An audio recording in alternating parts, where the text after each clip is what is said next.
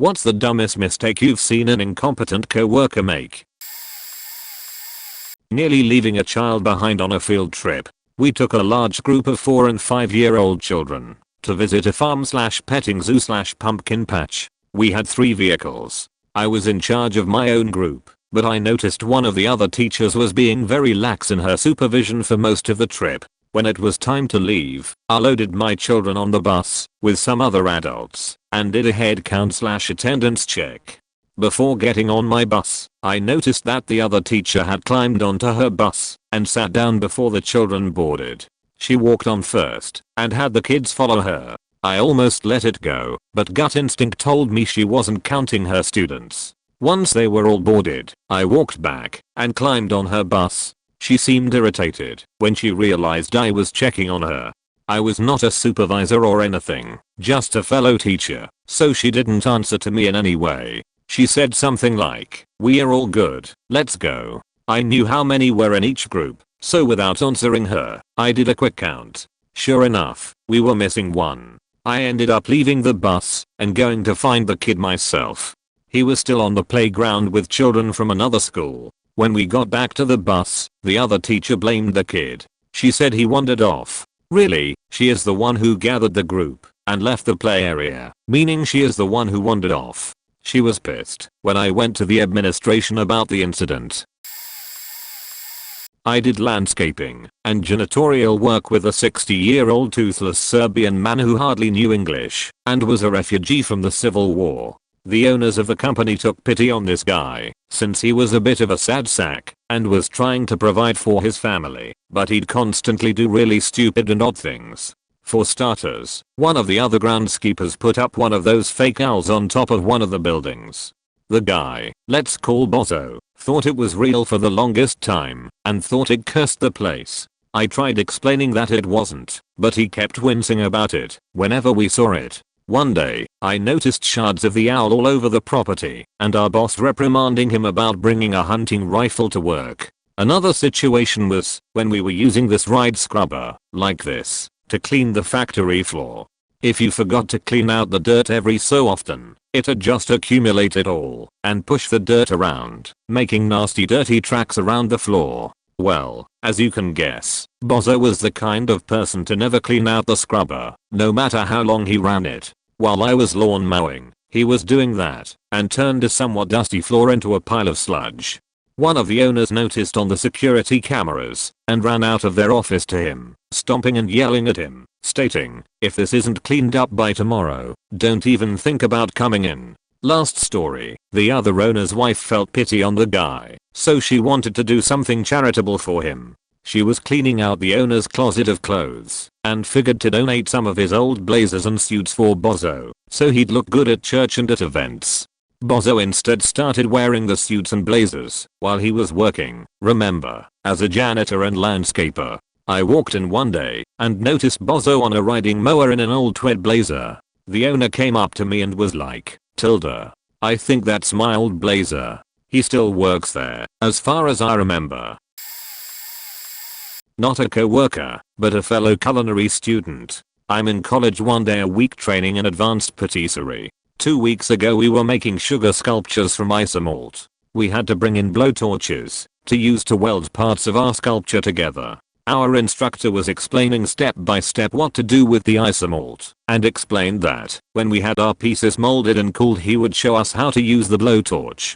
So a lot of us were busy molding and cooling our pieces before assembling our sculptures. One of the students who shares a station with me sort of jumped the gun and thought he could just assemble his sculpture without the instructor. He turns on his blowtorch, sets his sculpture on a surface covered in cling film, and proceeds to just set fire to everything around him.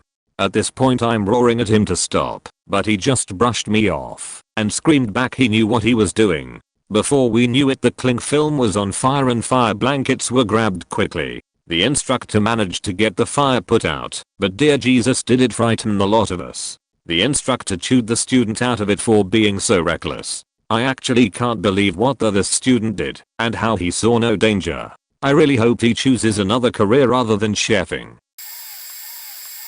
I worked in a place notorious for having bad recruiters and hiring bad temps. They had this one guy on a 3-month lease, and we couldn't get rid of him fast enough. In the summer of 2001. First, he claimed all these Microsoft certifications, and after a few days, we realized he didn't even know how to use a mouse or how scroll bars worked.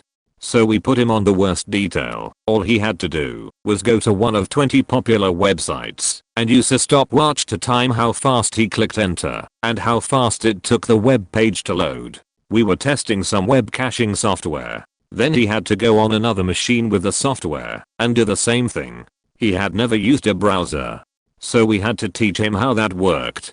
The concept blew his mind, and we wonder how an adult had lived in 2001 who didn't know how a browser worked. We knew he lied about the certifications at this point, but he had 90 days. We were stuck with him. Very quickly, however, he discovered how to find porn and started browsing that instead of testing websites.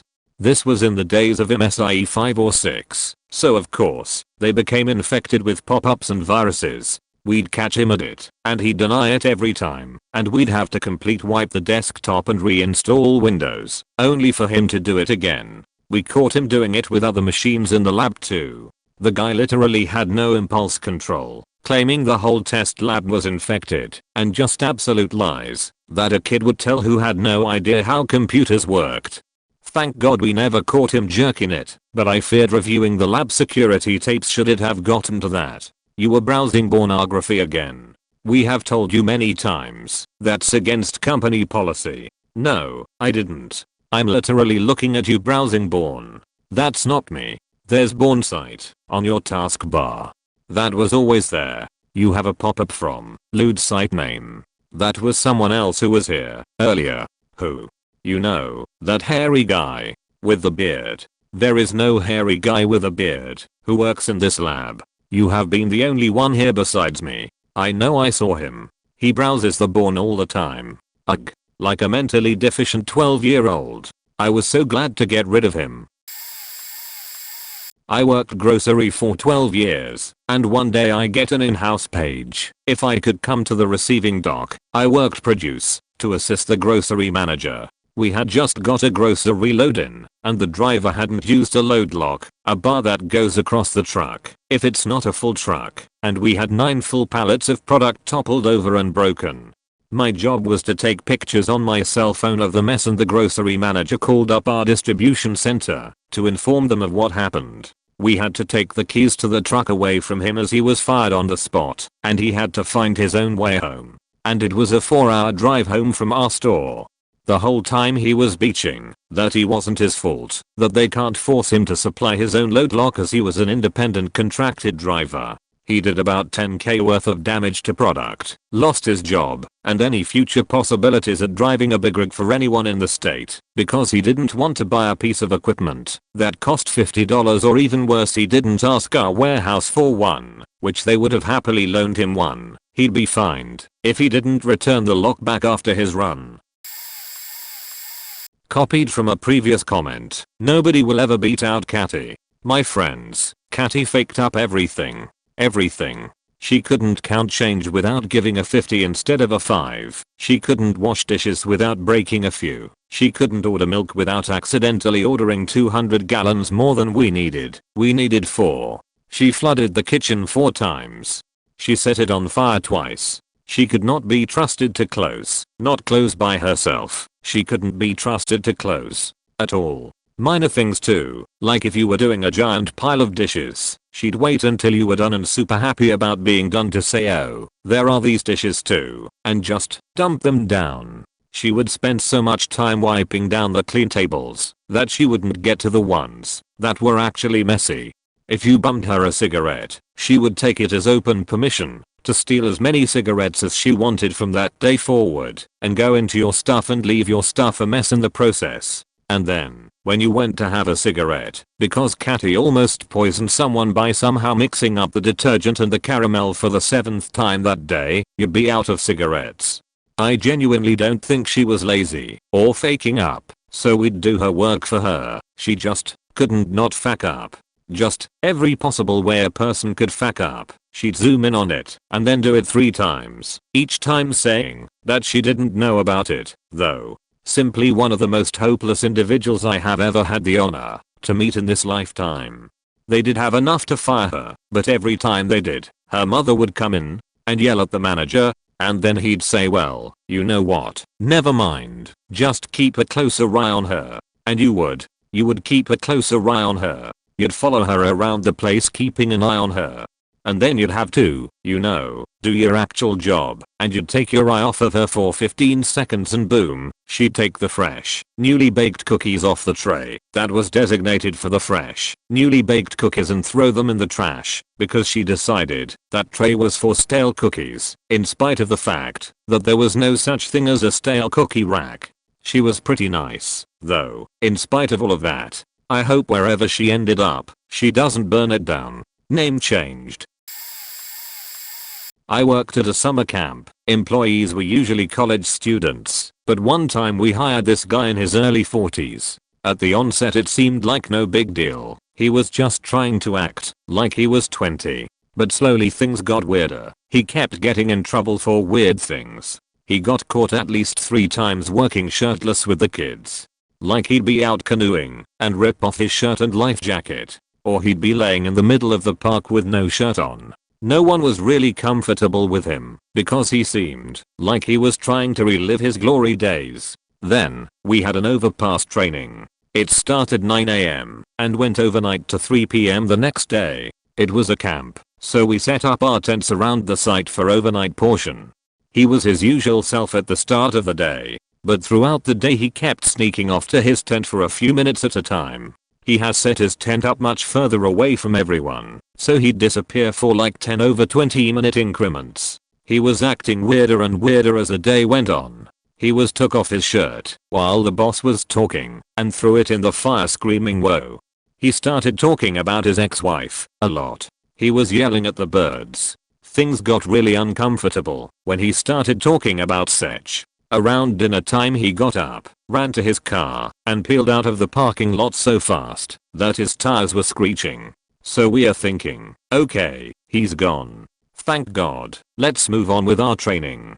About an hour later we hear his car flew back into the parking lot, and our manager started shaking her head saying oh God, he's back. Soon after we see homeboy running at top speed out of the wooden cannonball into the lake. He then gets out, buck naked, and walks over to where we are all sitting, and starts doing the helicopter. He put his arms around both of my bosses, and declares his love for them. At this point we can all smell him. He reeks like a distillery. He asks us, when we are all taking our clothes off, and encourages us to get this party started. At this point he's escorted out. Someone went to go clean up his tent and found he had been smoking out of pop cans and had a whole bunch of liquor bottles. The worst part was he was scheduled for a shift the next Monday at 11 and he texted us saying he would be late for his shift because he had a meeting with the boss. Needless to say he didn't make it to the shift after that. Pharmacy. I was a float pharmacist at the time. There was this lady that was a pharmacy assistant. All employees of the grocery chain besides pharmacists were union. Dumb as bricks and extremely negligent, but hadn't made enough mistakes to get fired. You pull up drugs that need to be filled from a queue, scan the bottle of the drug, and the label for the patient prints out. If the drug is incorrect it will tell you that you're wrong and the label won't print. What I assume happened is she scanned the incorrect bottle, went to get the right one, scanned it, bent down to get a vial, then she opened the wrong bottle of drug, dumped the contents, opened right bottle, dumped the contents. Recipe was for 200 tabs, most bottles are 100 count. She left it on the counter to check, and I always opened the vial and look at the tabs or capsules to make sure it's right. Opened it, looked right. Later when the person came to pick up, it was jostled from hanging in the pickup area, and I always open it to show the person what's there, and another check for me as well. Lo and behold, glyburide and glycoside are mixed together. I apologized and corrected it, but I was furious. She put a high dose of glyburide in the bottle and the person was on a low dose of glycoside. They could have had a critical hypoglycemic event, because they were old, and both meds make you release more insulin. I told her she wasn't allowed to put any bottles in recycling anymore. She had to leave everything she touched on the counter. I also couldn't ask her to enter prescriptions or do anything else because she was useless. She'd worked there for like 9 months, and despite close shadowing and training with the best assistants, she just didn't understand anything. I told her manager and I think she got written up, but she eventually quit because everyone hated her because she was so fucking stupid. It's not so much traditional incompetence. This guy, let's call him Randall, was hired and oriented around the same time as me, went through the same training class me, and bragged about all the super high tier hacking he's done. He was 18 when he got hired for a sales and billing position at a call center. Randall wasn't making that many friends between the MLP toys he placed around his desk and how he'd yammer on about the next TV series he was going to do. A fan dub of Randall was pretty irritating. He was never on task and always spent more time talking about his special interests. Randall's sales were abysmal, probably because he couldn't connect to a customer, even if they were literally conjoined at the hip. Like, I literally overheard him explain the plot of My Little Pony to an older client, late 60s, without realizing the man just wanted to pay his bill and didn't care about that weird pony show. Because Randall's sales were abysmal and he was a elite hacker, this man dead has decided to go over to a different department's computers, log into said computer with his own damn credentials and straight up started going into his calls and ordering products these people never asked for. Sounds like fraud is fraud. Plus the computers log all times they are turned on and by who. If you're going to commit fraud, don't order things for customers using your own credit card without any hesitation. Our account auditors went into these accounts, saw the credentials and his credit card numbers. Randall would give his card to coworkers to order food and had the audacity to wonder why he got fired. I work in a camera store. The coworker this comment is about worked in our lab that prints pictures and processes film. We have a machine that develops film automatically. All we have to do is load it and change the chemicals around every once in a while. For those that might not know, film is light sensitive. If it's exposed to light before it goes through the chemicals, the film is ruined and there won't be any pictures to make from it. My coworker was working on his computer when the film machine started beeping. He went over to the machine and opened it up while film was running through it. This was bad because he was exposing film that a customer had dropped off and paid for. Our head lab guy started yelling at him saying, "Close it, you're exposing film." I was nearby, I'm a sales worker, and was just in shock at what I was seeing. The machine has a screen that says what the problem is. More importantly, it tells you when film is being processed. Why he felt the need to open it? I have no idea. He wasn't fired over this. In fact, he quit 2 days ago, but my manager was going to write him up for a few other things and they were looking to replace him. The guy barely lasted a month. I used to work at Whataburger, a fast food chain in Texas, similar to In-N-Out, and there were small incidents here and there. However, one incident genuinely made me wanna quit. While working, I had to run food out to customers in the drive-thru, and at one point the 3 guys we had at the deep fryer decided with their combined 2.5 brain cells that it would be a good idea to use the majority of the baskets to fry the chicken needed for other orders that were not being made. Yet however, the orders sitting in the preparation table were waiting on onion rings which would have been cooking in the deep fryer had those 3 morons not used most of the baskets for chicken. We couldn't use the fry baskets because management chewed us out for it already. While the 3 stooges were standing around, there were angry and hungry customers coming in from the drive-thru asking for their food. Unfortunately, we couldn't help the people behind them because the driveway is designed so poorly and goes from one lane and splits into 2, both of which were completely occupied, and the parking lot was full. The idiots decided to take it out on me for not putting fries in the bags that didn't need them and tried to blame me for their incompetence. I couldn't say anything back because I was busy trying to calm customers down and at least assure them their food wouldn't come out cold. It was a solid hour of yelling before everyone got their food and things were running smoothly. After all that, the one manager who was there pulled me to the side to say, "I saw you on the cameras, and while everyone was working you were just standing there chatting with customers." Like, excuse me, I was trying to keep them from eating us alive. Maybe don't have 3 guys on a 2-man station. Maybe come out and actually do your job of improving customer experience instead of hiding in the office. Anyway, he said he'd write me up for it, but the next time I came into work expecting to sign some papers, the general manager said he had thrown it out because he knew I wasn't one to just sit around. While we are in a rush, those 3 guys never got in trouble for what they did, but the rest of the staff sort of had a different attitude towards them.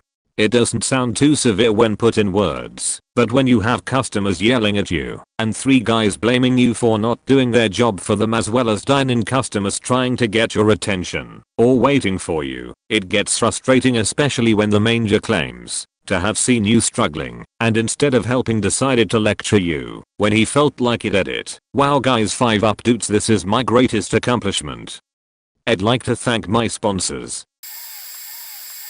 So I worked home health. My client is moving to another area, and so I'm training my replacement, as the new area was quite a bit of a drive for me. We go overloading and unloading my client from a wheelchair to a vehicle, and from a vehicle to the wheelchair.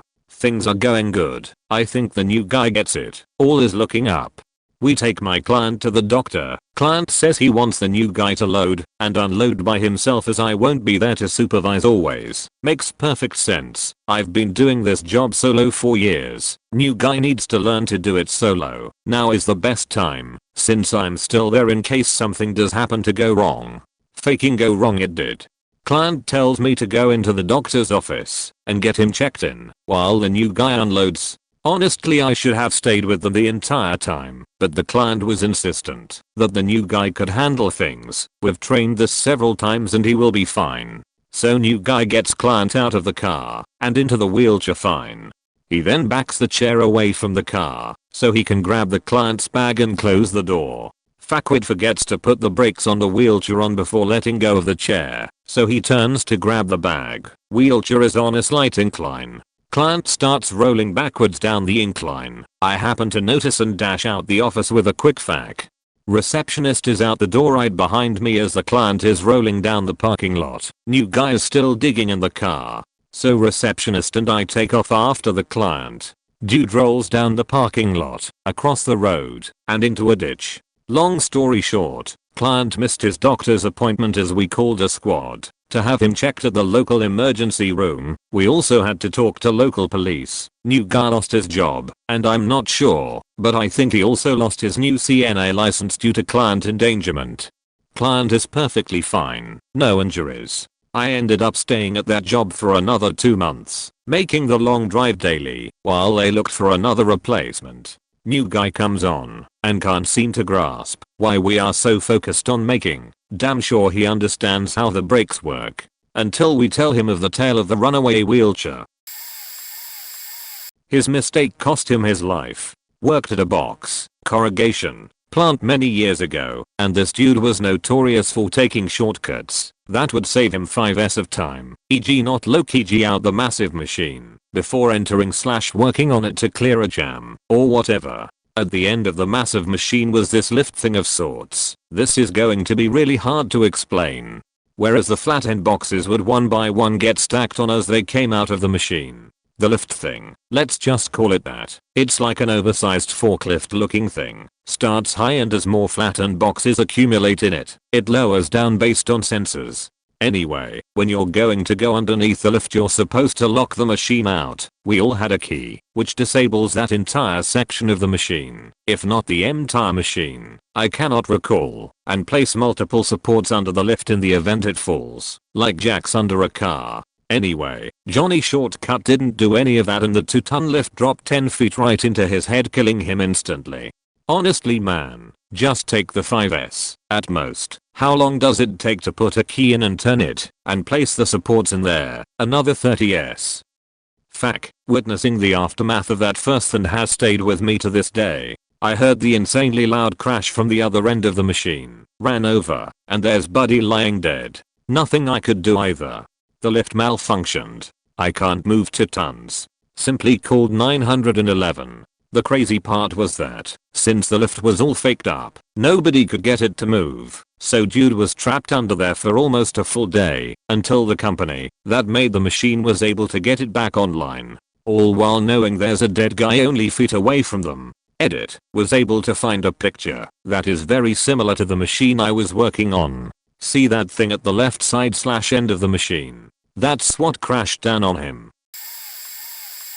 Worked hospital desk security during the start of the pandemic. A security bulletin had gone out about an escaped psych patient with a history of being violent and obsessive towards pregnant women. He'd gotten loose during patient transfer cause he was being taken to a secure prison psych facility. We were told to be extra careful of who we sent to the ob/gyn floor. He showed up at our desks and asked for directions to the maternity ward. Before I could make up an excuse to stall him, my coworker told him where it was. I freaked out and said how that was the escaped patient, thinking my coworker hadn't paid attention or something, and my dumbass coworker says, "Oh, yeah, I know. That was definitely him, but I'm sure that it'll be fine. The whole violent and obsessive towards pregnant women thing is probably an exaggeration. People can be so sensitive, like, this idiot didn't even think to call security and let them know he was on his way up." I yelled at a different coworker to call security, and then I had to run and hurl myself into the elevator with him and distract him until security got to us. He was fired so fast. Edit. I just want to make it clear that this guy had escaped during a transfer from the hospital to prison. He was absolutely dangerous, and he did try to attack me while we were in the elevator alone together. I don't know what exactly he went to prison for. I couldn't bring myself to look it up, but he looked dead in the eyes, like he had no soul. There's not a doubt in my mind that if I hadn't intervened and my other coworker hadn't called security, he absolutely would have, at the very least, attacked a pregnant woman or women. That was the only time I was actually happy to see someone get fired. Someone working the fryers at McDonald's. He was new, but older than me, meaning over 18, and he used the gloves to put raw chicken in the basket, which is correct, but then never took them off and proceeded to touch the cooked chicken with said gloves. Also, there's tongs specifically meant, so you never touch the cooked chicken barehanded or not.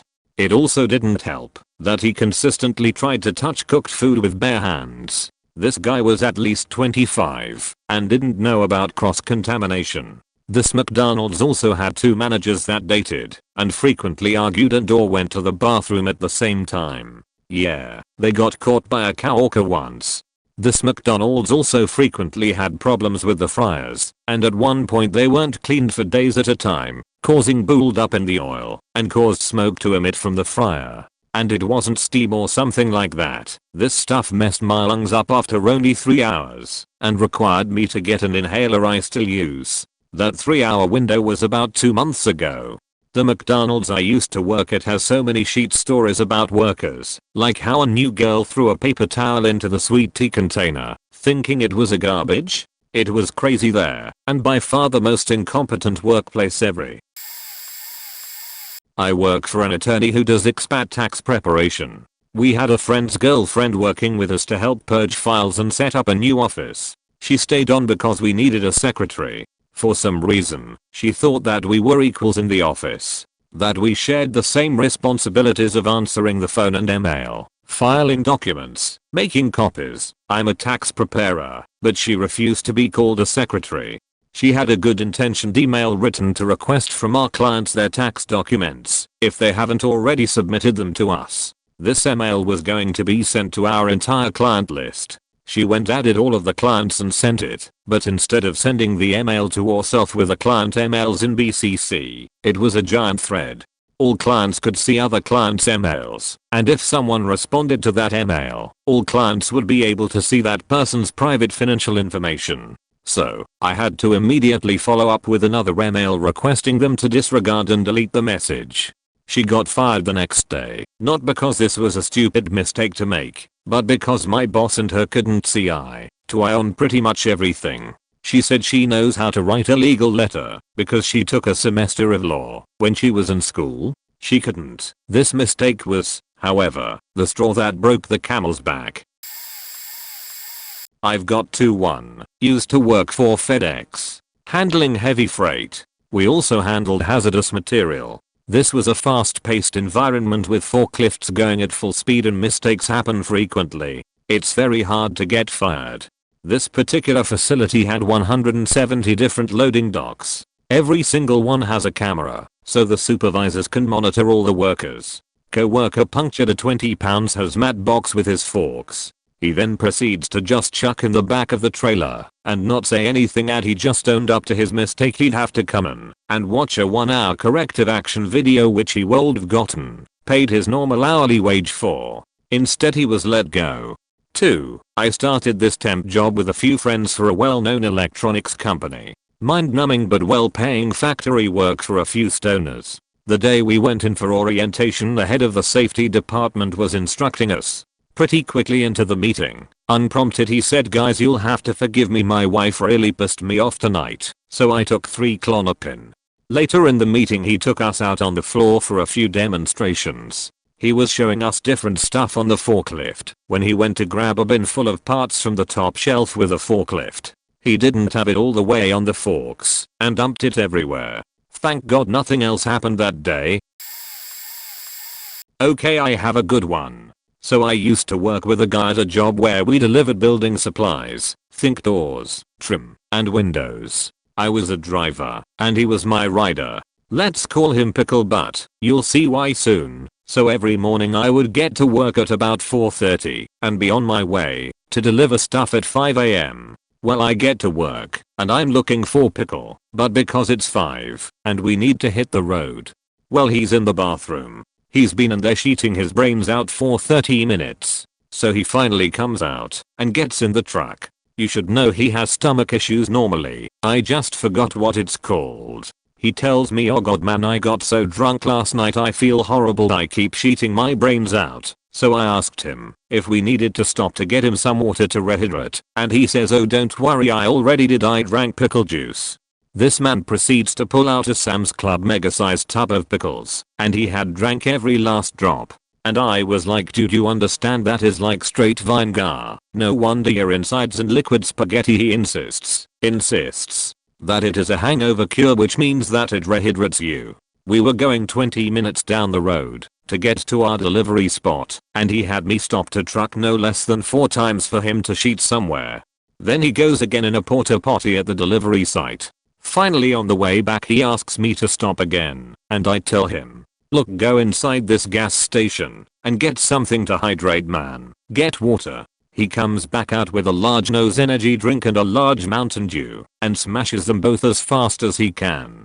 Then he tells me how the summer before his kidneys shut down one day working out in the heat. I am beginning to understand why. The man gets hammered every day and then hydrates with pickle juice and energy drinks. Anyway, he continues to sheet all day long, and after I finally buy him a big thing of water he drinks it and says, "Wow, I feel a lot better." Must be the pickle juice kicking in. I wanted to punch him in the face. And if you're thinking this is some 18-year-old kid who doesn't know any better, you'd be wrong. He was 43 with 2 kids and his wife was a registered nurse. This is also the same man that didn't have any yak in his trailer because it broke, and his wife and kids were living in it all day while he was at work. Alabama summer is no joke. Well, he got $5,000 back on his taxes, and instead of fixing the yak so his kids don't have to sit there in a 100-degree oven, he buys a new $1,000 phone. His current was only a year old. He buys a new gun, which he didn't even have money to buy the ammo to go shooting. And then he tells his wife he's leaving her and spends the rest of it staying at a hotel for a couple weeks. Nice guy to have a conversation with, but not the sharpest tool in the shed. Not really a mistake. Incompetence? I don't know. Faking stupid. Oh yeah. Decades ago now, I used to work in aerospace with lasers. Lasers not visible to the human eye. A coworker, Mel, asked another coworker, Joe, to help him with some electrical issue.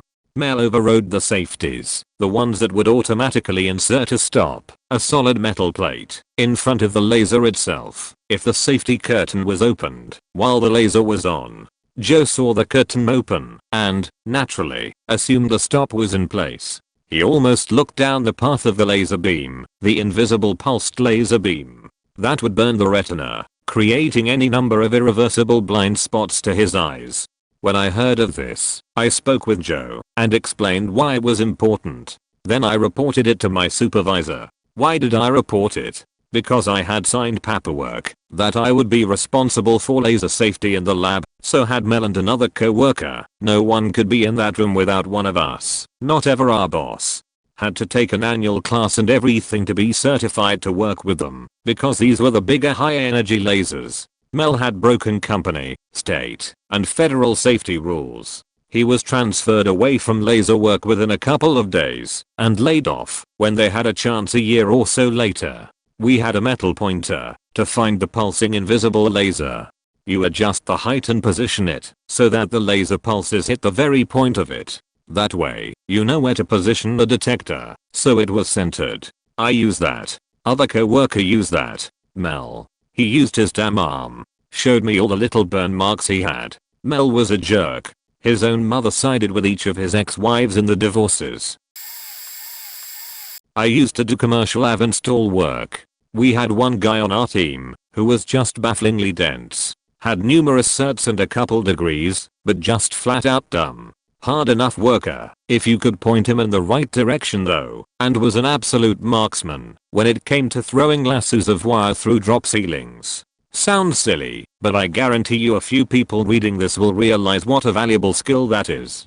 In that world, someone otherwise unqualified might be described as only being capable of pulling wire. So that's what I had him doing on the day in question, pulling wire. Specifically, running a whole mess of wires from one meeting room to another via conduit almost big enough for the amount of wire we had to pull. Did ya know that backquote wire lube is a real thing? It is, and if you ever need to use it, you'll wish it actually worked. It's just a crappy tedious way to spend a day, but it's gotta get done. Fortunately, like most of the terminally stupid among us, he was always in a perfectly fine mood and very happy to be doing whatever it was he was doing. Shortly after lunch he came and found me and told me he was finished. We went to go check out the fruits of his labor, and I discovered one small detail slightly amiss. His response to my question about said detail was, "Oh, you wanted me to label both ends?" Yes, the fox and hound saved the day, but that question still echoes in my ears 10 years later. Worked for a kayak tour company where we were set up in a tent next to the river with a storage container behind it where the boats were stored. In order to power the phones and laptops, we had a very large portable battery that would get charged at headquarters every night. There was a button on the battery for jump starting a car, and if you used the button while charging a device, it would break the battery.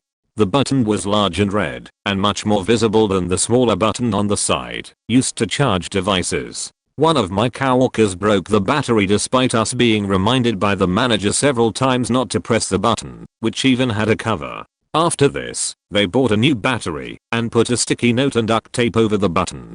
Somehow, within 3 days the same employee forgot about the button and broke the new battery. It's important to note that these batteries cost about $300. A third battery was purchased, and our boss gave him a very stern talking to. Again, he broke the battery days after it was purchased. He was then fired. He then came back to work the next day under the impression that the call he got from our boss was just another warning. The other worker and I discreetly text our boss that he's here. He gets a call, talks to the boss and hangs up a few minutes later. He then says, "Damn, guess I got work off today," and leaves. We never saw him again. I had a store manager who was so terrible, so inept and lazy, that he drove me to quit retail and go back to school with a simple question: "Don't you want to be like me?" Dumbest thing this guy ever did starts with a prologue. Jackass somehow managed to get approval, or didn't need approval, to take a ski vacation over Black Friday. We worked it understaffed and without a store manager, and he got in a skiing accident and shattered his leg so bad he was out of work through Christmas and into the new year. The story: Jackass comes back and we find we have an issue with digital cameras and camcorders disappearing from our security lockup. Obviously an inside job. Hell, obviously a specific assistant manager. But Jackass didn't see it because he was incompetent in every way. Under his direction, we moved all the low-cost cameras, which weren't going missing, to the lockup, where they started going missing. We only kept one empty box for each camera on the shelf, with each empty box locked in a security box. So I come out of the bathroom one day and find the other assistant manager helping a limping Jackass into the store. Apparently, while I was in the bathroom, some kid grabbed one of the camera lock boxes off the shelf and made a break for it. Jackass chased him, slipped, and re-shattered his previously busted leg. Jackass is furious with me, insisting it wouldn't have happened if I had been on the floor instead of in the bathroom. Now, right away, anyone who's worked retail knows that's a mistake. We are not supposed to chase thieves like that. But the look on Jackass's face when I reminded him those boxes had been empty for a couple weeks on his order was truly priceless.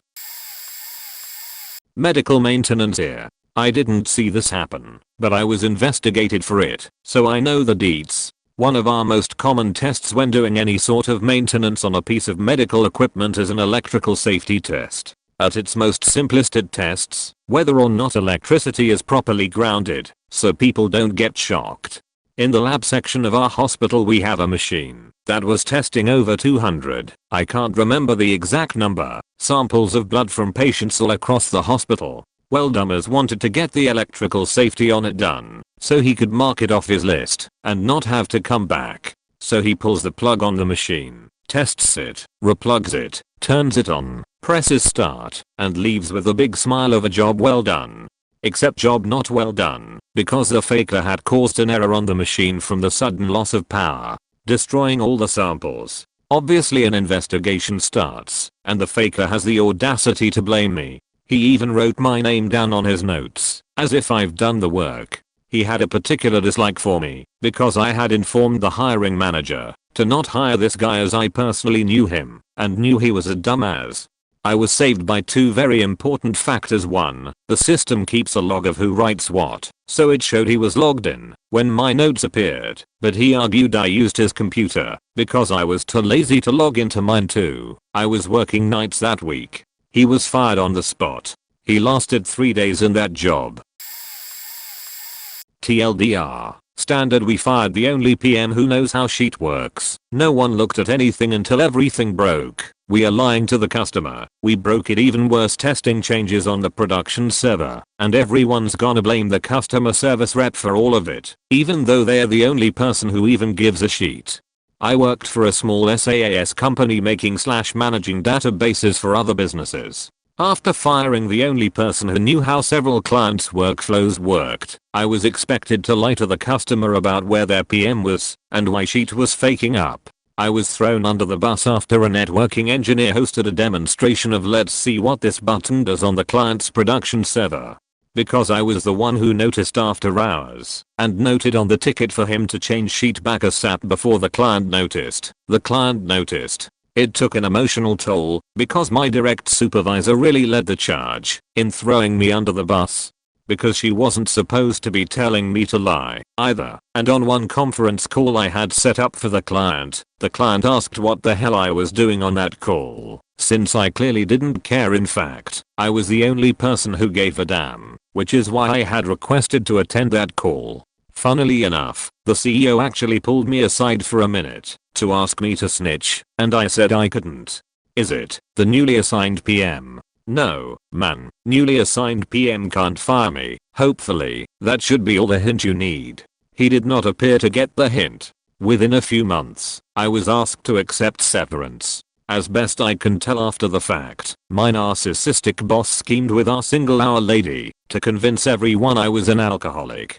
Which was funny, because I went to more than one beer tasting event with Coworkers, and I usually gave away my beer, while everyone else was daring each other to challenge their use of flowery adjectives. I was the one who was like, yes, this 2005 porter tastes older than the 2006.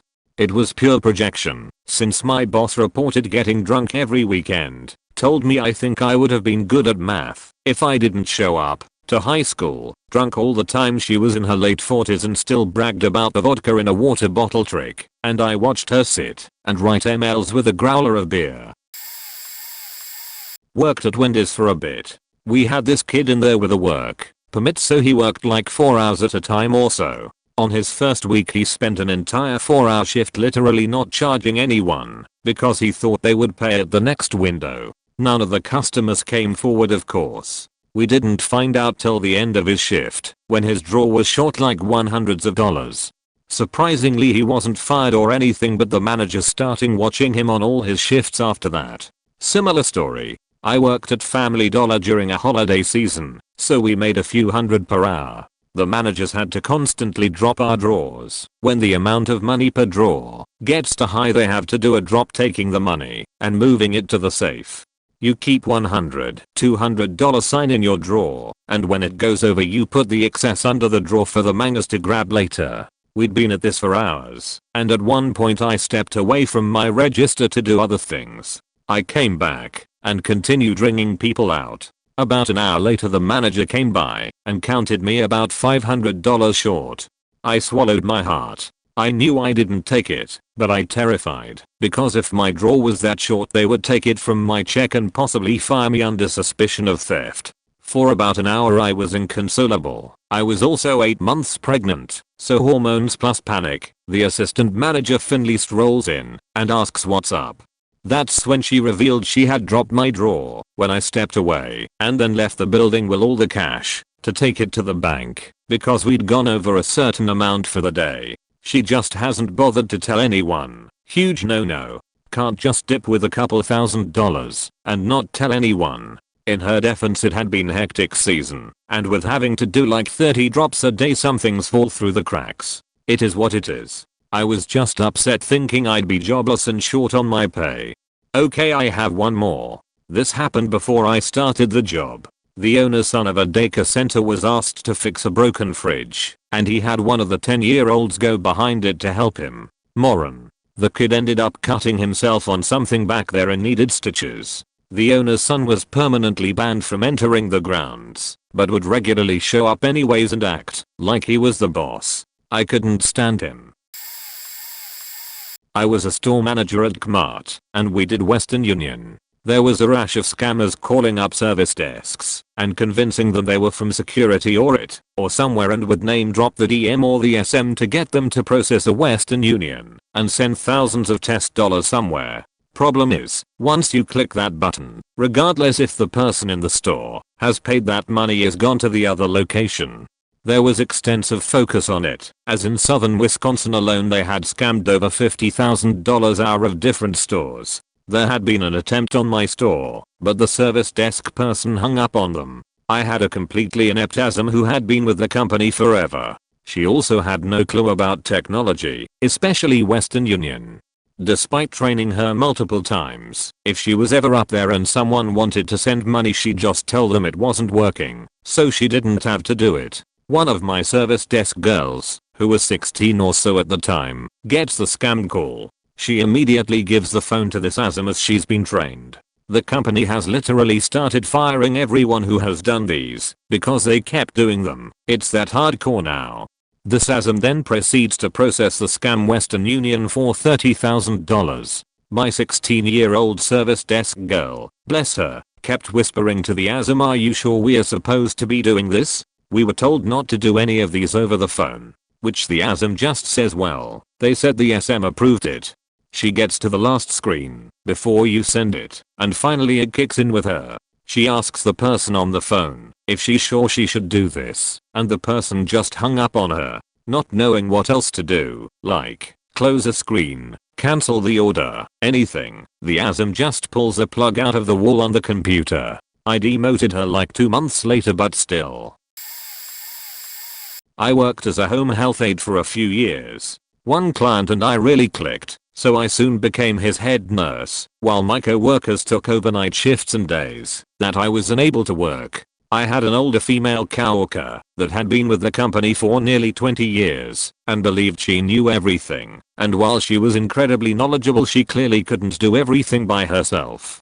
One day I came in, did my normal rounds while the client was asleep, and noticed that his med box had been moved and the amount of pills were all wrong. I was the only homemade with permission to refill his med box, so I called his daughter and asked her about it. The daughter hadn't touched it. I looked at our binder to see who had worked the last shift and to see if they'd mentioned his meds. Lo and behold, it was the older woman. I took a picture of her report, the med box as it was, and his list of current meds, and sent it to our office. After going through the meds and their dosages, I couldn't believe what had been done. Certain pills were almost double or triple their dosage and others were low. If we had not noticed and given those meds to him as they were, it would have killed him. We would have had a massive lawsuit on our hands and I would have lost my favorite client. The next day was my day off, but I got called into our main office, which was unusual. I figured that they just wanted to talk to me about the meds and made sure I corrected them. Turns out that this was not the older coworker's first time doing something like this though, and that she was on probation from her last close call.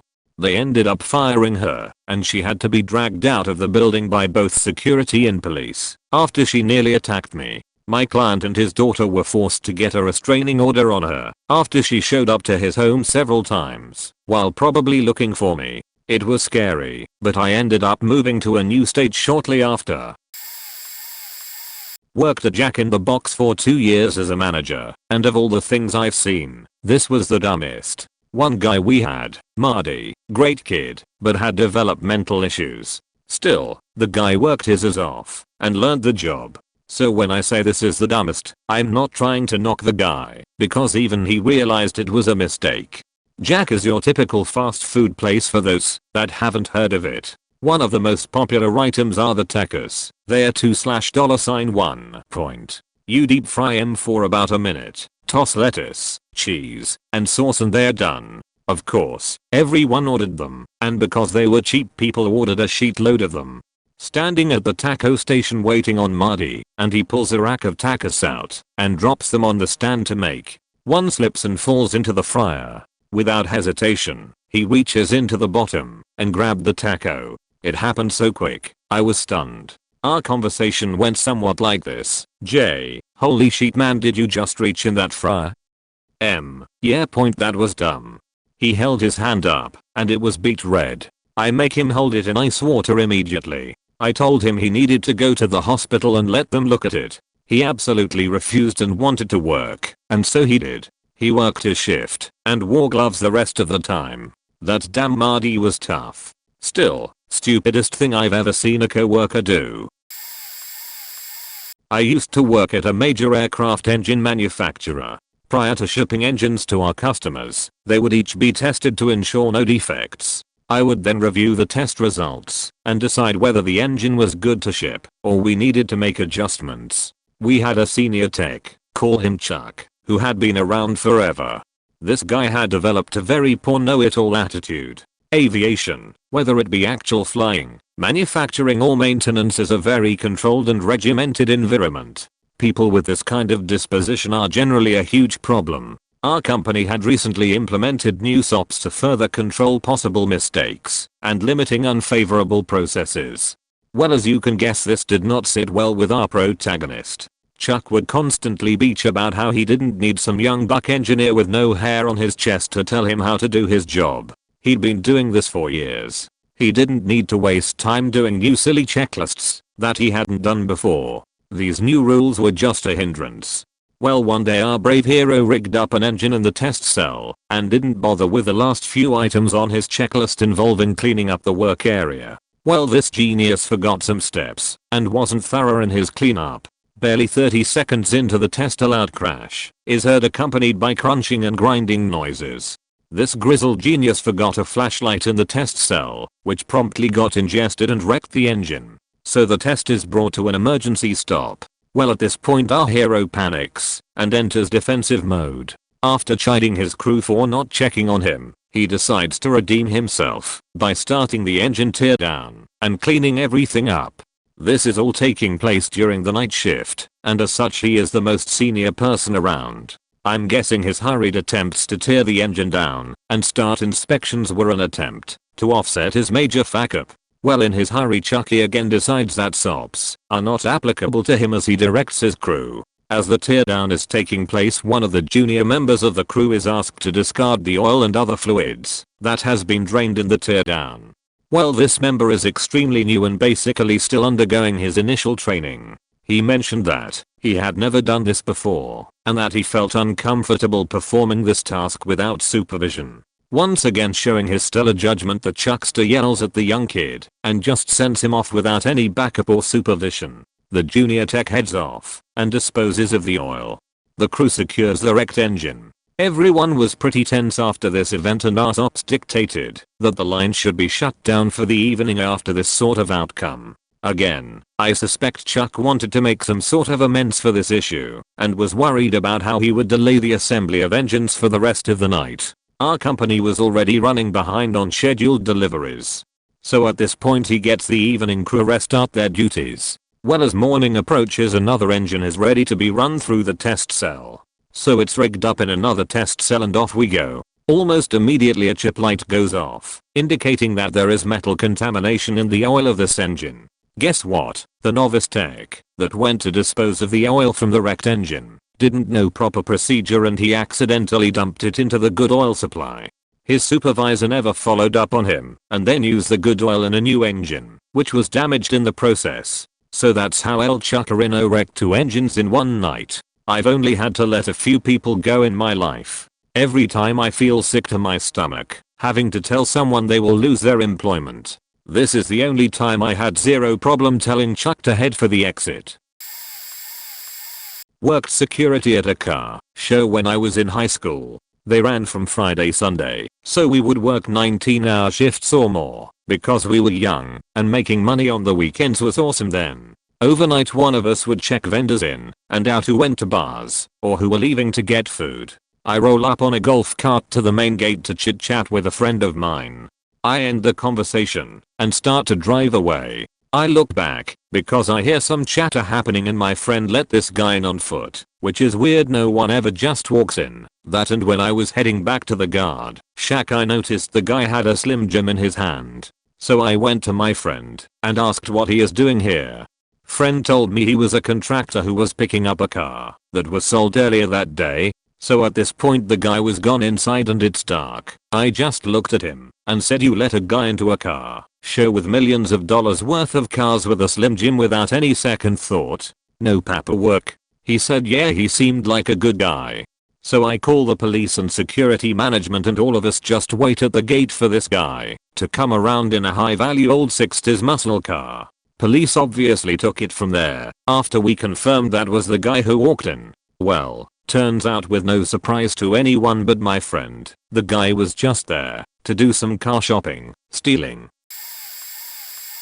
I co-owned a civil engineering firm/survey outfit. The other owner was out doing explosive work with the military for 2 weeks. He's 2,000 miles away gleefully blowing up cars to simulate terrorist attacks, while I'm left to run the shop. Arrive at the office Monday morning to several cop cars and the big window in the front of the building missing.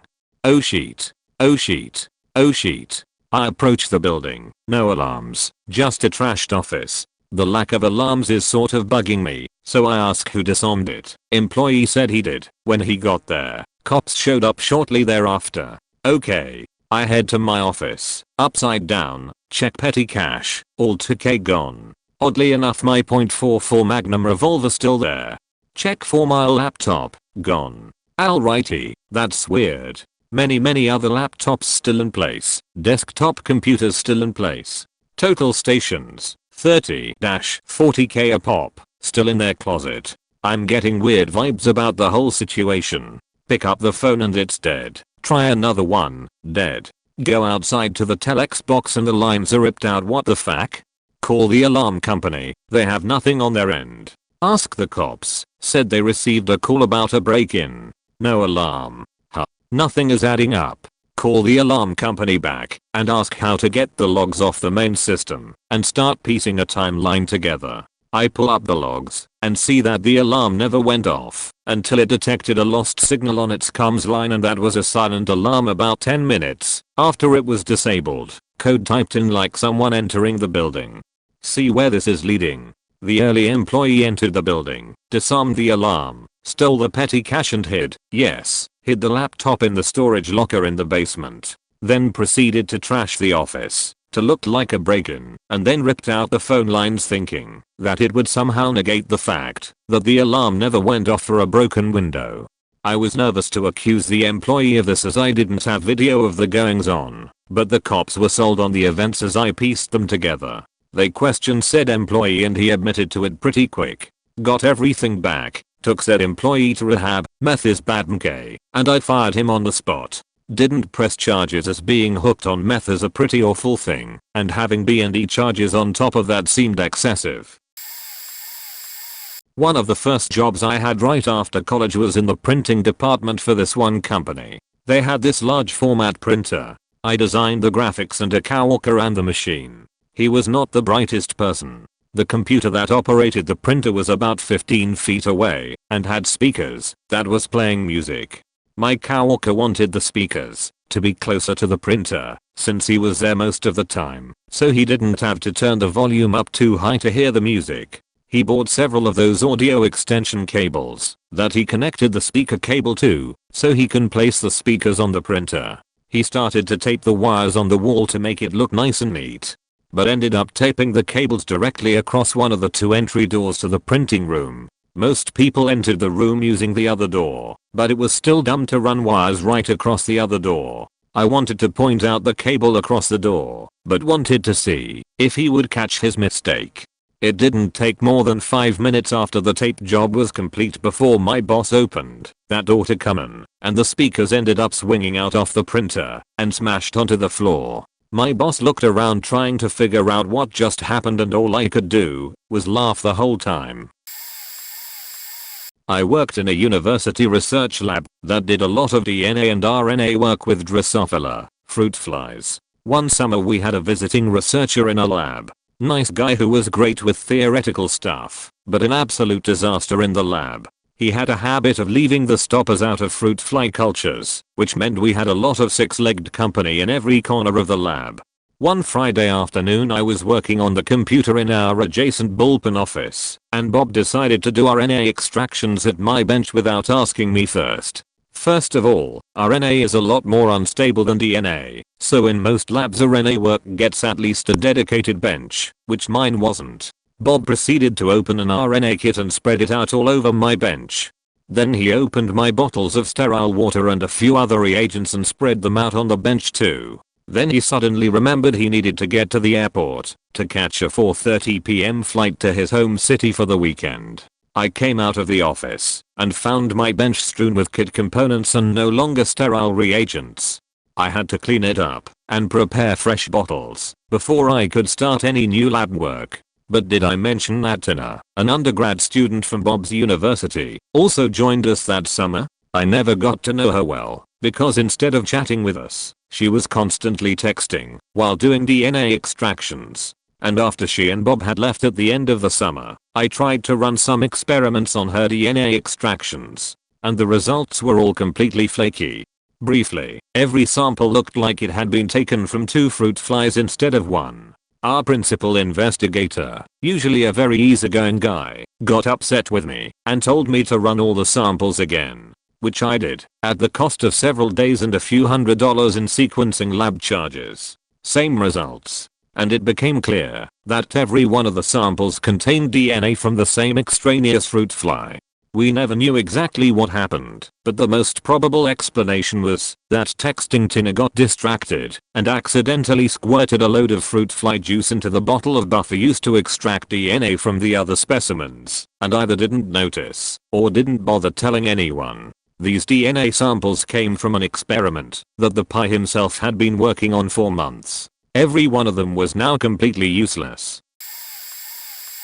I work for a beer company. We had a product issue with packaging. That meant our draft beer was arriving with significant product defects, leaking kegs, carbonation issues, etc.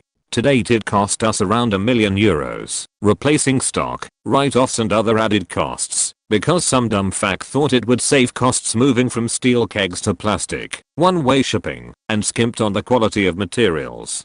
On a call, the new MD of my region suggested we just stop selling draft. That represents roughly 45% of our sales for a key brand. I explained that wasn't a realistic option as it would tank the brand, the distribution, and our reputation for the foreseeable future. As it stands, we were able to continue paying to deal with the issue, even though it was extremely painful for our budgets in the short term. MD insisted we should trial his idea with half-hour accounts, because people wouldn't care. I insisted this was a scorched earth strategy and obvious solution was to invest in sufficient stock of steel kegs. He again forced the issue and asked me to proceed with the strategy. Now angry at the absolute twattery I'm witnessing, and I in no uncertain terms explain that it's the stupidest idea I've ever heard and that, unless he formally puts that in writing, I'm not going to trial it as a solution. Two of the other managers then kindly backed me up on the point and the matter was dropped. Colossal fuck up which cost us $1 million almost compounded to cost us double. I worked at a delivery service during my undergraduate at college. I got blamed for not filling the gas tank when it was almost empty and grabbing the wrong printer paper, pre-made holes vs no punch holes. I took the blame for the printer paper because the boxes were the exact same color, but got told, but there are yellow stickers that say 3-hole punch. I asked, where? They looked at them and went, wait, there are none. I also explained that I was told never to fill the delivery truck unless it was past half empty. This is 1997. Because it was wasteful. Only twice did I see that happen and filled it up right away, put my number to my truck and signed off on the pump like I was trained to do. They gave me some room on the boxes because someone had not been doing their job. However, they blamed me on the truck because between the 3 hours I left to go to class and the next deliveries were at the end of the day were done before night classes, so people weren't making constant trips and wasting supplies and gas. Yet, blamed me not thinking about what happens in those 3 hours. I got the boot the following week, and not even 2 days later they noticed things were still happening. Truck was almost empty. It actually stopped in the parking lot because it was so close to E. Those same boxes were missing the yellow stickers. Found out one of the assistant manager's son was taking the truck out to make emergency deliveries because various places on campus were running out of supplies and they didn't write down they took the truck out. Even more stupid, you had to sign out the keys to the truck. Person just say the guy take the keys and just was, hey, and went back to doing whatever they were doing and let them go. The stickers were on a shelf that was worked on by the same kid who was told, make sure you don't run out of boxes. So, he never opened them, just left them there. The night stock person would check and be, oh guess we don't need to print any, there are full shelves. Not taking notice they were the same inventory for almost 2 months and none were moved, until I got accused of messing up the boxes missing the stickers. They looked at my shift, me properly signing out everything, so they figured it was my fault. After everything hit the fan, the assistant manager was fired, the son was of course fired. And they finally realized it all started because the former student manager during end of the day shift had been filling up the truck at night and checking anything that was out of order. He was a real above and beyond guy who did more work than he was paid to do. He ended up leaving for another job. So, when this happened, the manager's kid lost his excuse to hide all the crap he was doing, and I took the fall for it. Oh lucky day, I got so many. Here's 3. Worked in a logistics company, relocation and delivering new furniture to private people or companies. Some time ago there was this woman working with us. This is usually a man's job because of the heavy furniture. She however was weird in many ways, which explains how she ended up there.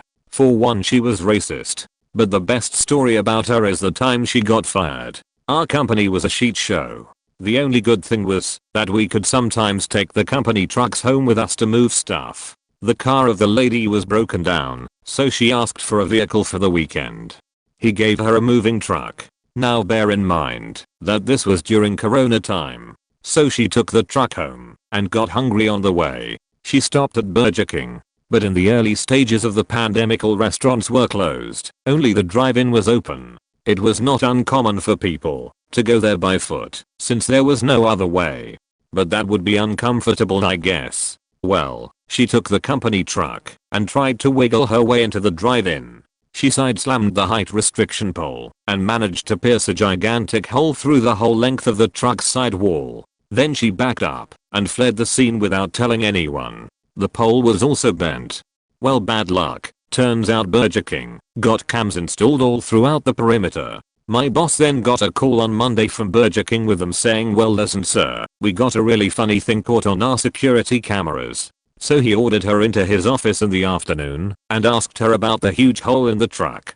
She said, must have been the guy that had it before her, and it was already there when she got it. The audacity. The bossman would maybe given her mercy, but when she lied on top of it, he fired her then and there. Crazy stuff. Another time was when the Spanish guy, who couldn't speak a single word of our language, was in charge of supplying a school with a new load of chairs and tables.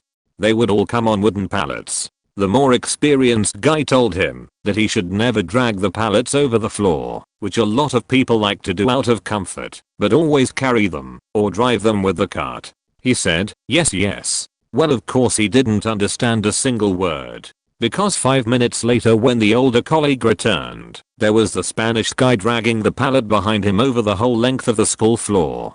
The floor was just freshly made out of linoleum. A huge scratch mark had formed all across the school floor. The older colleague went crazy. Well, in the end, boss man had to pay about €40 in repair. Guy wasn't even fired after that. Should tell you enough about bossman. Also, there was this college student who would only work 1 day a week.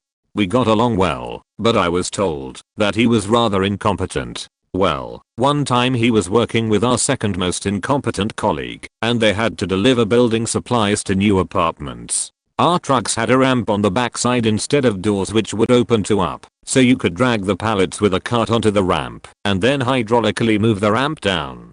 The ramp had 2 ranges of movement. It could move up and down and tilt up and down, changing the angle towards the truck's container. So you see where this is going. The guy that was working with us for some time loaded the building supplies onto the ramp, a pallet full of paint buckets, white paint, and he told the college guy to lower the ramp while he's holding onto the cart so it doesn't roll off. College guy goes to the remote and presses, you guessed it, the button for tilt instead of down. The other guy notices what's happening, and while already tilted he yells at him, stop, what are you doing? And the cart slowly starts rolling off, thanks to gravity. So the college guy sees it, panics and runs towards the ramp to help hold up the pallet which had almost dropped completely. Fun fact, the pallet weighed about 300 kilograms.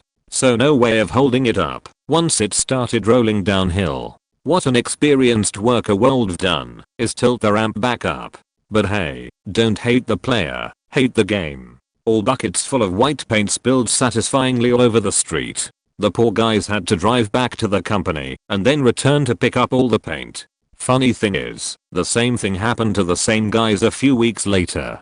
To be fair, incompetent workers are usually employed by incompetent companies who struggle to find skilled workers who would actually work under such awful conditions. And for a worker, to be unskilled usually means not having had any training. Also boss's fault. It's a chicken or egg situation, I'd say. Thank you for listening to my TED Talk.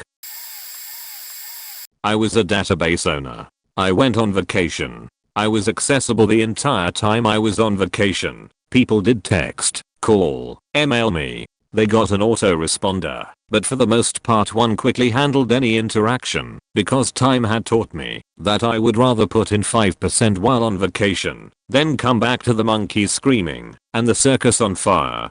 My boss learned something about the data while I was out of town. So there were 3 measures, let's call them Bob A, Bob B, and Bob C. They all measure one thing, but in different ways. My database was not new and had been functioning for more than a year. He misinterpreted what he learned and genuinely thought that Bob B was what we should be reporting, but we were reporting Bob A.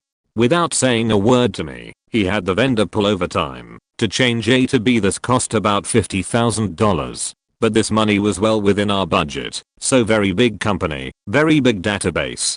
I get back in town. He tells me genuinely proud of himself what he has done. I freak, because we totally needed A, so we had to pay another $50,000 to get the vendor to pull overtime to change it back to A.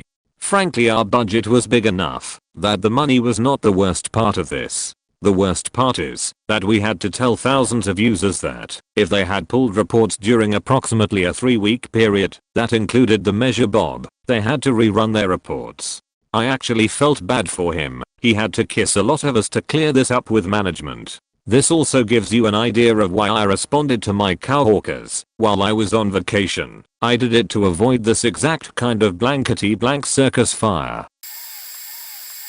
Worked as a medication assistant at an assisted living facility. We got a new girl nurse assistant one day who was just really not cutting it, and she constantly lied about really obvious things like, yes, Room 303 is all put to bed, and then hours later I'd go to give medications to 303 and find her in her armchair with a soiled diaper and saying she hadn't seen anyone all day. So one day this employee takes a patient back to her room after dinner and forgets to switch her oxygen from her portable tank to the unlimited wall supply when she laid her in bed. This means that at some point in the next few hours, her portable tank ran out. So I walked in with medications later and find this woman gray, guppy breathing, and incoherent. I quickly noticed the oxygen issue and switched it to the wall supply, radioed for help, and started checking vital signs on her. Well, the new employee walks in and I explain what's going on. She tries to say that she did switch the oxygen over, but admits that it was her that helped the woman to bed after dinner, and this patient was fully dependent. She couldn't have reached the oxygen to switch it herself. It was definitely this employee that forgot. Anyways, this girl sees that this woman is in bad shape and comes over to check a pulse in her wrist. Not necessary because I'm already checking her oxygen and pulse on a finger clip. So she held her wrist for a while, evidently couldn't find/feel the pulse that was definitely there, and then dramatically drops the patient hand and says she's gone. The patient was still loudly guppy breathing and slightly moving in the bed. I was stunned into silence for about 5 seconds at how stupid this chick was to declare the patient dead while she's clearly still breathing and moving. Once the paramedics arrived and the patient was shipped to the hospital, I reported the whole thing to management and they made her do more orientation. She never improved though, continued to lie about work getting done, and was finally fired. The patient from the oxygen incident was in the ICU for a few days, but didn't make it. I'm a veterinary technician. Several years ago I was working with a new assistant who was in charge of feeding/cleaning/medicating 2 of the boarding dogs we had staying with us. One of the dogs was this teensy diabetic chihuahua and needed insulin while he ate his meal. We had gone over how much the dog needed, how to draw up insulin, and where to give it. I thought she understood as she demonstrated what to do for me before I let her actually give the insulin. Well, she starts feeding them, and about 10 minutes later she comes to me looking like she'd seen a ghost. I asked what's wrong, and she told me I think I accidentally gave Fluffy 10 units of insulin instead of just 1. Oh fuck. I told her to show me on the syringe how much she gave, and yeah, she gave 10x the amount this tiny dog needed. I was about to go alert the vet on staff when she stops me and says, wait, do we have to tell the doctor? I don't want to get in trouble. Ladies and gents, when I say I was angry I mean I was livid. She was fired. Not only for the mistake, as mistakes do happen, but for the wanting to hide it from the vet and let the dog suffer because she didn't want to get in trouble.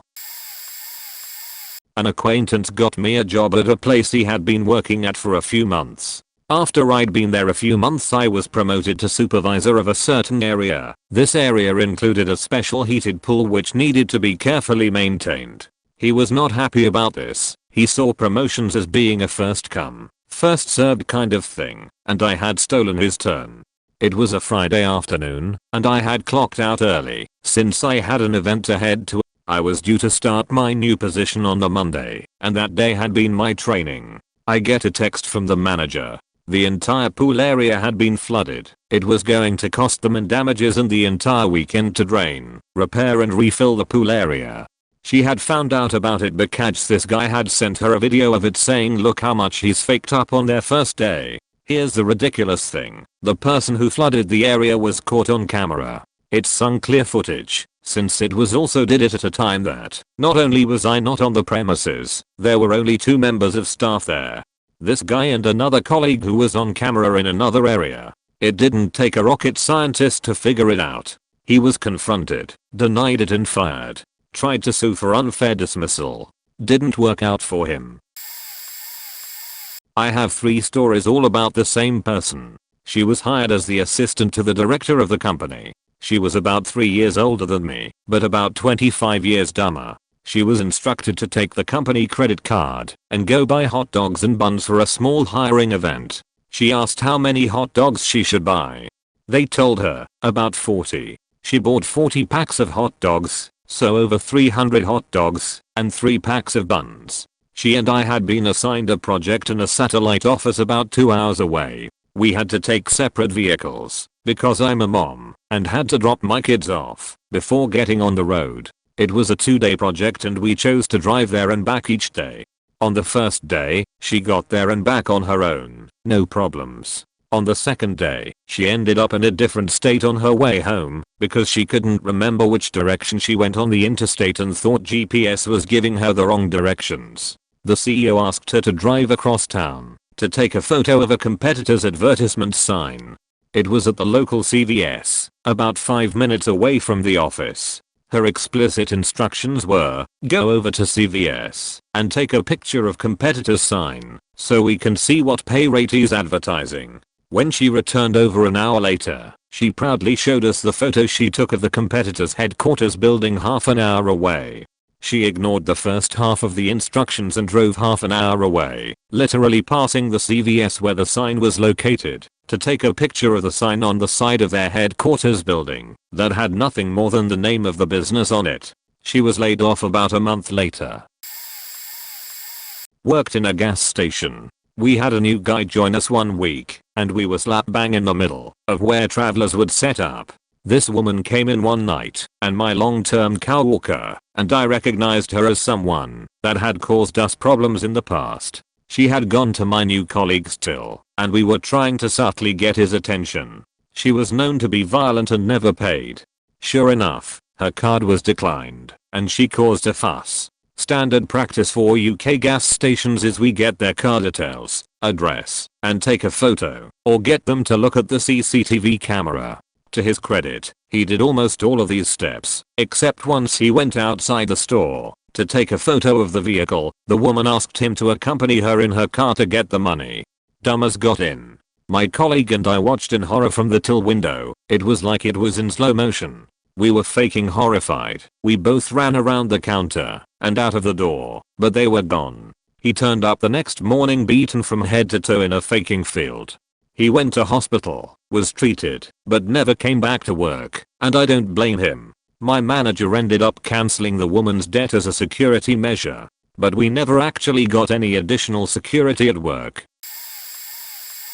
I worked with this one older lady at a pet food and supply store who was so incompetent that I'm honestly surprised she was never fired. She couldn't seem to do anything right. There are numerous stories I could tell, but I'll just provide a few examples. For one, she couldn't seem to do basic math and was always giving back the wrong amount of change to the customers.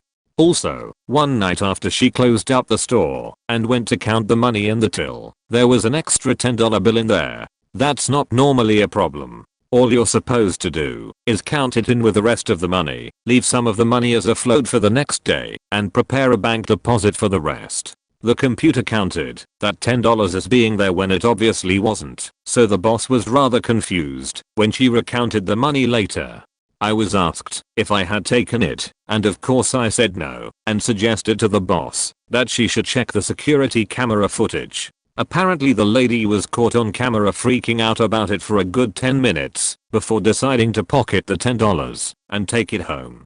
She was asked about stealing the money, and her excuse was she was afraid to get into trouble if the till was wrong. This actually happened more than once, as evidenced by past footage my boss found. The lady didn't seem to understand that she was essentially committing theft. She was that daft. My boss couldn't figure out why we were losing money on treats and why we had bags of treats that were unaccounted for. The lady admitted to giving away an abundance of free treats to people's dogs, which had caused the store to lose money and inventory. They weren't cheap treats either. They were pricey artisanal baked treats. She also made several other dangerous bumbling mistakes, such as mixing cleaning chemicals that shouldn't have been mixed, even though we had extensive training on that. She also broke the toilet several times by trying to flush things like bulky paper towels, cleaning rags, cat litter, and plastic dog pup bags. She always took longer lunch breaks than she was supposed to, and it came out that she never learned to tell time properly on an analog clock. My boss told her she should start wearing a digital watch and she agreed. She came back to work a few days later wearing a watch with an analog clock. This woman also put some better fish into hotter water because she was afraid they were too cold in their room temperature water. She also overfed them in case they were really hungry. Of course all of the poor fish died, and she couldn't understand why. She also called me to come help her once, because she couldn't lock the store door after closing. She was absolutely panicking. When I arrived, she was trying to lock it with her car key. It was a real relief when she decided she was too old to work there and retired. Most of the problems we had disappeared completely once she was gone. I work in pharma, specifically the QC lab. At a previous employer there was a girl who had no chemistry degree, but somehow got the job. Anyway, sometimes the glass conical flasks, cone-shaped, that had glass lids would see the lid stuck inside. Under heating, glass temporarily expands, put the lid on, then cools down, trapping the lid on the flask. A general, but frowned upon, method to remove the lid is to heat the glass again just enough to remove the lid, then immediately cool it. This idiot I worked with decided not only to leave the flask on an open desk in the middle of the lab on a hot plate at maximum heat, but refused to move into a fume hood when advised by a colleague. This colleague was male. A female colleague then challenged her, and she did go into the fume hood. Side note, this idiot had a policy to never listen to male colleagues, because women needed a stronger voice. Anyway, about 10 minutes later an absolutely massive bang took place. Imagine a car tire popping, then multiply by 100. Turns out, unsurprisingly, the glass conical flask had developed so much pressure within that it had exploded, and the fume hood was full of an assortment of different shaped and different sized shards of glass. To this day I shudder to think what the effect would have been if she stayed on the desk within the open lab. Stupid beach. Our 42-year-old cashier has a cheat sheet to tell her 4 plus 4 equals 8, 6 plus 6 equals 12, 8 equals 8 plus 16 for our family meals, when customers want half and half. She's worked here over a year. She also daily forgets we have a 3PC meal, even though we tell her multiple times a day. Customer, do you have a 3PC meal? Cashier up. Me, the cook and the other manager, yes we have a 3PC, you literally rang one up an hour ago. She has 3 kids, one of whom has made it to 18. She drives. We try really hard to be patient with her cause she's obviously a bit slower. My oldest child has learning disabilities, and even though she's 18, is much more like 8. So I get it, and I try to mentor and help this lady. But at this point I just think she's playing stupid. She's white, and also has a weird obsession with black guys. She's recently divorced, and very thirsty man. At this point, if we can tell it's a black guy's voice on the headset, I have to jump in and take the order. Otherwise she will very terribly try to flirt with them even in front of their wives and girlfriends. But she's also not intelligent enough to understand why darky is offensive, because my mom says it. I want to fire her, but I also feel bad for her, and I don't want to work solo for 8 hours a day, or live at the damn store, since we are so short staffed. Pray for me, I don't eat her eventually. 2 things come to mind, and they both take place at a Denny's in a college town. I'm not a college student, but the majority of coworkers there were college students. There were 2 incidents that happened on the same night, coincidentally. The first incident was this guy named Larry. He was supposed to make a big pot of coffee. And I mean a big huge reservoir of hot fresh coffee, like the ones used for sweet tea, but maybe about 50% larger than usual anyways. Larry sets up the machine and loads everything in place. He starts the machine and walks off to go bus tables. It sounds like it's raining inside the Denny's as I'm cooking crepes and omelets. So I go what the fuck, and peek through the window over to Larry's side. He forgot to put the reservoir in place to collect the coffee, and as a result made nearly 1/10 of the dining area floor look like it suffered an oil spill. It was a slow day anyways, so no big deal. I go help Larry clean up the coffee oil spill, and I leave another cook named Daniel in charge of cooking the eggs and toast and sheet. This other cook was smoking synthetic marijuana in the deep freezer. This is already a bad idea as you should never spend more than 5 minutes in there, even with a thick jacket, and in his dazed and confused state, he thought it would be an excellent idea to clean out the deep fryer vats while there was nobody ordering food. The oil was very hot, at least 1000 degrees hot. He had never cleaned out a deep fryer before, so he took it upon himself to fill up a large 5-gallon bucket with ice cubes to cool the oil down, and mix it with dishwashing soap and degreaser. I enter the kitchen right as this guy is lifting up the bucket to the vat. I asked Daniel, yo bro, what the hell are you doing? Daniel replied, I'm cleaning out the deep fryer vats. What's it look like I'm doing? Before I could tell him to stop and explain why he's such a dumbass, he already began dumping the contents of the bucket into the oil without saying a word. I ran up to him, firmly grabbed him, and quickly pulled him away with all my strength. Not even 1 second after I pull him away, the vat starts erupting like a volcano and somehow neither of us were hurt. Hot boiling oil was spewing and splashing and falling within centimeters of us. We had to shut down the entire employees only section of Denny's for at least 1 hour because the oil was very hot and slippery, and it stays hot and slippery for quite a while. Somehow, neither of those 2 guys were fired. Larry found a better job in another state and left. Daniel got arrested because he was selling drugs to random people in the alley during his scheduled work time, in front of the CCTV security cameras, and in front of the police as well. I'm a little late, but she walked into a locked apartment instead of a stairwell. When you enter a hallway, the apartment doors are to the left and right. The stairwell door is a single door dead ahead with a specific number scheme, stairwell number, floor number. She walked into a hallway with 3 apartment doors on the right and 3 apartment doors on the left. We'll call them 411, 412, and 413 on the right, and 414, 415, and 416 on the left. Dead ahead was a single stairwell door, 224. Now, besides the numbering system and the door positioning, there were a couple other clues. For instance, 414 had a nameplate next to the door with the resident's full name. It also had a knocker and peephole, because it's an apartment door. The knocker had a second, smaller nameplate with just the resident's surname, because it's an apartment door. It also has a lock, instead of just a door handle, because it's an apartment door. It also has a mummified chicken's foot dangling from it, because the apartment resident practices voodoo. It's to ward off intruders. My coworker looked at all of these things together and determined that clearly we lock our fire exit stairwells, give them knockers and peepholes, and keep spare chicken's feet on the stairwell doors, and unlock the door, and barged into an angry elderly voodoo practitioner's apartment. I'd like to get this off my chest. Electrical. High voltage working at a airport. Typical working voltages for runway lights and other equipment is around 24 volts. But the source power is low current, 20 amps, and a high voltage, 5000 volts. I was a newly minted journeyman and had worked at an airport before. I know that the trick is to have special equipment including hot sticks for voltage detection, a service transformer that supplies either runway lights, edge lights, aisles transmitter, or have cabling running to them from service transformers, running 5000 volts. We are doing a shutdown. Supposed to be first thing in the morning, but boss was running late, 10 AM.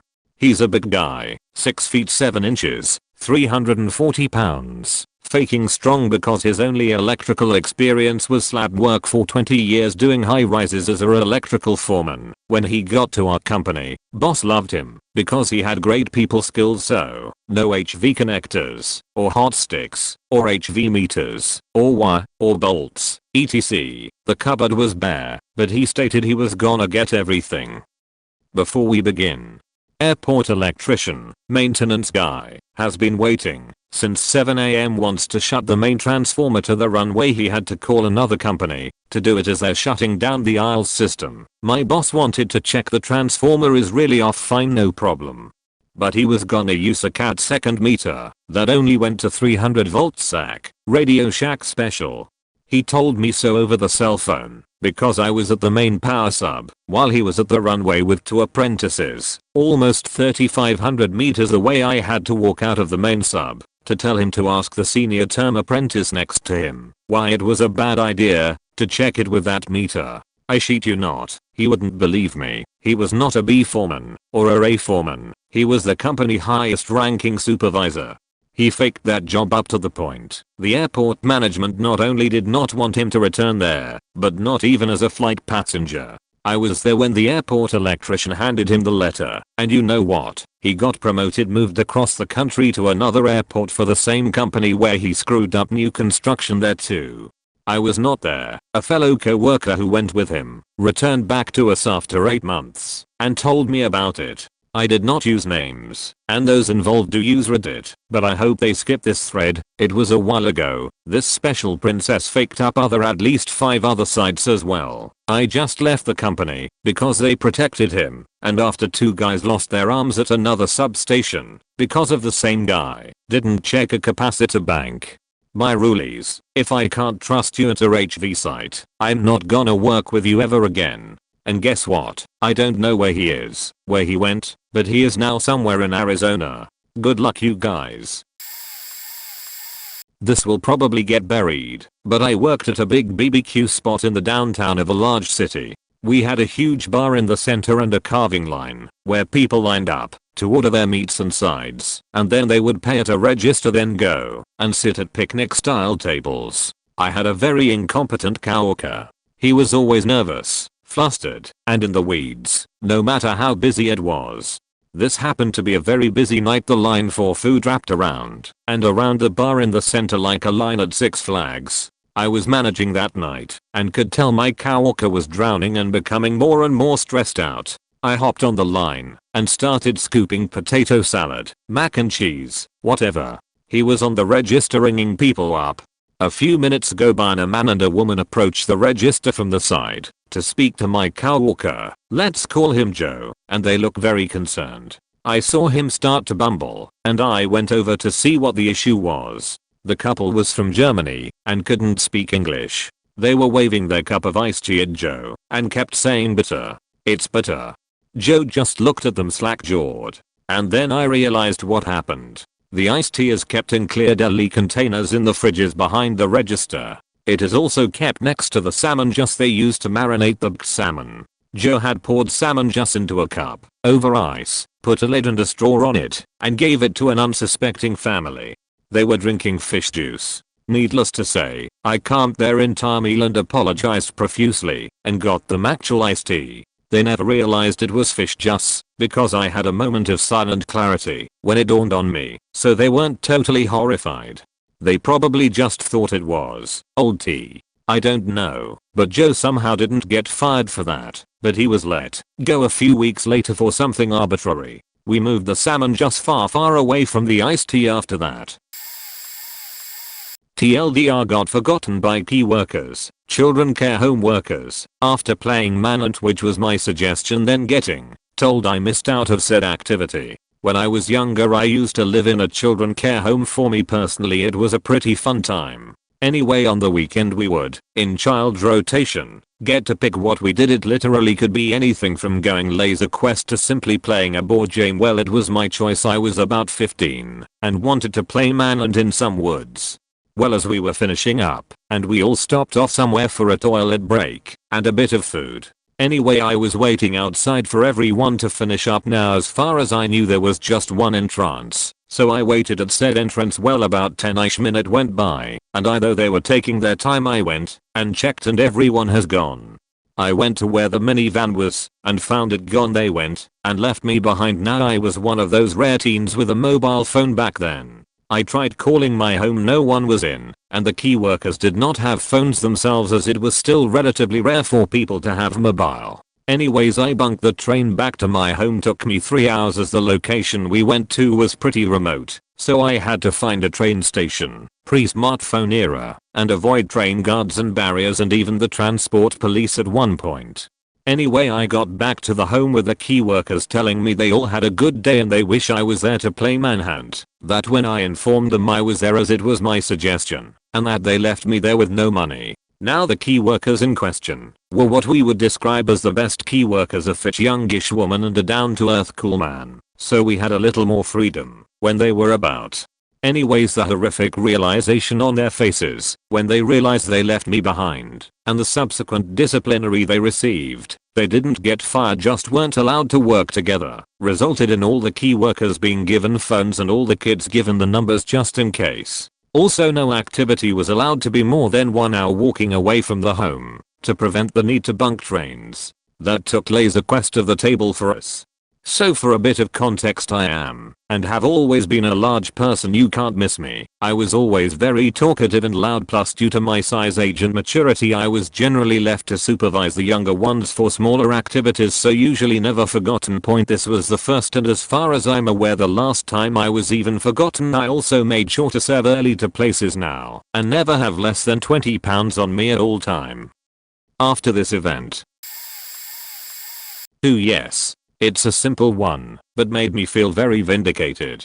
I was the team member in charge of training, and, at a fast food restaurant, we got a lot of older adults as new employees. It was always immediately a challenge for them to be told what to do by a 21-year-old. I was sympathetic to that too. I tried to make it clear that I didn't feel better than them, just that I was giving a basic instruction.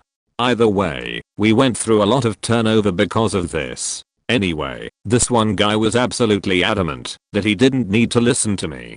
So, after a certain amount of disrespectful resistance, I told my coworkers and decided to let it go. He was in control of his mistakes. Let him cut produce wrong. Let him season things that didn't need seasoning. Sometimes he would take customers on the register, even though he hadn't actually been trained on it yet. He racked up so many mistakes after making such a stink about us being idiots, mostly female staff. Guess why he thought we were stupid? That the owner came in and sat at a table to observe, and this man approached the table to yell at him. He liberally yelled at the man who signs his checks 30 seconds after he entered, despite our 20-minute loitering policy. He never bothered to learn that though, and it was first day info. Needless to say, he was fired damn near on the spot. Edit, clarity. Someone I was working near in my undergrad project lab was rotovapping excess solvent from his product. They'd turned the water bath up to about 70/80 deg.C. Fairly stupid when the 500ml flask had about 175 to 200 milliliters of solvent in it. To speed up the process, they left the flask for about 15 minutes. So obviously the flask had heated to about 70 deg.C. He then proceeded to redissolve the product he'd just liberated in both ether leather and chloroform. They boil at 35 deg.C and 63 deg.C, respectively. They were amazed that their product was bubbling and lifted it up to my head so I could see. The chloroform and ether were just rapidly boiling off, and they'd basically gassed me with each. Had the worst headache and was extremely dizzy for about 45 minutes and felt like I was going to pass out. A lot of other stories from them. They tried to dry ether leather by sticking it in the glass drying oven. The whole lab stunk of it, and yet another headache. We found it, thank God, before anything awful could happen. I was looking into a cupboard for one of my reagents. They decided that it would be a good idea to stir warm. For some unknown reason they'd heated it, HCl above my head, outside of a fume hood, and it spilled a few drops down my neck. Had a nice little burn there. Could go on.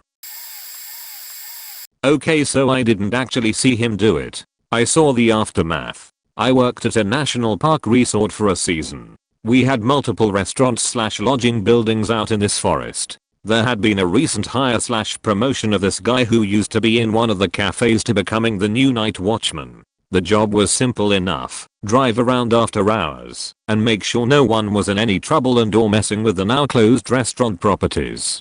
First mistake was that on his first night, he took the forbidden brand new company vehicle. No one had been cleared to drive it yet because the company just bought it. But I guess he didn't care. Second mistake is that he offered to drive one of the workers home, a few miles outside of the resort. I think it was a cute girl.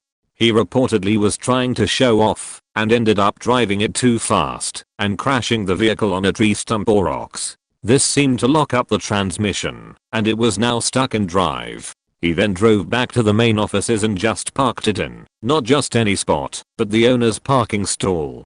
So the owner of the entire resort drove into work the next morning to find the brand new company vehicle now critically damaged and leaking fluid everywhere. There was a bit of a circus when he apparently blamed the workers' dorm for leaving a tree stump in a random parking stall just for him to completely miss and crash into. He was quickly found out and fired. Overconfidence, and it killed someone. I had barely turned 18 and was a brand new EMT. I was working with a seasoned paramedic 20 plus years of experience, and we get called out to a 40-year-old female unable to breathe in a snowstorm. We get there, and I go right in to see the patient, whereas my partner is unhurried, unbothered, and takes her time catching up with the volunteer FT first responders outside the home. Patient is restless, agitated, unable to talk, gasping for breath, and clearly very sick.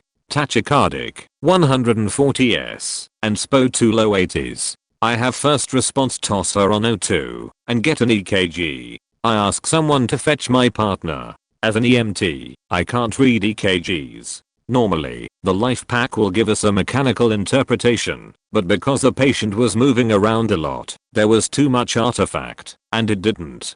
I listen to lung sounds which are clear, equals, bilateral. Family gives no significant medical history. My partner gets in there and takes her damn time. Meanwhile, this patient is clearly decompensating. I give her an update and her the EKG strip which she barely glances at. She tries to get another EKG, but can't read it because of artifacts due to the patient's restlessness.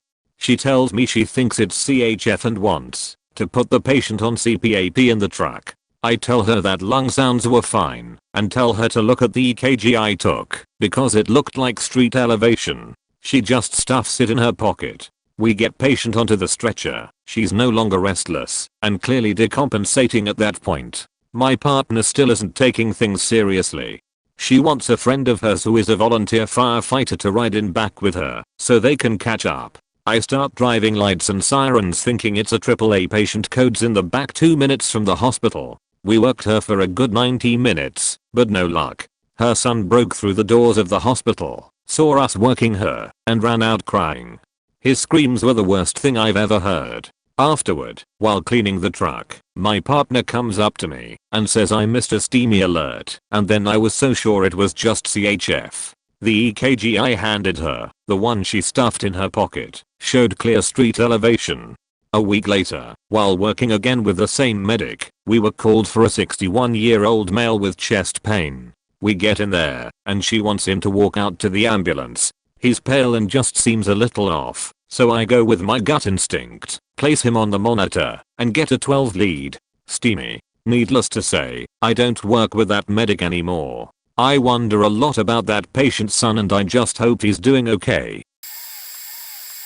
Nearly leaving a child behind on a field trip. We took a large group of 4 and 5-year-old children to visit a farm/petting zoo/pumpkin patch. We had 3 vehicles.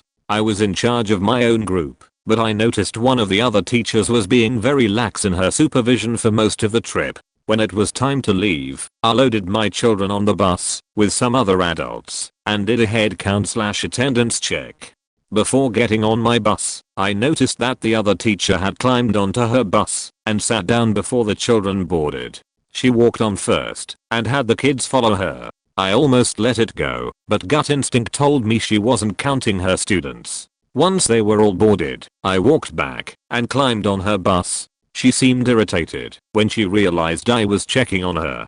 I was not a supervisor or anything, just a fellow teacher, so she didn't answer to me in any way. She said something like, "We are all good, let's go." I knew how many were in each group, so without answering her, I did a quick count. Sure enough, we were missing one. I ended up leaving the bus and going to find the kid myself. He was still on the playground with children from another school. When we got back to the bus, the other teacher blamed the kid. She said he wandered off. Really, she is the one who gathered the group and left the play area, meaning she is the one who wandered off. She was pissed when I went to the administration about the incident. Right out of college, I worked as tier 1 tech support for a hospital. I had a coworker who was hired many years before I was, effectively failed out of the position, went to the supply chain department, failed there, and then was rehired by my manager about 2 months after I started. She was totally incompetent, deploying laptops without installing drivers, unable to figure out simple problems like a stuck printer queue, and using VGA cables in place of available digital outputs. She was just a total faking dumbass and lazy too. Spent a good portion of every day looking through her daughter's Facebook. She couldn't be fired though, because her husband was disabled, she had a kid, and she was an underrepresented minority in our organization that satisfied HR's quotas. She was so fucking dumb. She had a college degree, but I have to assume her university took the same pity on her that my employer did. She could barely speak English, and it was her only language. She openly stated that she got a 16 on her ACT and still got a scholarship to the local university. The ACT is out of 36. The dumbest thing I ever saw her do was fail to repair a coax cable that fed power and cable television to a little swing arm television for patients in the pre-operation waiting area. It had come loose from its connection, so it was just an exposed wire that carried an electrical charge. The nurse who put in the ticket even noted that it had shocked her. My coworker simply used packaging tape to tape the cable back into the connection in the wall. She closed the ticket saying, "Fixed connection. Seen that TV worked again." Well, since it was attached to a swing arm and nurses move the television to get to the patient, this fix obviously didn't last long. The CEO of the hospital was having surgery that day. He was an older man. He noticed the terrible tape job and tried to fiddle with it to get a better connection, shocked himself, cried out, and then the nurses rushed over there, shocked themselves, and then pushed his bed with exposed metal into the connection trying to wheel him out of that patient bay, shocking him further, and knocking out television to all 25 patient bays in the process. All because one woman was too lazy and stupid to terminate a coax cable. It's easy to just disconnect that bay from the power unit in the ceiling, cut the cable back an inch, prep the end, and attach a new compression fitting. It's a 5-minute fix, and 3 of those minutes are getting the ladder out of the closet and putting it back. Obviously we had to have a huge safety incident debriefing about it. She stated that the last time she tried to cut one of those cables, it shocked her, and that's why she didn't want to re-terminate the cable. I told her she had to disconnect it from the power unit. She said she didn't know how to do that. Shocked the CEO, because she couldn't unplug a cable. Made over $30 an hour, by the way. She was the highest paid person in the department, because she was hired when its services were still outsourced, and they honored her old contract, and she still got annual raises every year on top that for a decade of incompetence. She was dumber with technology than nurses, despite it being her actual job, and nurses are notoriously bad with technology.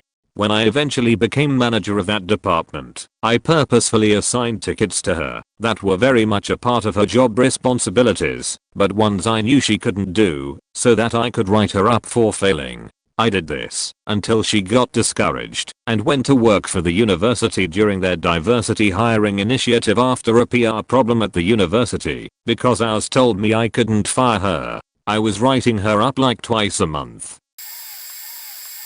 I build wiring and aviation electronics for big aircraft. Quite a lot of our stuff is custom designed to the system and has to be built by hand. We had to produce several example boxes for customer testing, and these were complex designs taking upwards of 200 hours to build, wire, and certify. Enter the new hires, a group of kids fresh out of school, mixed with some guys who did similar work in the army. Some of them were actually pretty knowledgeable, and we put them right to work on big programs. Then there was he was not a smart man. He wanted us to believe he was, but he most certainly wasn't. He also was incapable of listening to advice, and ignored all the women in the shop, including the 3 of us who were old enough to be his aunts. We have exacting standards of work. These projects can kill people if they are not done correctly. This man proceeded to use every wrong tool, any measurement he could make up, to make it all fit in one go, and 3 different times told me to go sit back down when I pointed out the obvious flaws in his work.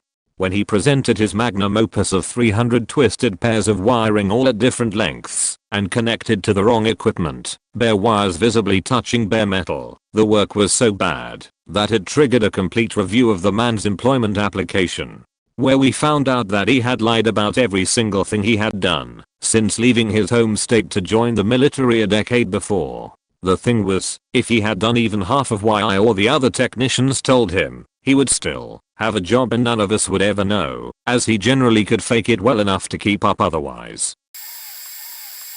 Does it count if it's a direct superior? I ran a store that sold pool chemicals and equipment. Some of this equipment is expensive, so of course I preferred keeping those in the warehouse, using displays and empty boxes on the sales floor for customers' perusal. The DM decided that he wanted a real display of robotic vacs visible from the window, so I moved my empty display boxes and models as directed. But since these were now out of line of sight from the registers and water testing station, where the employees spend 99% of the day, and next to the emergency door, can go out but not in, I kept it to the fakes, and explained my reasoning to him. I think that's it, and I'm relieved the chat seems to understand. Then I have a mini vacation, 4 days off. Get a frantic call on the third day from my newly hired ASM that the DM came the day I wasn't there and put all the $1,500 minus $2,000 vacs near that door, and a customer had his son lean up against the main door, same ding as emergency 1, and my ASM caught him pushing a vac out every time the kid hit the main door, and an accomplice putting them in a truck. My quick thinking employees got the license plate, but the guy got 4 vacs out the door.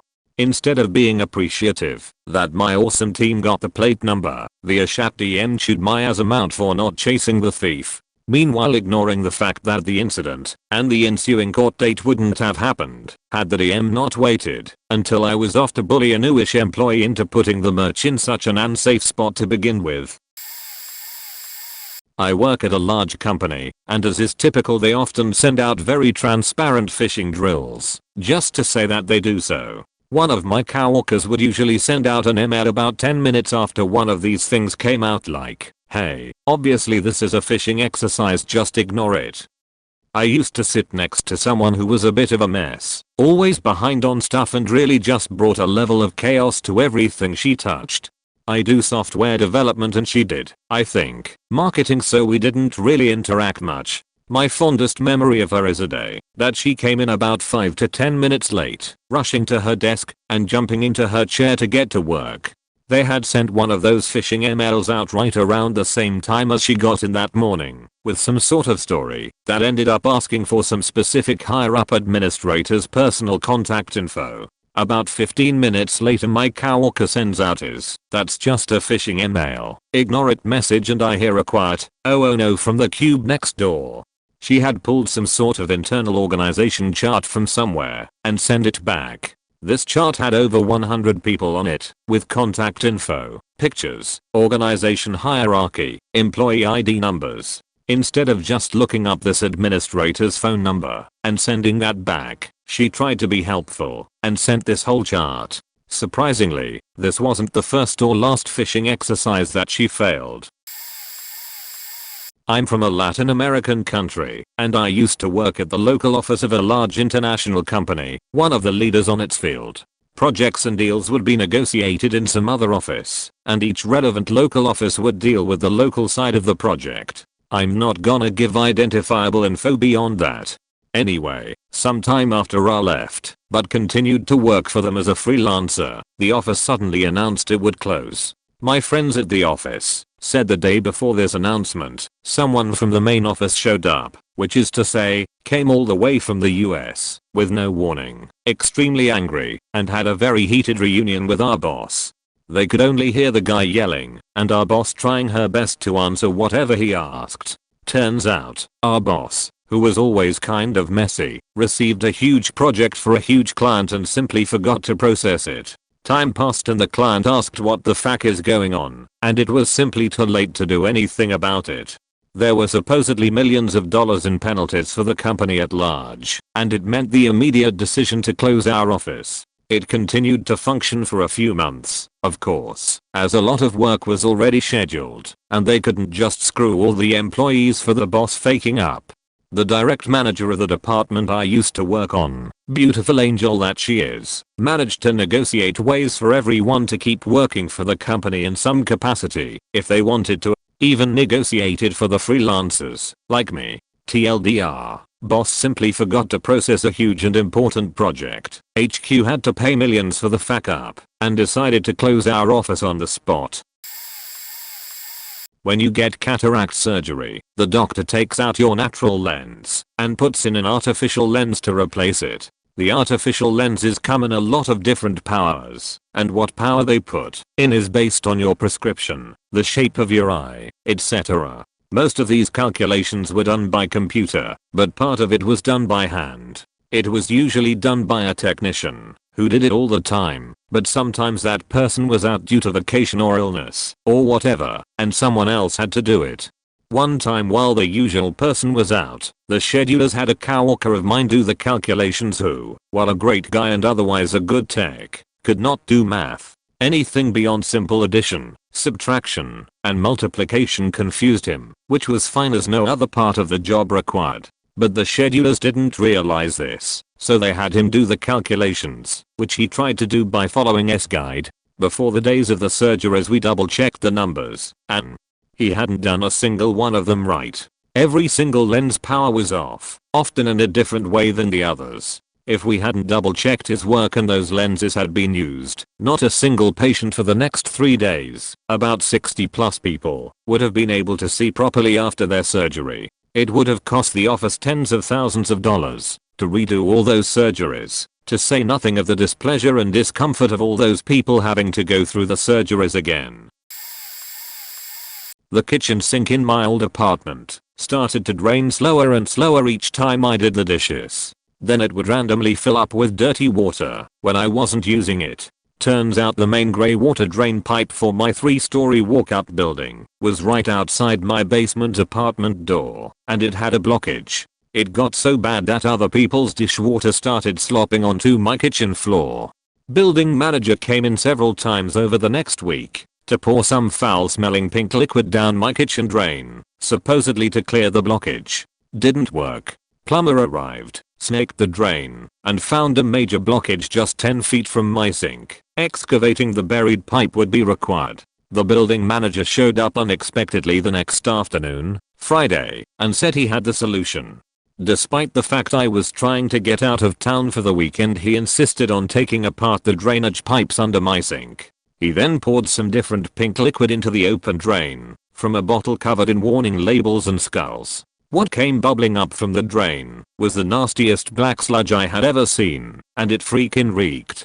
We were both gagging from the smell, and the black sludge was now spilling out of the drain and running into the open space under the kitchen cupboards, where we would not be able to reach it. But that wasn't the incompetent part. I had been looking at the bottle of pink solution, reading the warning labels, and noticed it said, "Do not mix with other chemicals.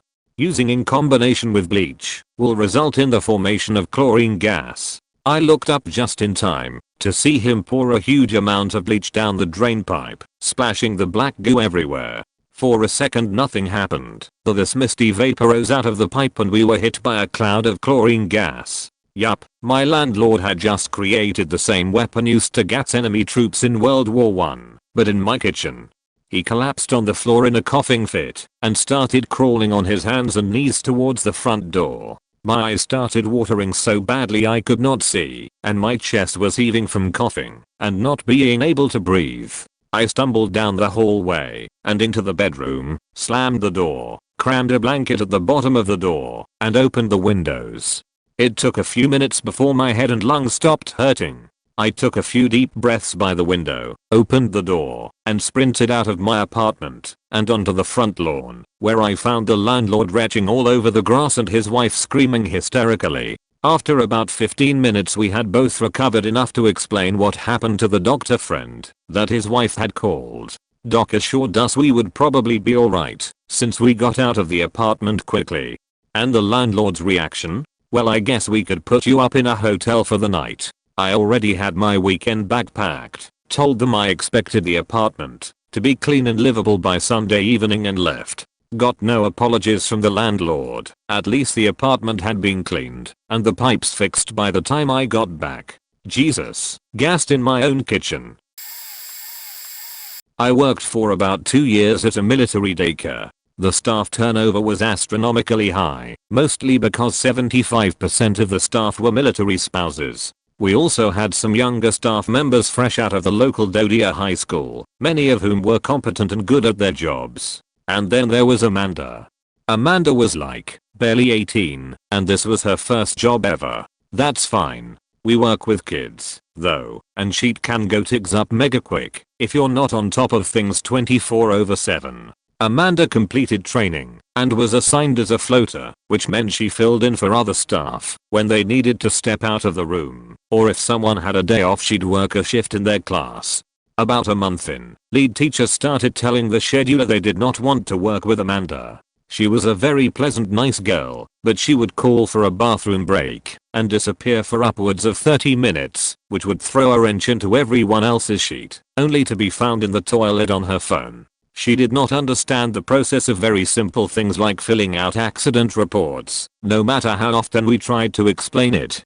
If you ever corrected her or pointed out a mistake, no matter how nicely or non-confrontationally, she would get upset and defensive. She would stand by the cubbies all day long instead of interacting with or playing with the kids. We asked management if we could get her sent back for retraining and were told no, because it was too expensive. Just train her ourselves. Yeah, not happening. We are not paid to train our own coworkers. We are here to make sure our room full of screaming toddlers doesn't kill each other. Anyway, the two dumbest things she ever did go as follows. She became obsessed with one particular child in one of her classrooms, and while ignoring all the other kids, to do a diaper change on this kid. Which I had asked her not to do, because my head was in a toilet, and I was already handling diaper changes after nap. Or 3-year-old ran directly into a wall, and gave herself a goose egg the size of her own fist. Amanda, as predicted, got wildly defensive, bungled the accident report in ways I thought previously impossible to do.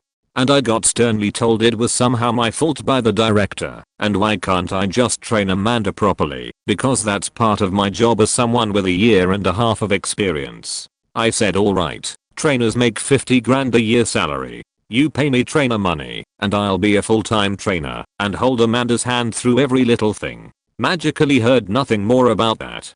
She got assigned to the baby room I was in briefly for like 1.5 hours, while the other staff attended a meeting.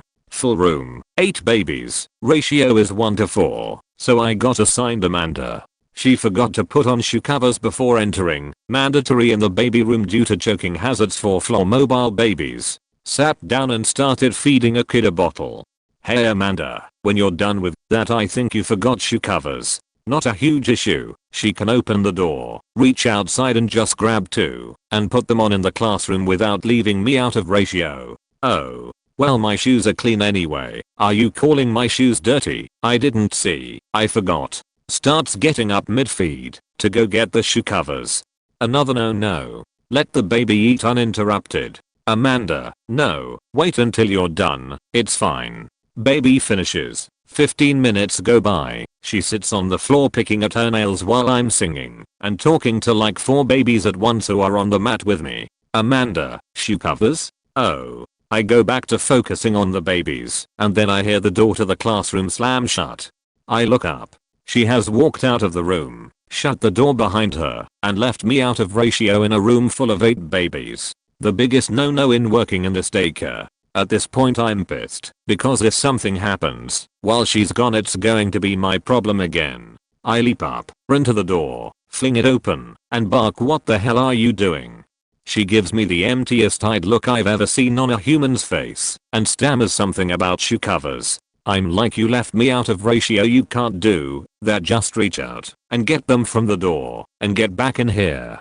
Anyway, Amanda quit like a month later because she couldn't handle the pressure of working at the daycare. She wasn't a bad person, and she was fun to be around, just spectacularly lacking in any cognitive abilities or common sense whatsoever, and it made all our lives harder.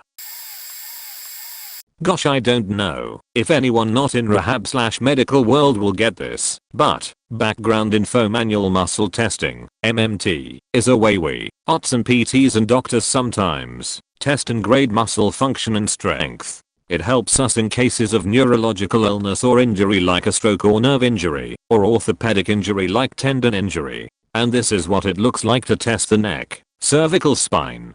I don't know what it is about hospitals, but there is not enough education on new spinal cord injuries, especially at hospitals that don't get them often. I worked at the time at a non-trauma Kaiser hospital. Since Kaiser is a payer, once a Kaiser patient stabilizes at a trauma hospital they often repatriate the patient to their local Kaiser hospital. It's really stupid insurance nonsense. Anyway, we had a new quadriplegic spinal cord injury patient. Young woman broke her neck, paralyzed, shoulders down, just freshly out of a spinal fusion. Hardware installed to stabilize the broken spine to prevent further damage and allow healing. These patients remain in a hard C-collar to stabilize their neck until the bone has properly fused with the hardware. In comes the overconfident, just graduated a month ago, physical therapist, who insisted on evaluating alone, and not with another provider, who knew spinal cord injury as well, me the ot. Imagine my horror as I read his evaluation note, and it talks about how he manual muscle tested her neck in rotation, side bending, flexion, and oh hey, it was weak. He cold killed her. Honest to God. Whenever I make a small mistake, I always remind myself I will never be that stupid. I worked at a call center. Honestly, with the high call volume and stress involved, stupid mistakes just happen. At this time, I was a supervisor, and if someone did something stupid, it could often be remedied pretty easily with an apology and follow up with the client's office the next day. One time, the owner hired a woman through a program where people with different impairments are assisted by a government program. The assistance program would actually reimburse the employer part of the wages. It could be hit or miss. Often, those in this program are pretty seriously affected by addiction or mental disorder. She had tried it a few times, but they didn't normally last longer than a couple of weeks. In this case, it was a woman with crippling anxiety. She was really smart, but it was so bad she couldn't drive. She did great, as long as she was sitting next to someone who was competent and was very patient. She could manage on her own, as long as she knew she could check with someone frequently about what to do with the calls. If she started to feel a little flustered, everything would snowball. She assigned a tow to the wrong company, tried telling a caller to bypass their furnace. She couldn't understand they were calling about a furnace, and not a water softener. The worst thing she did was she patched a random incoming caller to a patient who was holding to speak to a doctor. Then she patched the doctor through to a random incoming call. The doctor was probably one of the meanest people you can deal with. The client was put onto priority status after that, so that she would not receive any inbound calls for them. I swear, my ears are still ringing from that doctor screaming at me. So the time frame was just when everyone was learning that COVID was not going be like SARS or the flu. Okay. Around the March to June breakout. So one of my ex-coworkers, who had gotten himself fired from my store for falling asleep when he was supposed to be working, somehow got himself rehired at another store of the same franchise. This was a store just down the road, also within the same franchise management. Same district manager, same company. He called out sick with a fever of 115 F. Which, I think, means your brain has flash fried itself. Whatever. Everyone has called out sick for BS reasons. This is not the dumb mistake he did. He also claimed to have C19, which was dumb, but not the reason for this post. He then walked into his old store to hang out with his old coworkers. This dumbass decided to call out from his new workplace and then walk into his old workplace to just hang out. So how did we find out about him being sick? Well, his new manager and his old manager were in a chat group together and had been talking about his dumbass work already. So we already knew he had called out sick. Me saying, "What the fuck are you doing here, dumbass?" got the district manager's attention. The DM was in the store doing paperwork. I got to see this more and get fired twice in a period of 2 weeks. By far the worst coworker I have ever had the displeasure working with. I worked with a woman who was as dumb as one could possibly be. Like, I never knew if she was dumb or she just didn't give a shit so much. The sort of things stick out in my mind. Now, just for context, I used to work for the company Mac Estate, so I worked mostly with Apple products. Employee didn't want to buy an Apple monitor, so we bought a specific monitor for the employee. Something outside of the box to the norm, and instead of ordering the correct monitor, she ordered 47 of the wrong monitor. I saw one of the hardware guys shifting them up 8 flights of stairs. Her response, oops. She would constantly order laptops with no peripherals. Peripherals were mouse, keyboard, monitor, and monitor stand. These were needed for our reasons. She was so apathetic about it, and I approached her boss. I said these are all the Apple orders that she's made in the last year. Do you want to guess the percentage of correct orders? And her boss, who was basically enabling her, said I don't want to guess. And I said good, because it was a setup, and whipped out a single order from behind my back.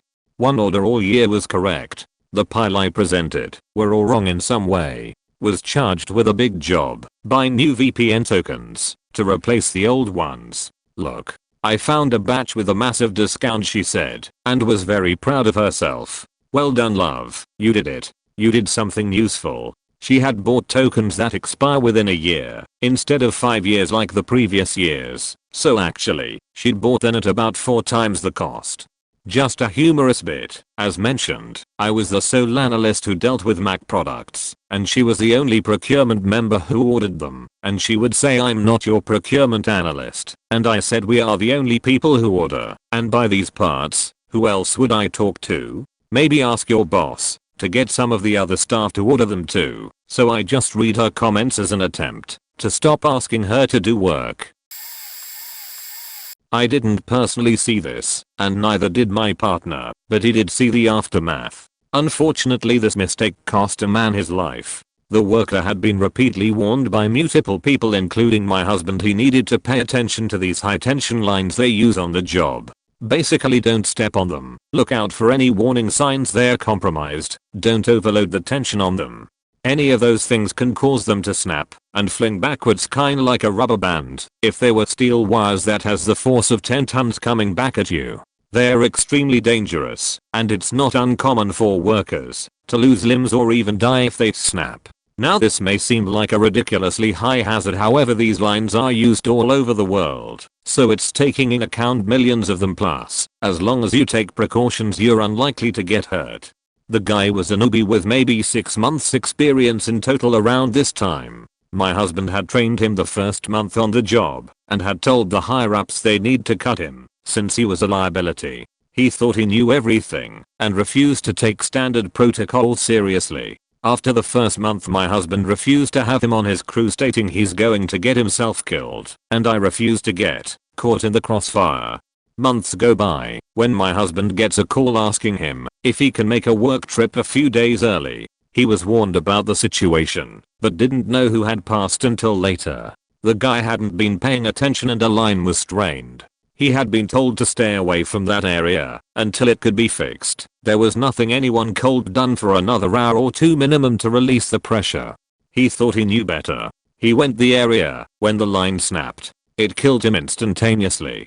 The remaining crew was sent home a week early with full pay, since a lot of them refused to continue working when they seen the aftermath. They also had therapy covered by the company. When my husband found out who it was, he lost it on the owners, telling them that the guy's blood was on their hands, since he had told them he was a liability.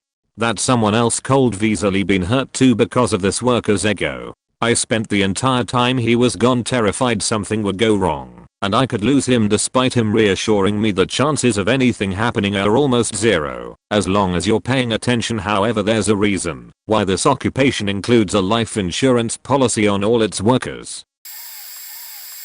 An ex, not for this reason, work colleague and I were working on a system which provided its services to a few dozen aged care homes. As anyone who works in aged care will tell you, they all should have easily accessible physical records for if its systems go down, but the reality is very different. They rely quite heavily on those systems for knowing dosages and times ECT, although they can get by short term, supposedly.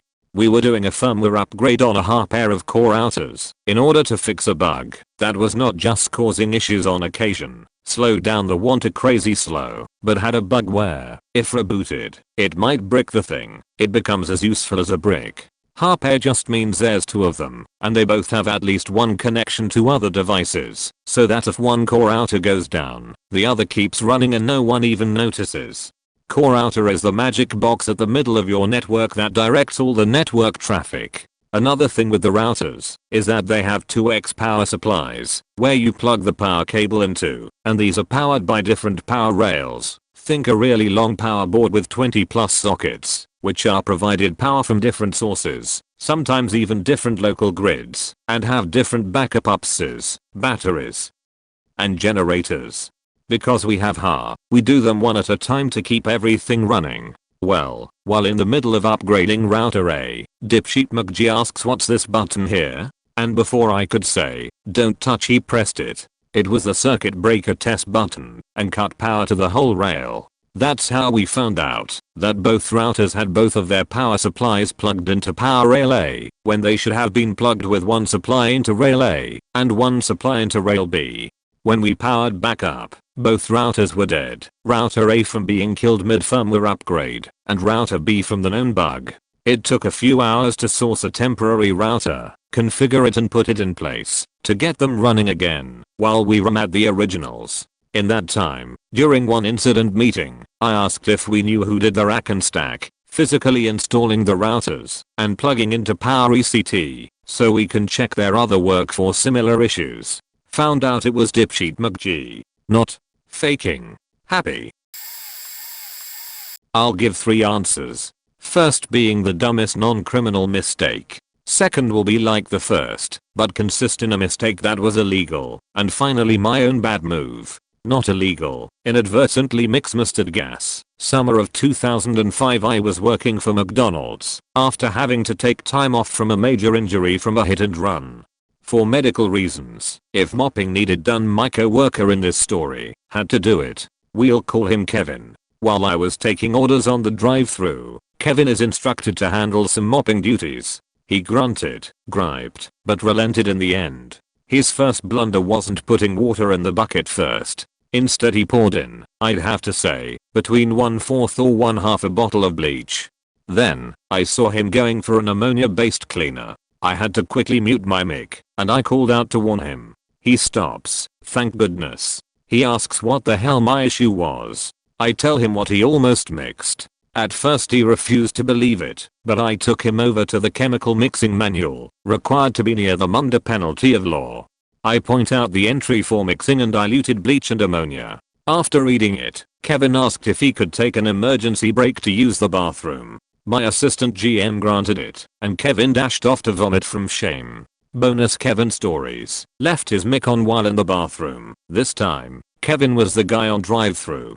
I was in the nearby office assisting with counting tills and dropping one large bills in the safe. Kevin enters the office, since he has no cars and and asks to use the bathroom. Since the other 2 managers were out of the store, I was in charge. I grant his request. Important to note was that my store had a policy that the manager in charge, grill team lead, and the drive-thru guy all had to be wearing headsets to monitor the orders. I can hear both over my set and outside them. He had just wandered into the bathroom. That's when I heard it. Let's call it a very spirited movement. He grunted, groaned, and sighed. I realized if I could hear it, he'd be broadcasting out of the menu board in drive-thru. Before I could activate my mic to warn him, I heard a diesel engine approach and stop. I hear the driver say, "What the? Is he? Nah, couldn't be. Yep, he is." He was broadcasting his business to customers. I sent him a secure message over the private line. Only we can hear it, that his mic was on. He turns it off, opens the bathroom door, chucks the handset out of it, then slams the door shut. Left his laptop in the break room with adult movies running. Fairly self-explanatory.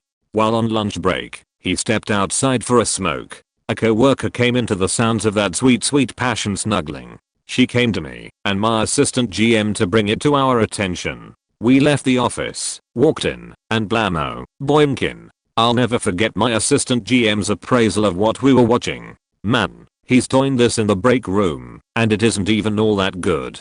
I'll give 3 answers. First being the dumbest non-criminal mistake. Second will be like the first, but consist in a mistake that was illegal. And finally my own bad move. Not illegal. Inadvertently mix mustard gas. Summer of 2005 I was working for McDonald's after having to take time off from a major injury from a hit and run.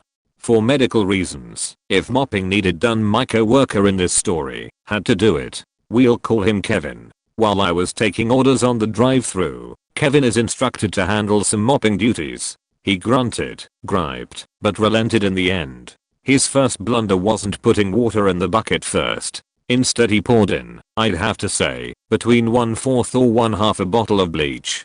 Then, I saw him going for an ammonia-based cleaner. I had to quickly mute my mic, and I called out to warn him. He stops, thank goodness. He asks what the hell my issue was. I tell him what he almost mixed. At first he refused to believe it, but I took him over to the chemical mixing manual, required to be near them under penalty of law. I point out the entry for mixing and diluted bleach and ammonia. After reading it, Kevin asked if he could take an emergency break to use the bathroom. My assistant GM granted it, and Kevin dashed off to vomit from shame. Bonus Kevin stories. Left his mic on while in the bathroom. This time, Kevin was the guy on drive-thru. I was in the nearby office assisting with counting tills and dropping one large bills in the safe.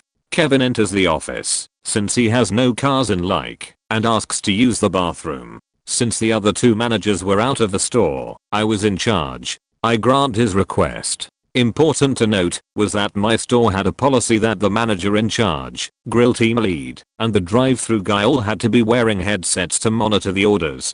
I can hear both over my set and outside them. He had just wandered into the bathroom. That's when I heard it. Let's call it a very spirited movement. He grunted, groaned, and sighed. I realized if I could hear it, he'd be broadcasting out of the menu board in drive-thru. Before I could activate my mic to warn him, I heard a diesel engine approach and stop. I hear the driver say, "What the? Is he? Nah, couldn't be. Yep, he is." He was broadcasting his business to customers. I sent him a secure message over the private line. Only we can hear it, that his mic was on. He turns it off, opens the bathroom door, chucks the handset out of it, then slams the door shut. Left his laptop in the break room with adult movies running. Fairly self-explanatory. While on lunch break, he stepped outside for a smoke. A coworker came into the sounds of that sweet passion snuggling. She came to me and my assistant GM to bring it to our attention. We left the office, walked in, and blammo, boimkin. I'll never forget my assistant GM's appraisal of what we were watching. Man, he's doing this in the break room, and it isn't even all that good. Illegal/criminal, like an evil villain kept a journal of his crimes, and then brought it to work. This took place late in 2005, at that same McDonald's above. I'm going to tell you the story of an employee I'm going to dub Dipshot. Dipshot, a member of the royal family of Shot, Cold Beanady and Eva Lane. In this sense he committed the trope of writing/documenting every crime he'd done down in a notebook. November 8th. Sold £7.50 of product to John Doe at 1626 Matthew Street. Or November 27th stabbed a waitress at IHOP, store #66, in City McCityface, Totally Arielstead. We'd learn that his crimes were pretty extensive later. Mr. Sharp one afternoon after work had accidentally left his nefarious notebook on the bookshelf in the break room by mistake. My GM noticed it, as the bright red-orange cover made it easy to spot as well as look very out of place. GM opens it and reads the terrible things he'd written down. She calls the police, and they come to arrest him while he was expediting orders. My dumb mistake accidentally splashed Diablo sauce in my eyes by ignoring a warning on the box. Hands down my favorite self-generated whoops. This was in 2009. I was working for Taco Bell now as a crew trainer. Hadn't made management yet. We get this new recruit, and I'm tasked to train her. Let's call her Sage. As soon as my GM approaches and introduces her, I turn into the damn Tex Avery wolf that levitates off the ground and his eyes get as big as dinner plates. I was enamored to say the very least. Normally I'd never react this way to any woman, being pretty darn gay. This time, I was reduced to the cognitive processing power of a caveman. I was just like those guys in movies that stutter and make Freudian slips. After a tour and brief explanation of her duties, we settle into work by replacing the sauce packets. I ask her to grab the Diablo sauce, or hot, not entirely sure, and I ask her to tell me about herself. As she's talking I begin to cut open the box. Across the top were the words of, "Do not use razor/knife to open this side." What did my dumb butt do? Cut that sucker open along that bad edge, because I wanted to impress her. I also plumb forgot to slide the side tape open. I tug a couple times till the tape rips. Earlier when I cut, I'd slashed several packets that had become stuck to the tape inside the box during transit. That mistake cut the packets, creating leaks. The tug turned that box top into a booby trap that squirt very hot sauce into my face and eyes. Some screaming, I rinsing. I went to the hospital. I was told my eyes were burned and I'd have to be blindfolded for a bit while they heal. Needless to say, she wasn't impressed. Manager at a fast food joint, the kind that never really stops from opening hours to closing hours, spent months and months stealing money from the restaurant and the franchise by extension. I don't know how she did it at first exactly other than stealing coupons here and there and taking some bills, but she did. She also stole croissants and such whenever someone would bring some over to share with other people. To give you an idea, and from what I heard from a coworker, also tried to sell contraband / fake perfumes, which were easy to spot because it's not even the right logo. That last tidbit of info made me think they might have been stuck in some MLM bullshit or something else, but I just genuinely think they were simply a stupid thief, and here is why. Anyone who worked anywhere knows that tracking money / making sure numbers line up is someone's job. Part of that job was relegated to a team member working in the same restaurant, and even to someone whose job was flipping burgers and who had no experience in finance. It was obvious that money was missing, and the common denominator was that ex-manager always had money missing on their shifts.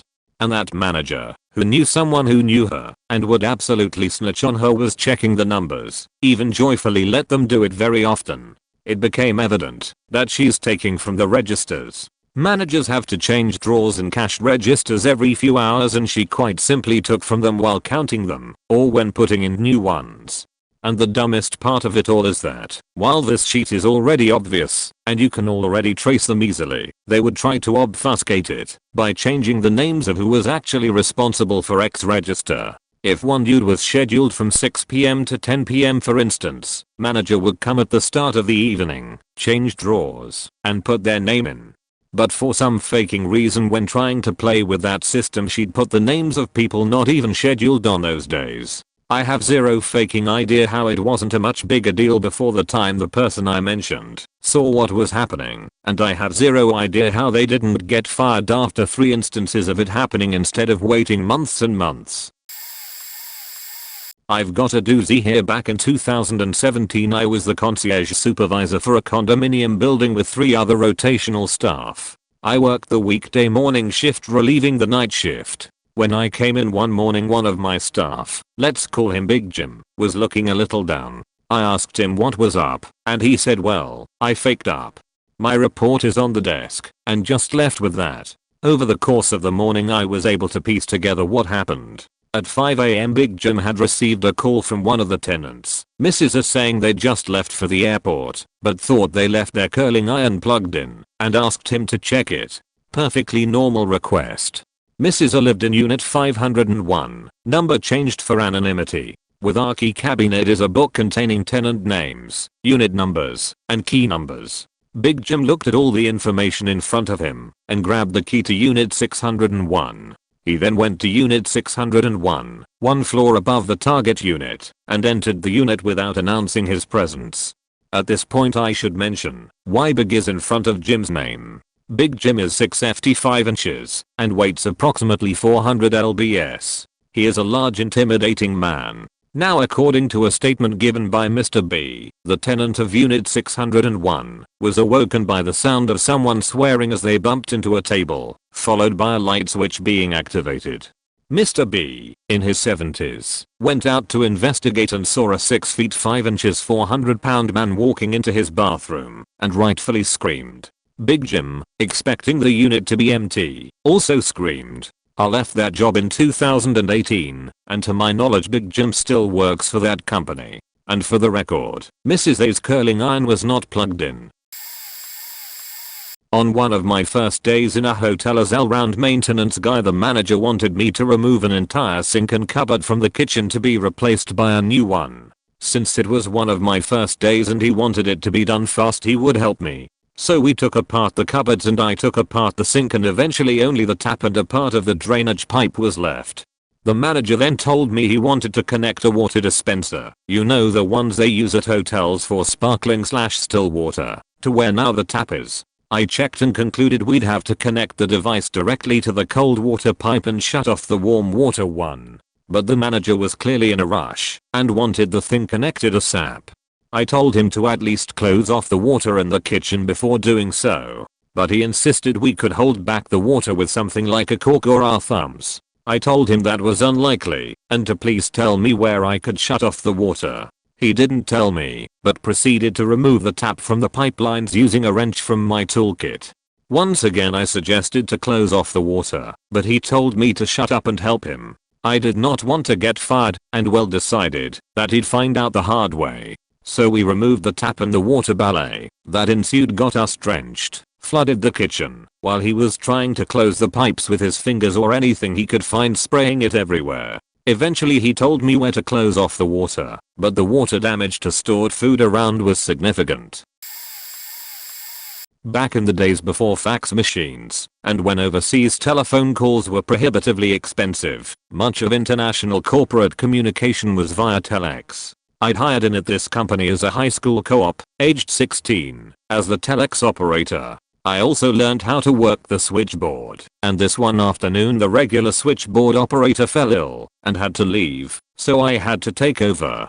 We had a new girl, D, in our department, 1 year younger than me, who'd started as a co-op student and was by then full-time. I'd trained her on the telex machine, and on that day, when I went downstairs to man the switchboard, I told her that she'd be in charge of the telex. I was not any type of supervisor, so that was the first thing she replied. She also apparently spent the rest of the day flirting with this guy in our department, and for some reason the boss wasn't keeping tabs on her. During my afternoon break I went back to my office to clear my desk and such, and I noticed a huge string of telex messages the machine had spewed out that afternoon, one of which was marked urgent, and was advising one of our salesmen that the person he was flying to Germany to meet was ill and was unavailable. I called the salesman's office, but he had already departed for the airport. I ended up having to have him paged at the airport to inform him that his meeting was cancelled. Of course, several days later he sent a memo to my boss about how my neglect caused all this unnecessary confusion, and when I tried to explain to my boss about manning the switchboard and leaving D in charge of the telex for one afternoon, he still somehow managed to blame me. I hadn't apparently emphasized the importance of retrieving telexes while training her or some such. It's not disastrous or exciting like some of these, but it was the most gross case of incompetence I've ever seen. In college I worked in the school's wood shop. Started at the same time as a bunch of other new students, and one of the guys who started with me was a football player who was only in the degree path that let him work in the shop because his coach assured him it would be an easy degree while he played his football. Shop boss set this guy to a very easy job of cutting scrap wood into about inch thick strips to be used to stir paint. Even new at the job, it should have taken him about half an hour to get through the scrap wood he had been given. 1 hour later, he's made 2 paint sticks and has given me roughly a 1 hour long lecture on how paint sticks are cut and how he's totally figured his out while I worked on my own job on the floor nearby. At this point, the boss comes out of his office, sees 2 paint sticks cut, and asks if there's something wrong. This idiot then proceeds to explain how to cut paint sticks to the man who told him all this information an hour ago. He then has the audacity to be offended when the boss, justifiably, gets frustrated with him and tells him he needs the job done so more important tasks can be done on the table saw. I recall hearing the words, "I don't appreciate you taking that tone with me." The paint stick wizard was not invited back for another shift. So I got hired for a sheepherting job after cold calling a company with zero experience with sheep, livestock, or ranch work. The next 3 to 6 months were basically an ongoing series of TIFU posts. I mean, I was quite easily, hands down, the most incompetent person at my job. It was a small town, they needed someone badly, and I had a good attitude, but damn, I sucked. After a few months working the 300 sheep clumsily with my boss, the border collie, and other ranch hands, my boss gave me an early morning solo shift assignment. My job was to go inside the fenced pasture, assess the sheep, feed them, make sure water was present, and get out. But don't, my boss warned me, don't let the sheep get out of the fence.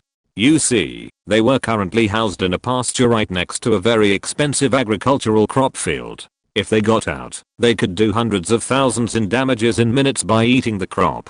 Okay, I said, no problem. Sheep stay behind the fence. Easy, right? Well, here I am, 5 AM, driving the company 4WD vehicle, like a golf cart, to the pasture. I have a couple bales of alfalfa in the bed. I drive up to the gate and open it to get in. The sheep hear me and bum rush me when I'm halfway through the gate and run into the crop outside. And boy, do they start eating. Like locusts. Like lawnmowers. Like they have never eaten in their lives. I start screaming, get back in here. Fuck. Fuck, shit.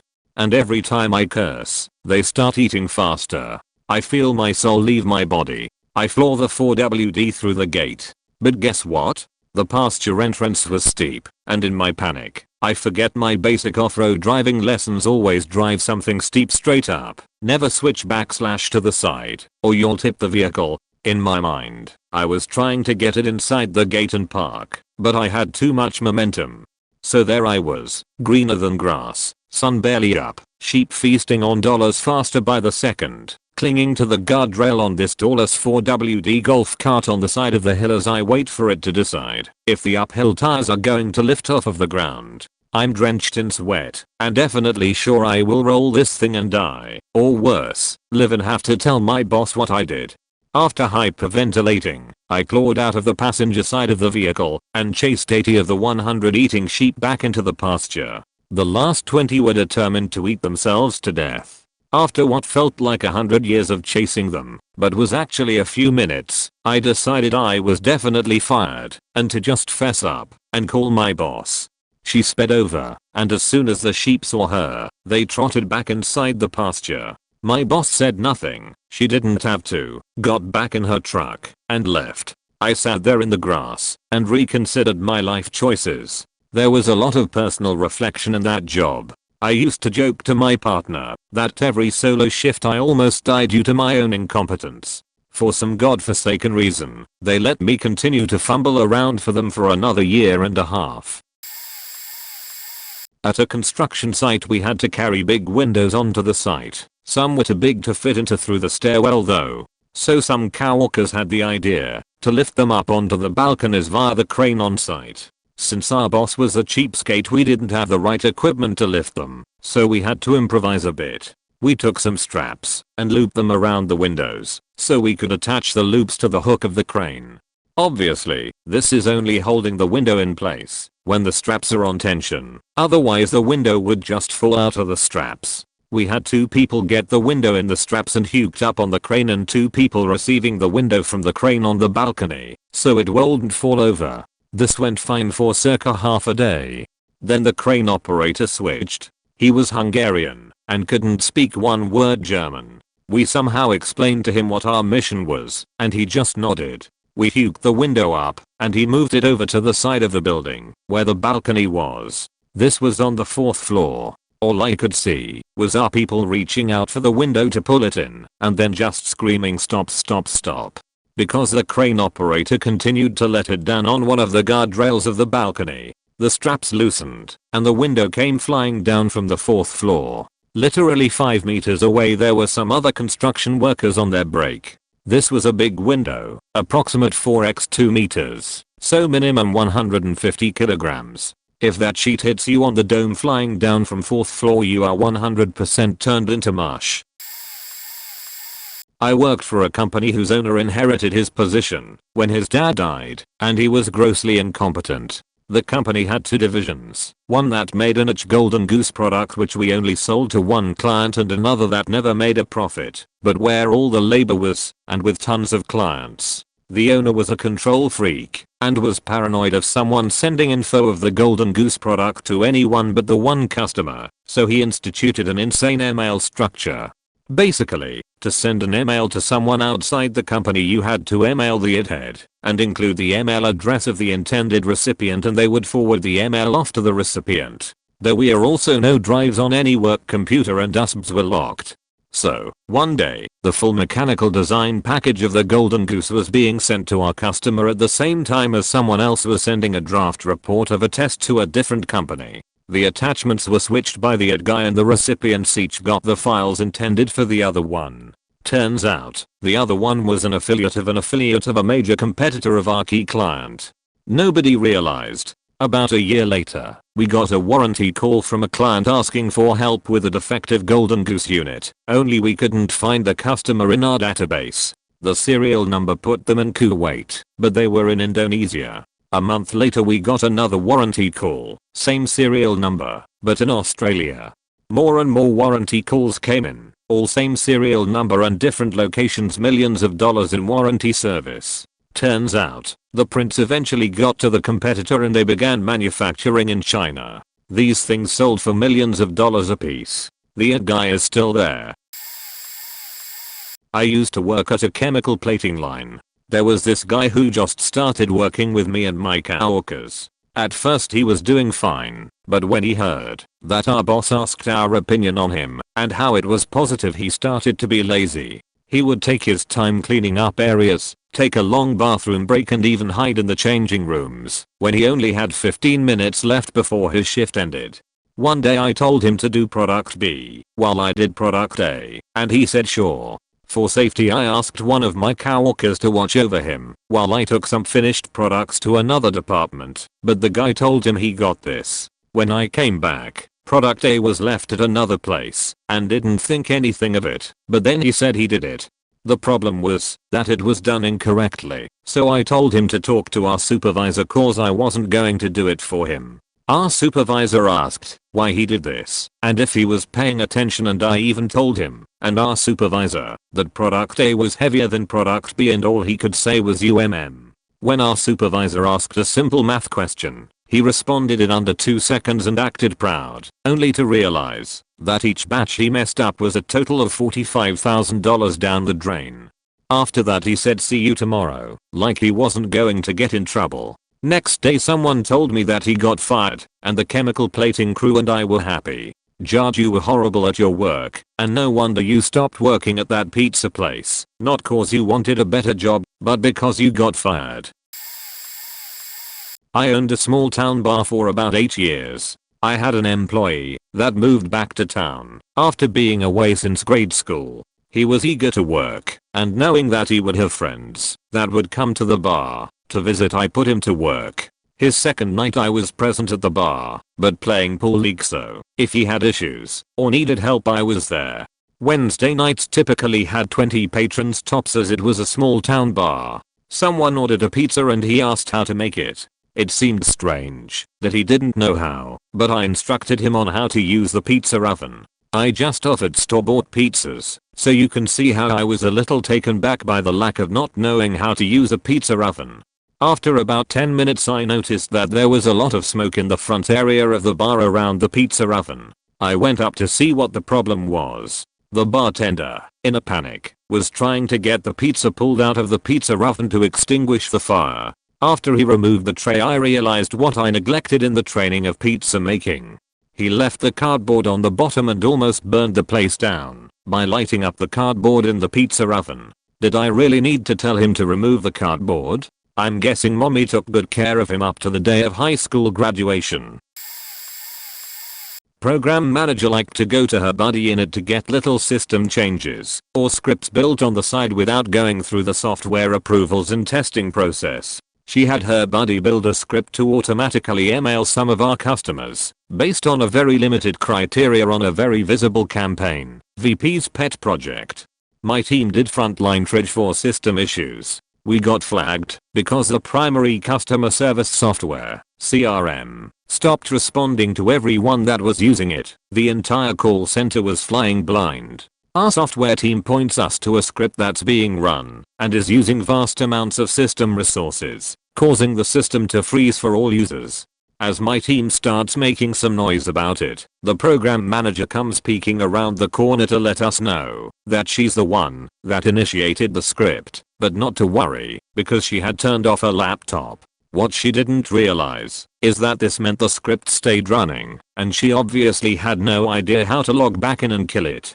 We had to go through a separate team to get them to kill the script, identify why it was taking up so many system resources, file an incident report that went to the entire executive leadership team, and comb through several files and contact the emailed customers to let them know they'd just been emailed in error. Also then had to put the script through the IT process, had it redesigned, tested, and scheduled to run in after hours so this couldn't happen again. Easily a $5-10K mistake just from labor alone with all the work that was generated for so many people for several days. In true corporate form, the idiot got promoted to manager 6 months later and still pulls shit like this, from what I hear. Had 2 incompetent workers who barely knew the basics and were arrogant and rude after 1 year experience at the job. They started dating in the office, and to start their marriage they thought it was a good idea to steal my business from me by copying everything I personally made, over 20,000 hours plus of my own R&D, and opening their own business about a 2-minute walk away from my own business. In addition, they tried to do a social media campaign to advertise their new business and contacted people on our stolen clients list directly. This backfired fantastically in their faces, as when they tried to steal my clients, people questioned them on social media. Then they started blocking said clients, which in turn, word of mouth got around, and they got blacklisted by everyone in the community. They sunk all their money into their business, spending lavishly over their budget, and now learning the hard way. Was I angry? Yeah, lost some sleep. Did I do anything? Not really. I waited patiently, and they shot themselves in the foot with their incompetence. Watching them bleed money has been satisfying enough that I didn't need to waste my time getting lawyers involved. They are now stuck with running a business of their own with no knowledge of actually what to do. TLDR, project manager has not hired anyone to actually implement anything. 1 week into my new job, there's a meeting about the new system another department will be introducing to the company. We share a boss, who's also the project leader. It's a big project, worth maybe $20 million as the initial cost, not even mentioning running costs, training, etc. I look at this project. Boss has hired 0 people to run the damn thing, much less implement it. Some quick calculation and he'll need like 12 people to get everyone set up, and maybe 2 to 3 full-time employees to run it after implementation. I ask about it, and boss has most certainly not thought about that. One of my colleagues asks about GDPR, General Data Protection Regulation, issues, which he has hired another 0 people to deal with, which leads to our network specialist realizing the boss has no idea that our network backbone can't even handle the data and will have to be massively upgraded. After about 10 minutes of listening, I realize that of the 50 plus people, consultants, middle managers, etc., that have been hired to create this new system, exactly 0 people know anything about actually physically implementing it, and $0 have been budgeted for doing it. I got fired from that job when we got ransomware attacked, and I couldn't keep my mouth shut because I had told them about several security issues, one of which was used in the attack. The boss told me, to my face, that I wanted to do my job too well, so he had to let me go, because I would never be satisfied there. Me. Accidentally started a tiny ethanol fire in the lab I worked in. I was plating fungal cultures, and to keep conditions sterile you needed a lead Bunsen burner to create an updraft and to wipe the work area with some disposable blue roll and 70% ethanol. Got a bit too close to the Bunsen burner with the blue roll, and it caught fire.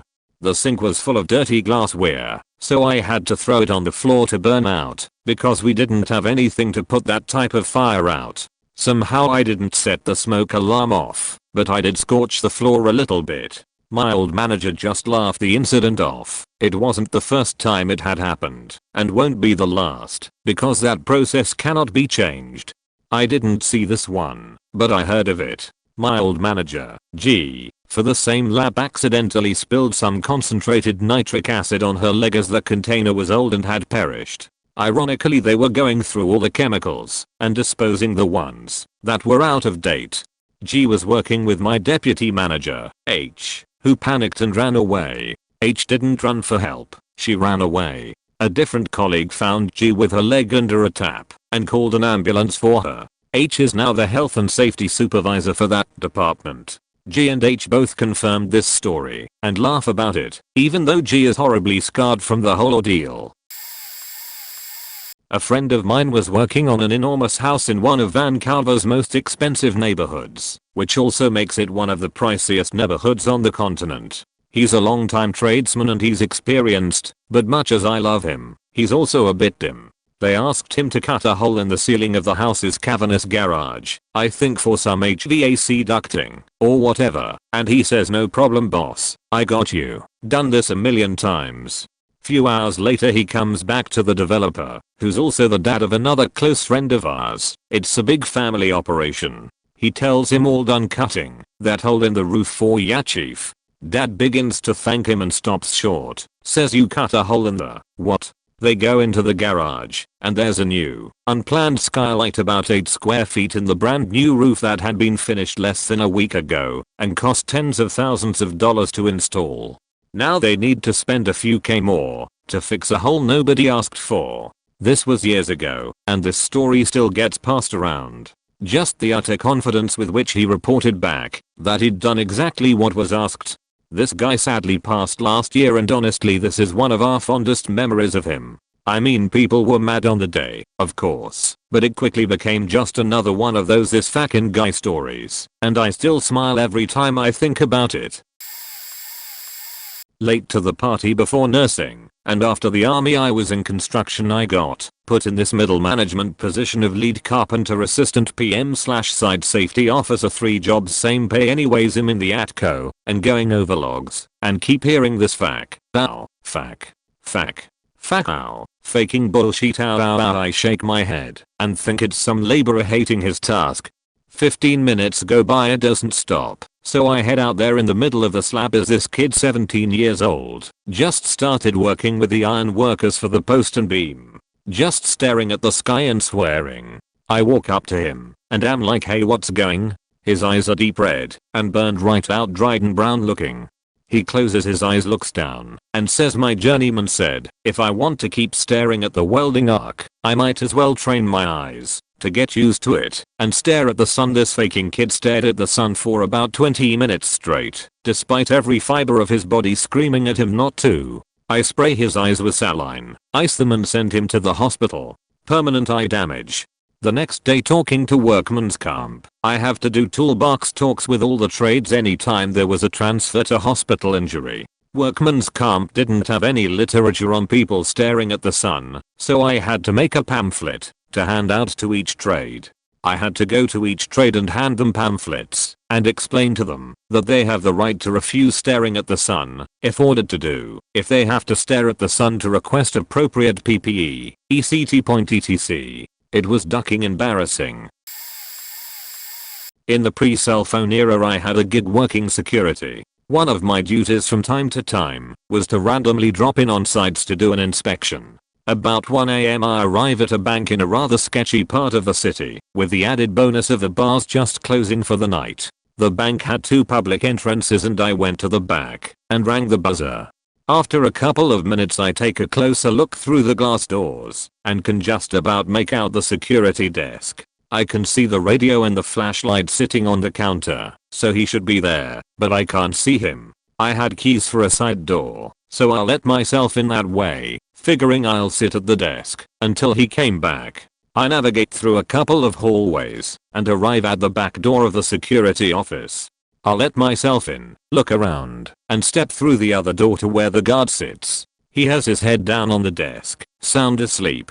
I look at him for a moment, go back into the office, grab a spare radio, and key the mic a couple of times. His radio makes some noises, and he picks up his head, looks to the left, looks to the right, puts his head back down, and goes back to sleep.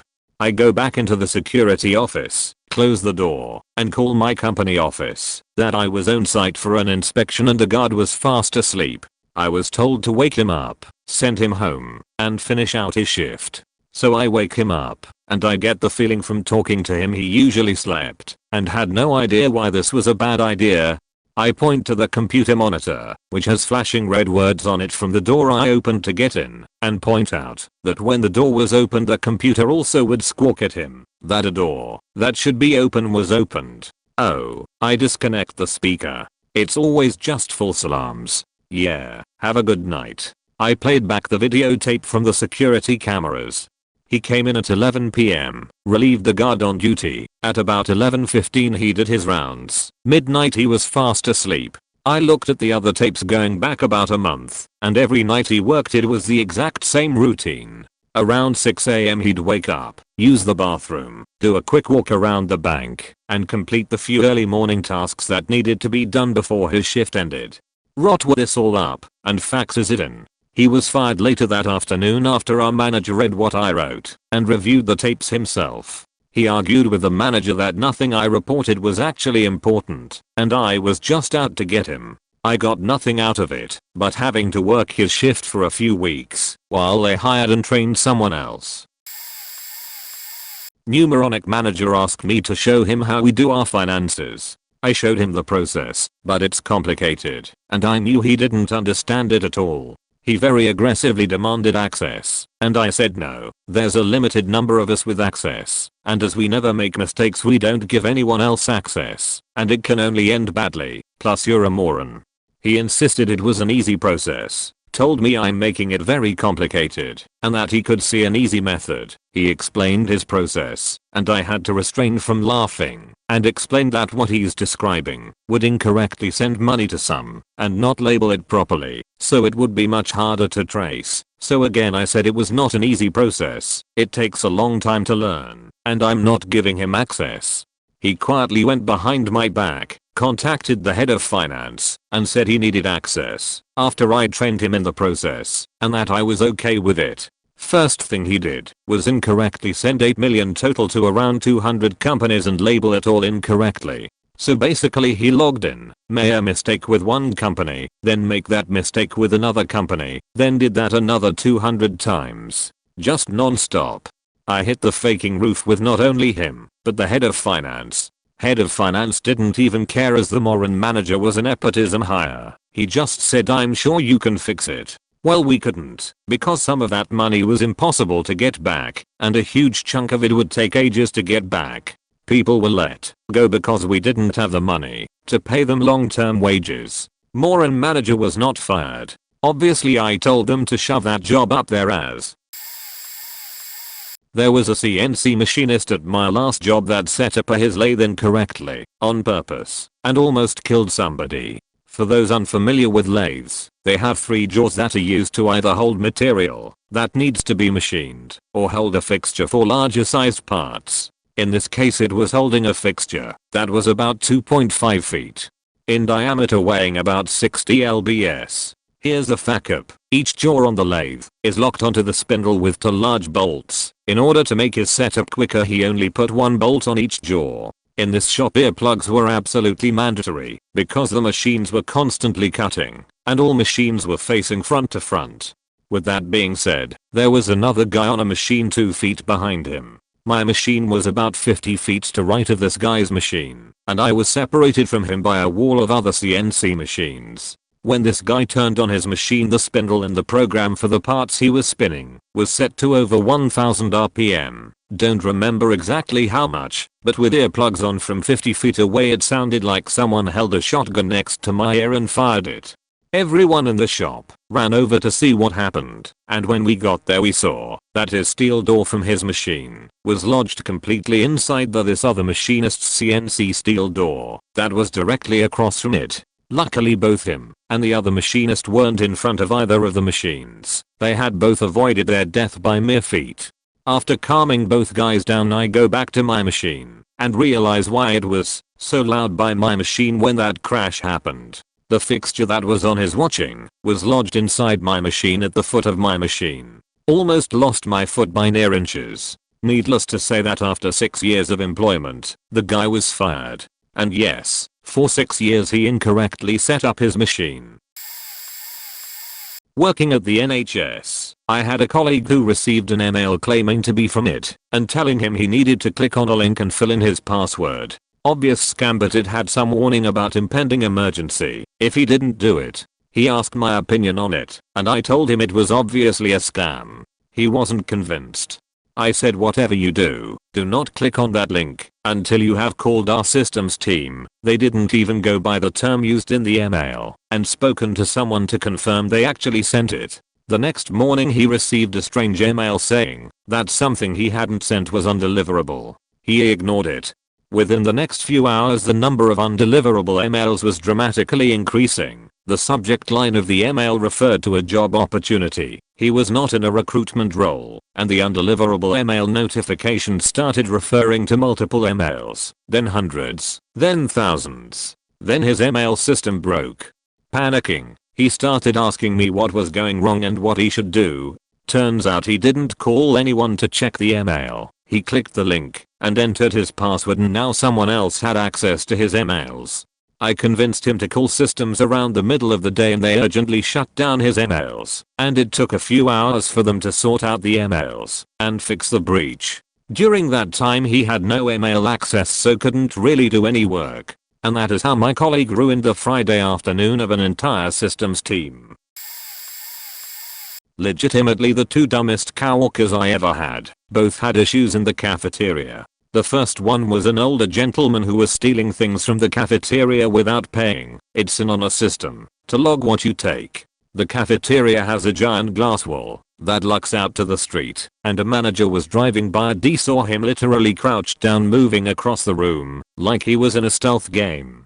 Too bad he didn't notice the 4 security cameras in plain sight. So they checked the security footage, and that's how they caught him putting 3 Gatorades in his jacket and paying for one. If he had acted like a normal faking human being, nobody would have ever been wiser. He was also a prison rehab guy. We employed him, giving him a path back to work. The state pays half his wages, so he ended up going back to prison over like $200 over 6 months of random snacks and sheet, because we had to report that sheet. The second was a young lady who I believe should have been diagnosed with a learning disability. Management had to have a talk with her after she blew the circuit breaker microwaving her lunch with the metal fork still in it. She thought the rule only applied to tinfoil. She was fired shortly after because she literally couldn't figure out how to transfer a phone call, which is an issue when you work in a call center. Work in construction on very big projects. We generally build our own temporary compounds where the staff are based, while we then build the actual project. Construction director tells the buyer to buy 200 office chairs for the move-in date in a few weeks' time. We had recycled desks already being delivered from another part of the company. Move-in date comes around. It becomes quite quickly apparent that we have nowhere near enough chairs for everyone. Roughly half of what we needed. Literally half the project unable to work. Construction director confronts the buyer about what happened with the chair order. He says that as it was a new supplier, he didn't feel comfortable gambling on them to supply good chairs for everyone, so he ordered half the amount we needed to see how we got on with them. His logic being that once we were happy with them, he would order the rest. We were able to extend the lease for another month of the office we were renting, so he only ended up costing the project about £5k. This buyer ended up being sacked eventually for lots of less high profile mistakes, but this one was my favorite. The final nail in the coffin was when he employed a scaffolding company by transferring them money with his company issued purchase card, as opposed to going through our vigorous procurement process, which includes checking their insurance, health and safety processes, and creating a contract with them. I worked at a small market radio station in Tornado Alley for years. Any storm pops up, we went with appropriate coverage. Any tornadoes and we go 100% coverage. We had a surprise storm pop up that no forecast predicted, and our news director was the only one in the station, so he announced the info. I was out of town, but turned on the station to listen to the info. Tornadoes touching down all over, and we were playing music. I called my program director, and he was already heading to the station. Turns out the news director panicked at the sirens and ran to the station's basement, accidentally locking the door behind him. Even though he had the official reports in hand, showing the tornadoes were in the next county, he still abandoned his post. I'll say that again. The news director had the info, made his own assessment. He spent the entire storm trapped downstairs, leaving our listeners in the hands of these automated reports. So thank God for that, at least. Best part was the idiot left his phone in the studio, so he couldn't even call someone to let him out. In 14 years I had never seen anyone else manage to lock themselves behind that basement door. He was literally the only one to do so. Working in the US Navy, I have seen many things that I could tell you were the dumbest things, but one story comes to my mind a lot. So in the ship, when you do maintenance you occasionally have a spot check where someone higher ranking watches you do the maintenance correctly, in accordance with pubs, MRCs, etc. Anyway, Petty Officer 3rd Class, we'll call him Lou, has a spot CHRCK with our LPO. My buddy and I were there to help him out, since it was his first one on this equipment, but we both got called to do other things, and told him to continue with the spot check. We were coming back to find him dumping something over the side, into the ocean. So for context, the maintenance requires distilled water and a hazardous chemical called Triton X100. The chemical looks identical to the water, so we labeled the chemical on the container. We both thought we saw Piolu pouring hazmat into the water and both of us flipped the lids on him. I don't know why or what through his mind to do this, but he poured the distilled water over the side. He then looked at both of us and asked, "Where is the distilled water, Beach? You just poured it over the side and you are lucky it wasn't the hazmat or that would have been an instant mast." Needless to say, he failed the spot check, got us into trouble, and he dumped the last of the distilled water over the side, so he effectively downed our mission. Best part is, this was most likely not even the stupidest thing he has done.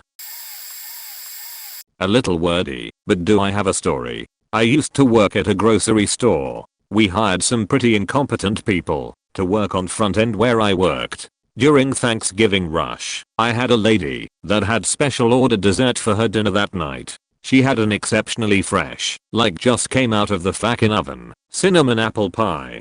Now, I'm not a big fan of being told how to do my job, and when this lady started telling me to be careful with the pie I was like, whatever, but alright. Then I picked it up and felt the heat coming off the packaging as she told me. I ordered it ready to eat for dinner tonight and completely understood. She wanted to make sure this pie she had wasn't going to spill out everywhere, and I was cool with it. One less thing she has to prepare for Thanksgiving dinner. I scan the barcode, gently pass it onto the bagger, a guy I'll call Steven, at the end of the line, make direct eye contact as he grabs it, and before I let it go tell him as directly and clearly as I can, be very careful with this. Make sure you lay it flat. It's still hot, and if you tilt it, it will spill out everywhere. You got it?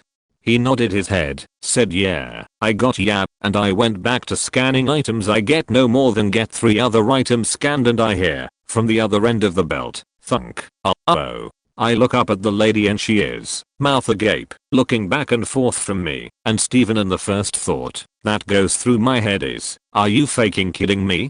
I look at the end of the conveyor to see that the pie's not sitting flat, but is vertically sitting inside of a bag with Steven's hand grasping the end of the box the pie was in, dumbly looking at what he had just done. I put my head in my hands and say, go get another pie, Steven. Huh, he says, not hearing me.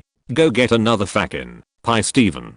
These weren't fresh pies he could pick up though, as they were cold pies made by bakery, to sell later as frozen desserts later after being baked. He takes off back towards the bakery as I'm left with this just flabbergasted lady looking at me. She goes, how the hell do you manage to do that? I ask, did I not make any sense when I told him to be careful? Was I not clear on what needed to be done there? She shook her head and says, no, I think he's just really faking stupid. I couldn't help but to agree. I want to include the aftermath in this long post, so thanks for making it here. So, 2 days pass, and I get a call from my manager telling me to meet him in the offices. I go up and meet with, I'll call him Michael, and see what's up. I sit down and he says, so our system detected a large deduction on your supervisor override tag for taking $20 amount off of an order. Care to tell me what that was? I said, I sure can, Mike. And tell him the whole thing. I ended with, and that's why I deducted $20 off of that lady's bill for having to go through the hassle of ordering this freshly made dish, having it dumped in a bag, and left to have to bake another one after she got it, to not have to worry about another thing for Thanksgiving dinner. All he could do is shake his head, look at me, and go, well, alright then, never mind. Good job taking care of it the best you could. This wasn't, like, the worst thing that could ever happen, but was easily the dumbest moment I had from another coworker I directly dealt with. I used to work in a cattle barn, where we would sell livestock and other odd animals and critters, but we wouldn't just get cattle going through there, we would get pigs, horses, goats, sheep, you name it, it came through there to be sold. One day we had a new kid who was going to be working with us, and that particular day me and this coworker were working with the hogs. Now little something you need to know about what female hogs is, they were fiercely protective of their babies, as you might expect. Now we would often enough have to work our way through the actual hogs themselves, while they were in a pen or corral, or what have you. You had to move slow and carefully, because if you were to accidentally kick or step on one of the piglets, well, you had better get out of there real fast, because if the mama pig got a hold of you, well, let's just say it wouldn't be pretty. So I was explaining to the new guy what all we needed to do, how to do it, so on and so forth. And I especially made sure to tell him to be careful with the piglets, as we were going to be handling them along with the sows. Well, the kid just brushed off what I was telling him, and eventually I sent him into the pen, where the pigs are all being held at to do something I can't remember what, but watched him kick this little piglet that was in his way, and the piglet of course squealed in pain. Now, you know those scenes in horror movies where the monster that's killing everybody slowly comes into view and the main protagonist is just helpless to watch as their friend is killed by the monster? That's basically what happened. The baby pig squealed, mama perked her head up, came running, and sure enough she started attacking the new guy. Well, I jumped in and had to force the pig off, which was not an easy thing to do, and I managed to save him before he got killed. His legs were really the only part of him that the sow was able to get at. Unfortunately, he ended up making a full recovery, but needless to say, I never saw him working at that particular cattle barn ever again. I used to manage a small ice cream store during my undergraduate. We had the usual sugar, cake, and waffle cones, but also had house-made dipped chocolate waffle cones and sprinkle-covered waffle cones. They were tedious to make, and often we sold out of the cones halfway through the day, and wouldn't get around to making more till after the lunch rush. At the time, I was training a new kid who was maybe all of 16, 17. Now he told me he had no prior food service experience, to which I figure, no big deal, right? We all have to start somewhere, and by this point he was on like his 4th day, and was doing fine. So we get through the light lunch rush and we eventually ran out of the sprinkle covered waffle cones. I go to the stock room to pull out the dipping chocolate and the warmer in anticipation to make more. As I come back, I see the newbie serving a polite little girl whose father was waiting in the car. I think nothing of it. I start getting the station set to make the specialty cones when I notice that the girl was exiting the store with one of the sprinkle cone. I stopped. I looked at newbie confused, because I swore I had used the last dipped cone for a previous customer. I asked him, where did you get that cone? I thought we were out, to which he looked at me and said, there was one more left. I stood there perplexed for a moment, before I turned to see that he was talking about the week's old display cone. As the dreaded wave of realization washed over me, I could not whip around the corner fast enough to stop the father's car from exiting the parking lot. I was at a total lose for words. I greatly underestimated the porridge for brains this kid had. The humidity would often make the display cone squishy, the sprinkles would fall off from the heat, and the insides were usually coated in a light dust from constant exposure. I didn't think I needed to explain that the display cones were not for consumption, but I was wrong. Since then, I made sure to emphasize on not serving any of the display food. I work at an Amazon delivery warehouse. However, this happened at a warehouse location that has since closed. This old warehouse had a tiny parking lot and not much space outside for vans to pick up packages, so they set up lanes inside for some of them. This one guy, a delivery driver, had taken forever to drop off his returns. Fine, their work devices were crap back then, so who cares? This is where it gets fun. The lanes are clearly marked with tape. The steel barriers are a brightest yellow, and the exit door is clearly right in front of you when you park. On his way out, instead of driving out the exit right in front of him, he turns and starts to drive through the front of the warehouse. This is a huge deal, as the pathway is narrow and meant for pedestrians only, and clearly marked as such. Once we can finally direct him back to the drive lane, he manages to crash into and dislodge the bolted down into concrete steel barrier on his way to the door. He backs up to try again. Scrape. Hit the damn thing again.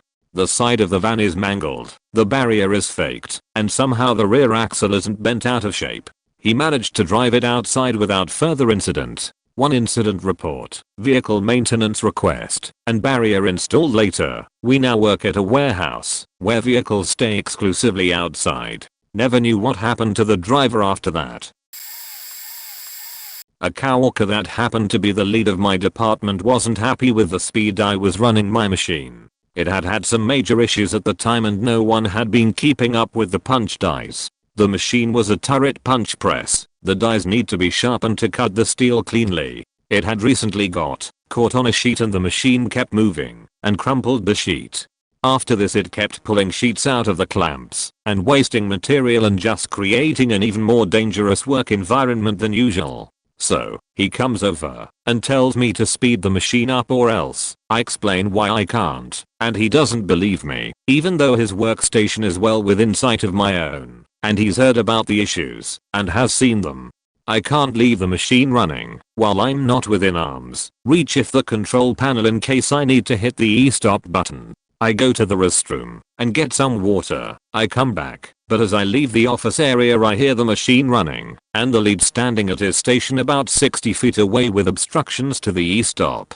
As I get to be about 30 feet away, a sheet doesn't make it off the die. As the movement is heading towards the punch stations it starts to crumple the 18G steel sheet like a piece of paper. It offset the stations, it bent the remaining door on the machine, and it messed up a sensor for the door that was already missing.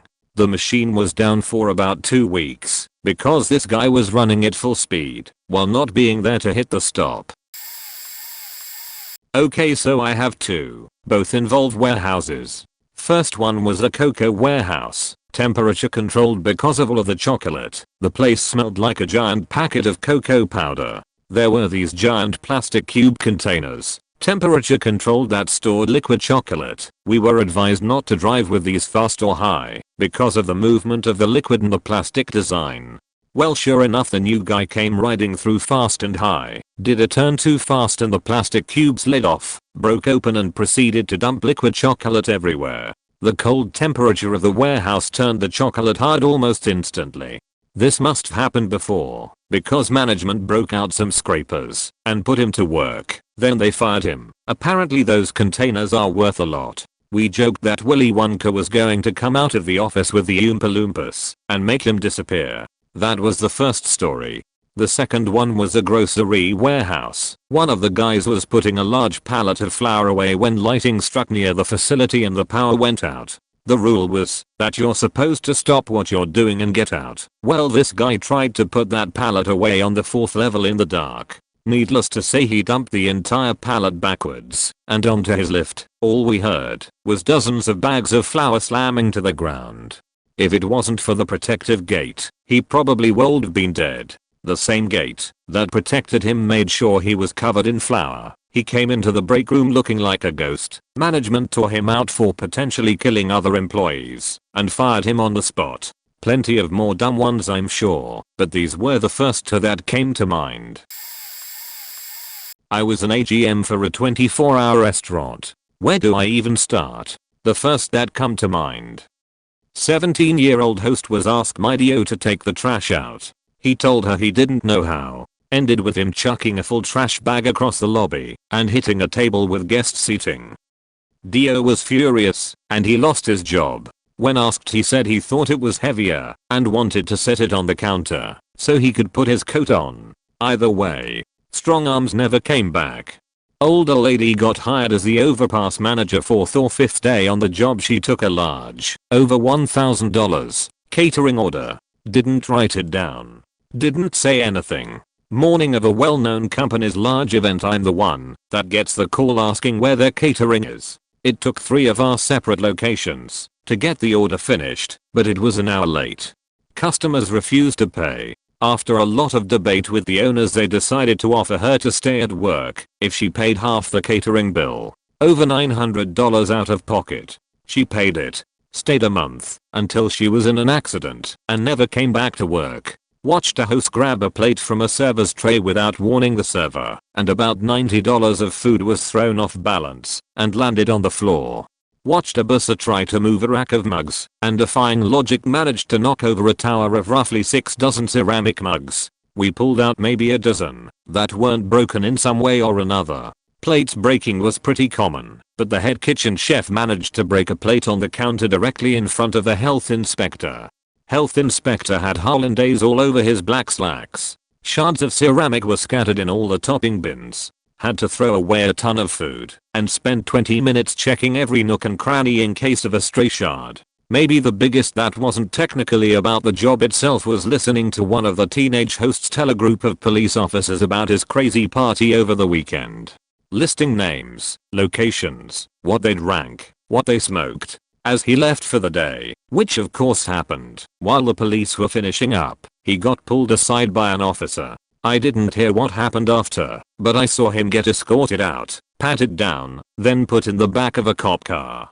Rumor had it that his friends and him were suspects in a break-in that happened the night of his party. He wasn't on the list of suspects until he placed himself at the scene with other known suspects. There are so many other stories, but these are at the top of my memory bank. Years ago I used to work for the Pop Copy Company. I was working in the express department assisting customers making their own copies. Several men, in very good shape, were making copies of $100 bills, in black and white. They were male strippers, and were making money script for the event they were going to.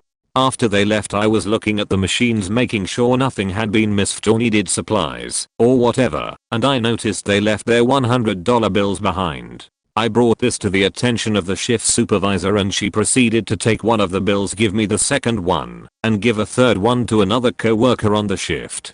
Fast forward a couple of months later, and I'm doing my laundry. Now, as referenced in the first part of the story, when I was given the $100 bill I put it in my back pocket and promptly forgot about it. I went through my pockets to make sure they were empty, found the $100 bill, and remembered what had happened. I immediately went to my job and spoke to management and told them about what I had found.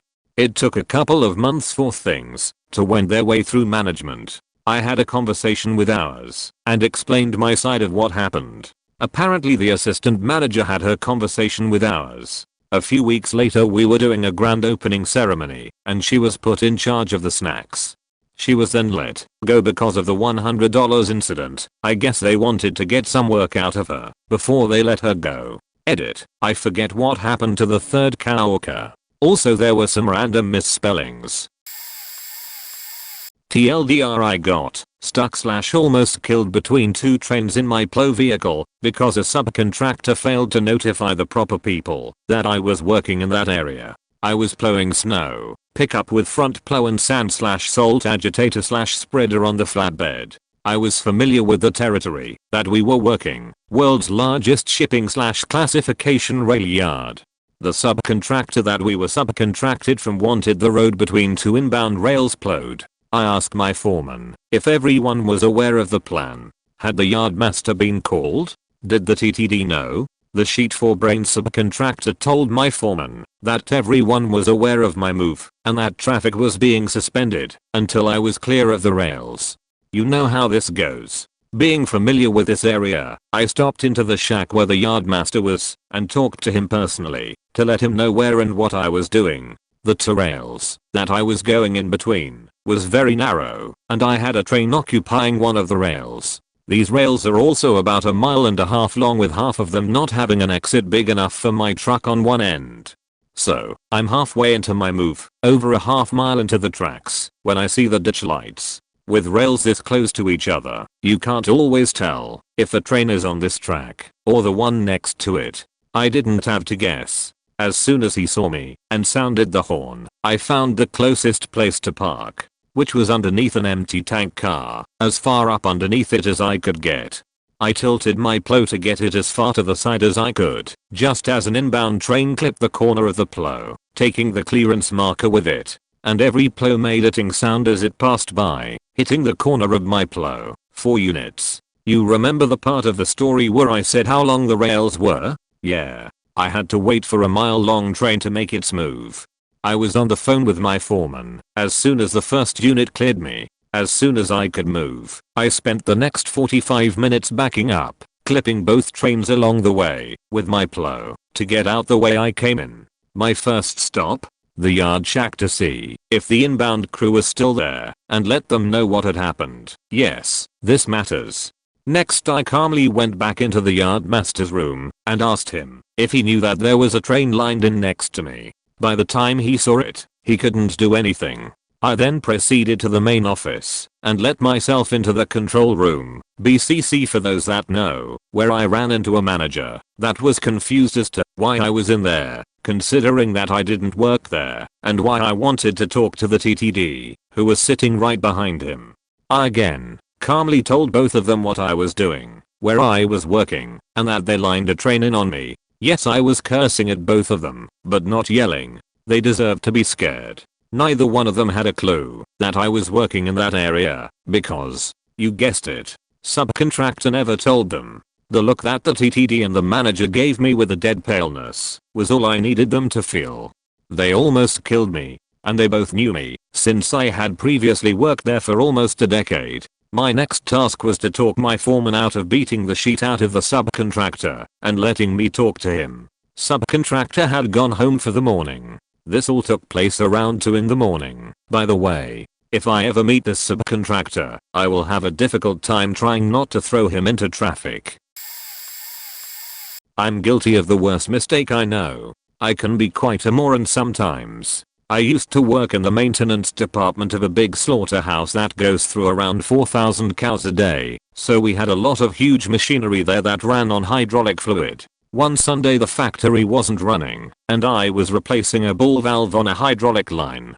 Well, it was lunchtime, so I left my work to continue after lunch. I forgot to screw a cover on the pipe, known as capping the line, before I left, and while I was on lunch break, someone turned on the hydraulic pumps because they had been off all day. I came back from my lunch break to see 250 L of hydraulic fluid all down the drain, all over the walls, floor, even the ceiling, lol, and one very angry supervisor. Even though this happened 20 years ago, I can still remember him screaming at me, how many FAKNG times did tell you to cap the faking line if you geo somewhere? For sake, you faking idiot. Ironically, the only reason why the hydraulic pumps didn't run out of fluid completely and the pumps didn't cave in as a result was because someone did the exact same thing in the past and did cave in the pumps cause the fluid reservoir ran all out. So a low-level alarm and emergency shut-off valve were installed after that incident, which means that I didn't ruin anything, just gave everything an environmentally unfriendly bath. Obviously no one wants to work maintenance in a slaughterhouse either, so I didn't get fired or even sent home early for that.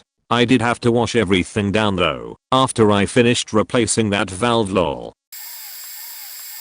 I manage an auto repair shop. One time a few years ago the owner of the place hired a new mechanic just out of school over my objections, since when I interviewed him, I came to the conclusion that this guy was an idiot and had no idea what he was doing. The reason he was hired was because he was the only applicant that had an automotive degree. A 2-year degree from UT, with a letter of recommendation from one of his instructors. He also had a huge brand new $20K Snap-on toolbox filled with probably another $20K of shiny new Snap-on tools that looked like they had never gotten dirty. First morning on the job, I don't have time to shadow him to assess his skills, so I give him a routine easy ticket that any first-year high school auto shop student could handle. No problem for someone with a $30,000 2-year post-secondary UT degree, right? Car needs 4 tires, new ones are over there, go change them. An hour later I look up and realize the car is still in the bay, so I go out and see the guy standing there at the tire changer machine just looking at it, not moving. "What's up?" I asked. Turned out he had no idea how to change a tire. When I inquired whether they had not covered that in his college program, he said they had demonstrated it briefly once, then went on to more important things, like race cars. I showed him how to change a tire and watched him try it himself. He proceeded to rip the tire pressure sensor off the wheel with the machine at a cost of $100 to the shop. I demonstrated it again on the 3rd tire. On the 4th one he did it again. Another $100 sensor gone. I assigned one of the other guys in the shop to give him a practice wheel and make sure he got it figured out. By the afternoon he could change a tire all by himself and did it several times while I watched. The next morning I gave him another set of tires to install. I came out into the shop after a half hour because I was not hearing any noise and found him staring at the machine again. I forget how to do this. I demonstrated it again and walked away. He proceeded to destroy 4 more $100 tire pressure sensors within the next hour. Before the end of the day he had managed to also break the air inflator on the tire machine. The third day I gave him another tire to change and watched as he did it. He was ready to destroy another sensor and I stopped him in time. Everything I assigned this guy to do was the exact same way. He damaged almost everything he touched and could not do even the simplest jobs. He could not change a serpentine belt. Kept insisting after working at it for a couple of hours that it was not possible to change the belt on that car. One of the other techs walked over while on his way out the door at lunchtime, popped the old belt off in 2 minutes, and installed the new one. He then took the new one off, put the old one back on, and walked out the door. He could not figure out how to remove a glove box door to replace a cabin filter. He destroyed a $800 steering knuckle on a customer's car when trying to change a wheel bearing by wailing on it with a 5-pound sledgehammer. He had only removed 2 of the 4 bolts holding the wheel bearing in. I had to make the other techs watch him whenever he brought a car in before lifting it up to make sure he was not going to drop it on his head and kill himself. He did know all kinds of stuff about racing cars though. Problem is we don't work on race cars. It took almost 2 weeks of daily hell following this guy around cleaning up his trail of destruction before the owner would let me fire him. I have no idea how he got that UT degree. All I can think of is they hand one out to anyone that shows up and pays the tuition. The last I heard he had gotten a job at one of the local GM dealers 2 towns down the road. They called for a job reference. All we could do is confirm that he worked here for 2 weeks and had nothing else to say. That should tell any hiring manager all they need to know about a candidate, but they hired him anyway.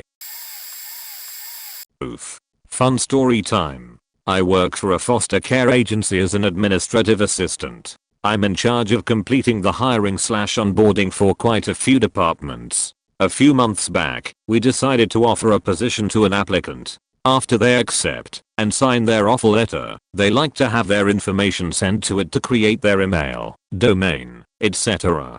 In order for me to do this, the applicant had to supply their SSN on their application. It should be noted they are not required to put an SSN on the application to submit it in order for me to hire them on our stupid our software program. As most of you know, this is information not usually given until the day of onboarding, but they want their equipment assigned before day 1. Welp. Since I couldn't put the applicant in a pre-hire status for it without their SSN, I had asked my program administrator on how I should proceed. My idiot of administrator sat there and proceeded to try 10 random SSN combinations until one worked. He then informed me that I should do this for future applicants and then update the number on day of hire. I flat out refused. Not 20 minutes after the information was submitted to ours, an email came through saying that the SSN number submitted did not match the name of the applicant and was flagged. My boss, the idiot who suggested this, forwarded me the email and wrote, FYI. In all of my years of working management and admin, I've never had someone so absolutely faking stupid to suggest this as a solution instead of reaching out to the applicant and having them edit their application, which they can 100% do. I worked for a very large bookstore, one that is owned by a big corporation and is a chain. Anyway, I was one of the children's leads, but was actually trained in every part of the store except one. The head manager hired this moron as an assistant manager. He had been working in the store 10 months at this point. All he cared about were games. He constantly screwed things up, especially the schedule. He was just really clueless. One day, he comes up to me as I'm working and asks where the bestseller bay is. Bestseller. Now on your first day, you are trained on where everything is and the bestsellers are kind of important. Well, being that he is an assistant manager and had been there for nearly a year, I thought he was joking. I said, haha, you're funny, but I'm really busy. He gets angry and yells at me and says, I asked you a question. I'm a manager and you damn well better answer me. Well, He not only got the attention of every customer in the area, but 3 aisles over, the district manager had just walked into the store. She came over to find out what was going on and AM said, "She's not answering me when I ask simple questions," and he goes on a rant. When he finishes, the DM looks at me and I said, "When you asked where the bestseller bay was, I thought you were joking, being that you've been here for almost a year and you're an AM. I couldn't imagine you didn't know where it was." The DM looked at him and said, "You don't know where the bestsellers are? How can you not know that? How are you supposed to train others if you don't know that?" She took him to the office and well, he didn't last much longer. I also got a job in another profession. But if you work in a bookstore, know where the bestsellers are. This took place while I was a first year welder. He was a third year and was returning to school in 4 months to get his journeyman ticket. I worked FS, he worked MT. I came in at 6 AM Friday morning. My boss told me that I just needed to drill one more hole in this custom made piece of aluminum plate about 4F5F. It was super easy work, only needed 4 small holes drilled into it so it could be bolted up. I look at the spot I'm supposed to drill, I'm thinking dang easy job. I then look at his holes, there's a washer about 4-inch diameter. I look at the other two, same thing, I'm thinking these are only supposed to be 1/2 inch diameter at the most. So I remove the bolt to check and behold there is a hole the size of a fist drilled and grinded out. I call the guy mentoring me, he looks and calls a supervisor. My supervisor, bless his soul, saw it, told me and the other guy to not touch sheet and walk away. He phones the other supervisor on his day off to come and inspect it, and turns out he faked up a second plate as well. Each plate was around $10,000 since they're custom made. The biggest issue was the project was supposed to be shipped out Monday morning, so they had to reorder with rushes costing even more. The third year came in Monday and was fired on the spot. He also put on stairs the wrong way, and when they wouldn't fit he used oxyacetylene torch to cut the holes bigger. All freshly sandblasted and painted parts. When I was in my early 20s I worked at a Wendy's in NC. At the end of the night the frosty machine gets broken down to be cleaned. It's been years, but let's see if I can remember. First, it needs to be switched to thaw, so the remaining frozen mix melts and can be collected to be used the next day. Second, a hot sanitizer solution gets run through the machine while the parts are still spinning. Third, once fully drained, the motor is switched off and the machine disassembled for cleaning and storage overnight. Pretty simple, right? Well, there is this one particular coworker that neglected to follow the first rule of step 3. After draining the sanitizer solution, he started unscrewing the bolts on the frosty drawer face. Once unscrewed, he then slid the bar out and realized the whole shaft attached to the motor, blades and all, was still spinning. Instead of realizing his mistake and flipping the switch to off, this dumb idiot figures any other day, I just need to pull the shaft towards me by less than 2 inches to detach it from the motor. I'll just do that now. Before my screams of stop reached his ears, his whole right arm was mangled by the shaft. Luckily nothing snapped off. He just walked away with a dislocated shoulder and elbow and was out of work for almost a year. Stupid.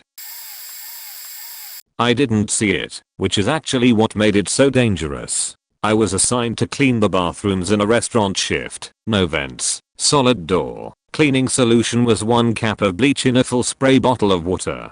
New girl, NG, was told to make the cleaning spray by a manager. Terrible manager for many reasons, one of which being she didn't tell NG the proportions.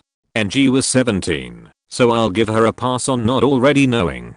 The cleaning bottle was opaque, so I have no way of knowing the bleach concentration when it was given to me. I went into the bathroom and sprayed a couple times on the toilet seat before cleaning. Instantly my eyes were watering super bad and I couldn't breathe. I was hacking up my lungs and had to crawl on the bathroom floor to get out to the main area.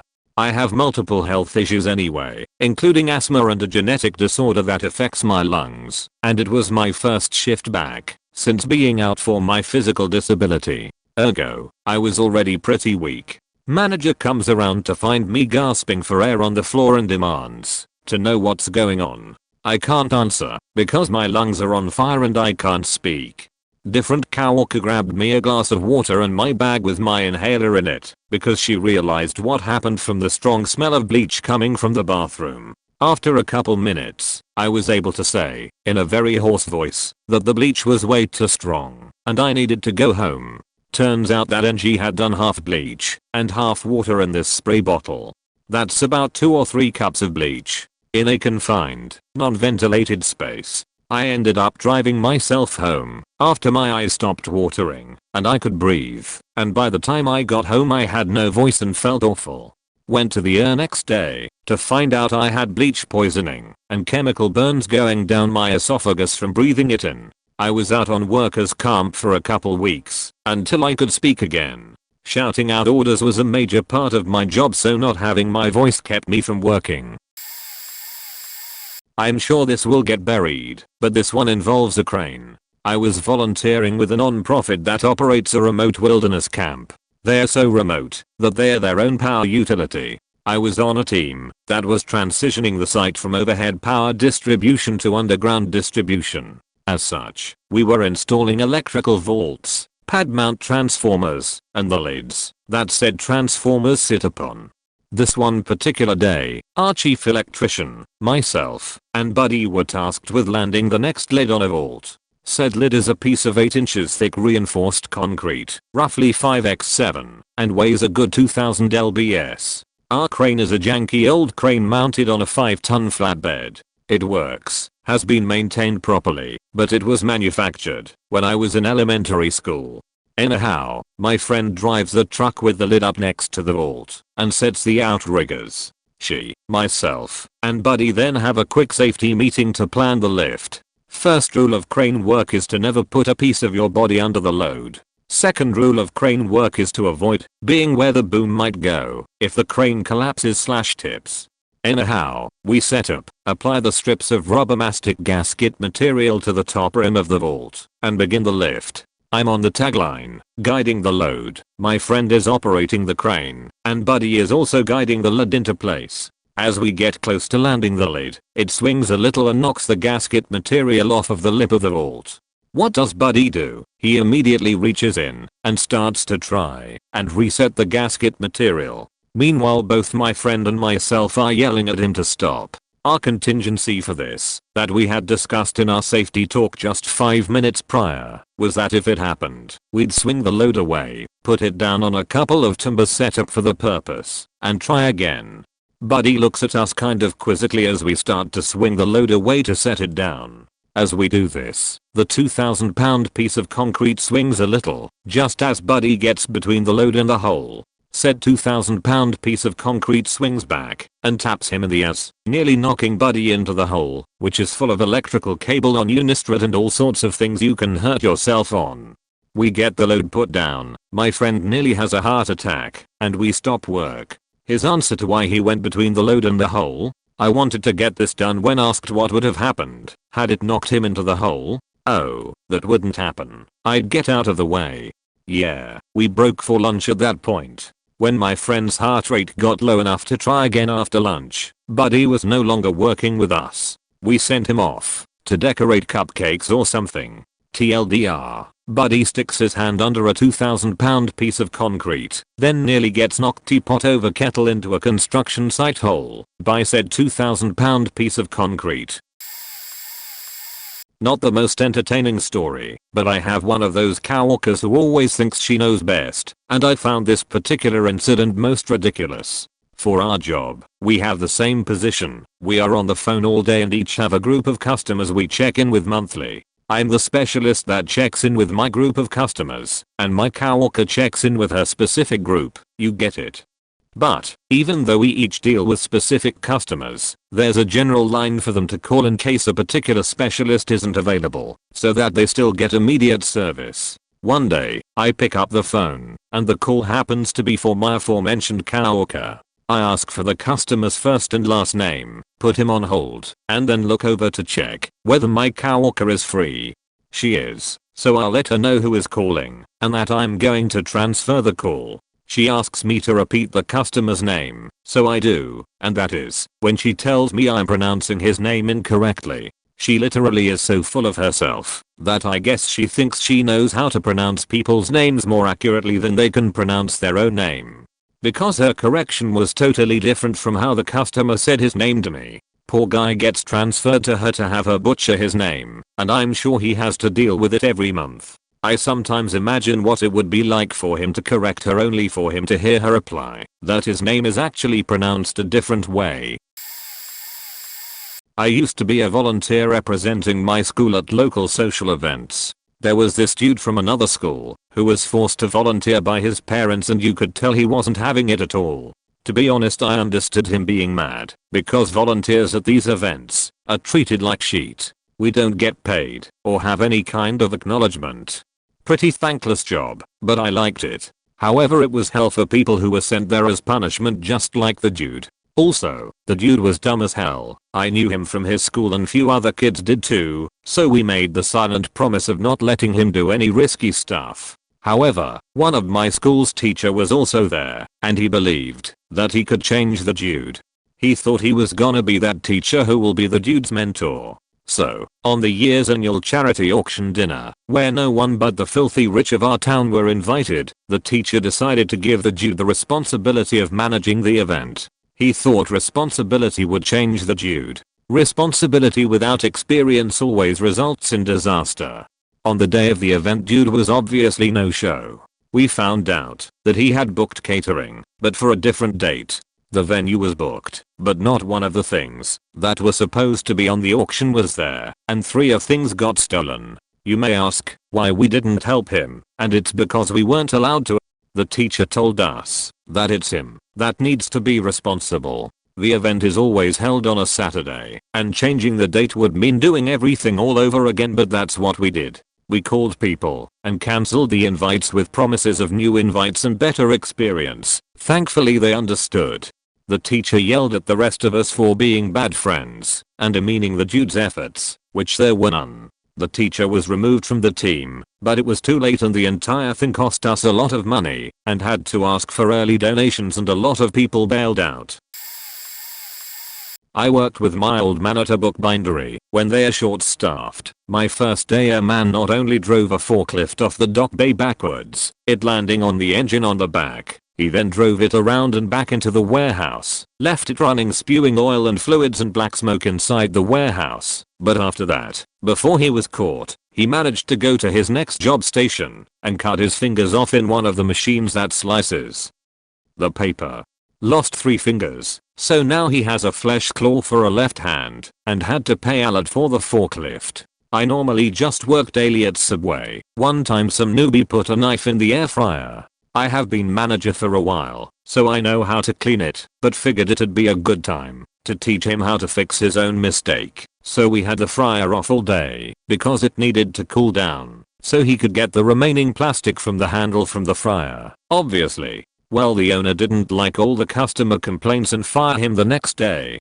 I also worked at the deli in Publix for a year. Saw a lot of stupid fuck-ups there. Just little stupid mistakes. But one time a newbie sliced his finger on the slicer because he wasn't wearing the proper gloves, and one of the other employees just kept using the slicer to try and finish the customer order. Like, when that happens, we have to shut down the entire slicer area for the day to be sterilized. I actually have more of these than I thought. Worked at a fireworks stand, and an employee tossed his cigarette butt out to a dry nearby field, which instantly caught on fire and then set off several fireworks that were sitting separately from the main tables. Worked at Outback. One of the fry-side guys dropped his hat in the cheese grater, tried to grab it, and almost lost his hand because he wouldn't let his half-grated hat go. Worked at Target as LP several years back. Saw so many other LPs get fired for stealing. Work at Goodwill, same thing. So many people got sheet canned for stealing, even the store manager. I worked at a Marzetti production plant. Marzetti the salad dressing. It was peak quarter and there was an army of temps milling about. One of them turned out to be a goofball I went to high school with. Kid was nuts in school, had a listening problem, and hated to be told what to do and not to do. After a few days I just by chance happened to look up to see this guy jump on a stand-up style forklift and take off. Now, for the last few days the thing these temps have heard the most is that they are verboten to touch any power equipment for any reason. Well, this guy was not a natural forklift operator. That particular model, when moving in a fork's forward orientation steers in reverse, meaning right turns you left and left turns you right. He was the last to find out about this critical bit of info and lost his sheet when control of that 2,000-pound death trap went the way of the dodo. In his effort to regain control he hammered on all the controls like a day one Mortal Kombat contender. Up went the fork assembly. At full speed he ran that fork assembly into a vacuum tube that was 1.5 feet in diameter. Its function was to move finished Italian salad dressing to bottling. The impact stopped the forklift flat and out came a torrent of Italian dressing flowing in what could only be described as a violent manner. He was engulfed and carried off of his feet. It was an amazing sight. The dressing didn't stop for a solid 9 minutes. What I was told in a company-wide meeting a week later was some 150,000 plus gallons of delicious Marzetti classic Italian hit the floor. No one in the plant worked for more than a month. The cleanup cost was enormous. It's a sterile facility due to food production for human consumption. The FDA were a regular sight going to and fro. I never caught up with my friend of old to get his side of the aftermath. I later found out the temp service was sued. It was faking wild seeing that salad dressing tsunami sweep him off his feet. I'll leave off there. My coworker, which was my friend, hooked up with a woman at school and smashed her. He told me he didn't wear protection because it felt good. But I told him he was an idiot and to start wearing one. Now, me and the rest of the boys that knew my coworker, who was my friend, were the types of dudes that think that if my coworker, who was my friend, were to knock up this woman, which we all knew, his life was going to be a shit show. Flash forward a few months, he got her pregnant and got married to her during his school days. Their life together was great at first. Flash forward a few years, my coworker, who was my friend, dropped out of school with his wife. Their kid, who was 6 at the time, was going to school, and his wife missed out on her early adult fun. Like going out to parties and having fun. She starts doing that, going to college parties and flirting with other guys while my coworker, who was my friend, was paying the bills. He finds out that she, his wife, was flinging with another dude. Flash forward a few more years. She does this more frequently. It wasn't until his kid was 10 that he filed for divorce. Though this post was about an incompetent coworker, it didn't really define what the environment was. Lol. His dumbest mistake was not wearing protection, which he was incompetent of.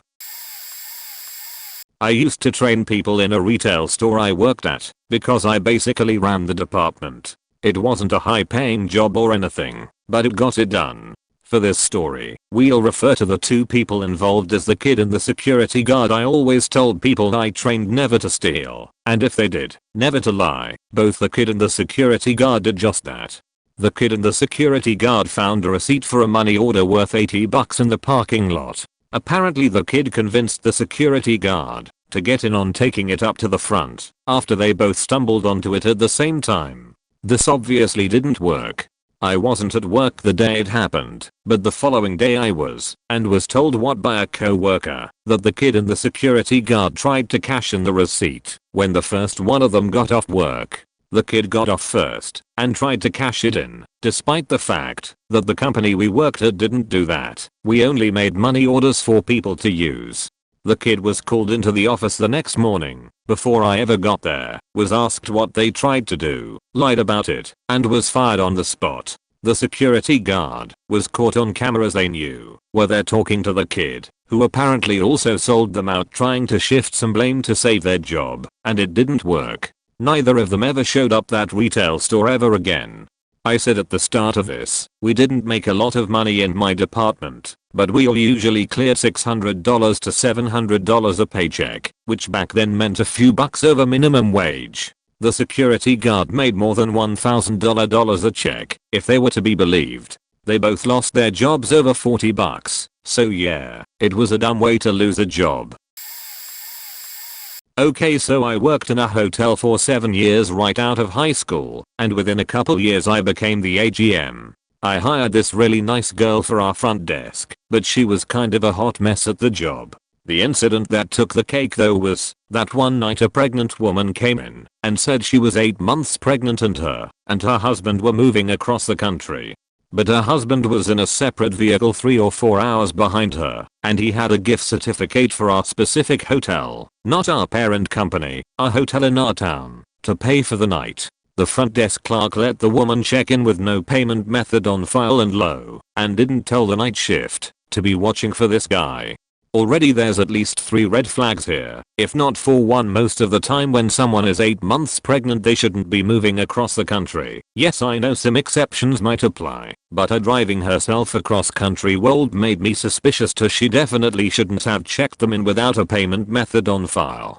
3, she should have told the next shift they hadn't paid for. What is someone from out of town doing with a gift certificate to our specific hotel? Checkout time rolls around the next morning and our housekeeper checks this room. They're still in the room. So I call up and let them know checkout time was a half hour ago and that I noticed they hadn't paid, that they need to stop at the desk to settle up for the night before leaving. Pregnant lady says she needs 15 minutes and she'll be out of the room and downstairs to pay. No problem, I thought. 30 minutes later they still haven't come down. I go up to check the room and a different housekeeper tells me, oh yeah, they left, but they took the back stairwell. Well, that's suspicious, but not unheard of. I call the number on file and can clearly tell they are driving down the interstate when these morons answer. I explain who I am and that they need to come back to pay us immediately or we'll involve the police. Now their story changes and they gave the girl last night their gift certificate. I tell them that isn't true because we don't have the certificate and they need to settle up immediately. This all devolves and I call my general manager who asks for their phone number. Apparently he lost his sheet while speaking with them and they threaten to come back with a gun. What the fuck? So cut to my GM paranoid sitting in his office on his day off with his handgun, getting repeated phone calls on his cell from the psychopaths.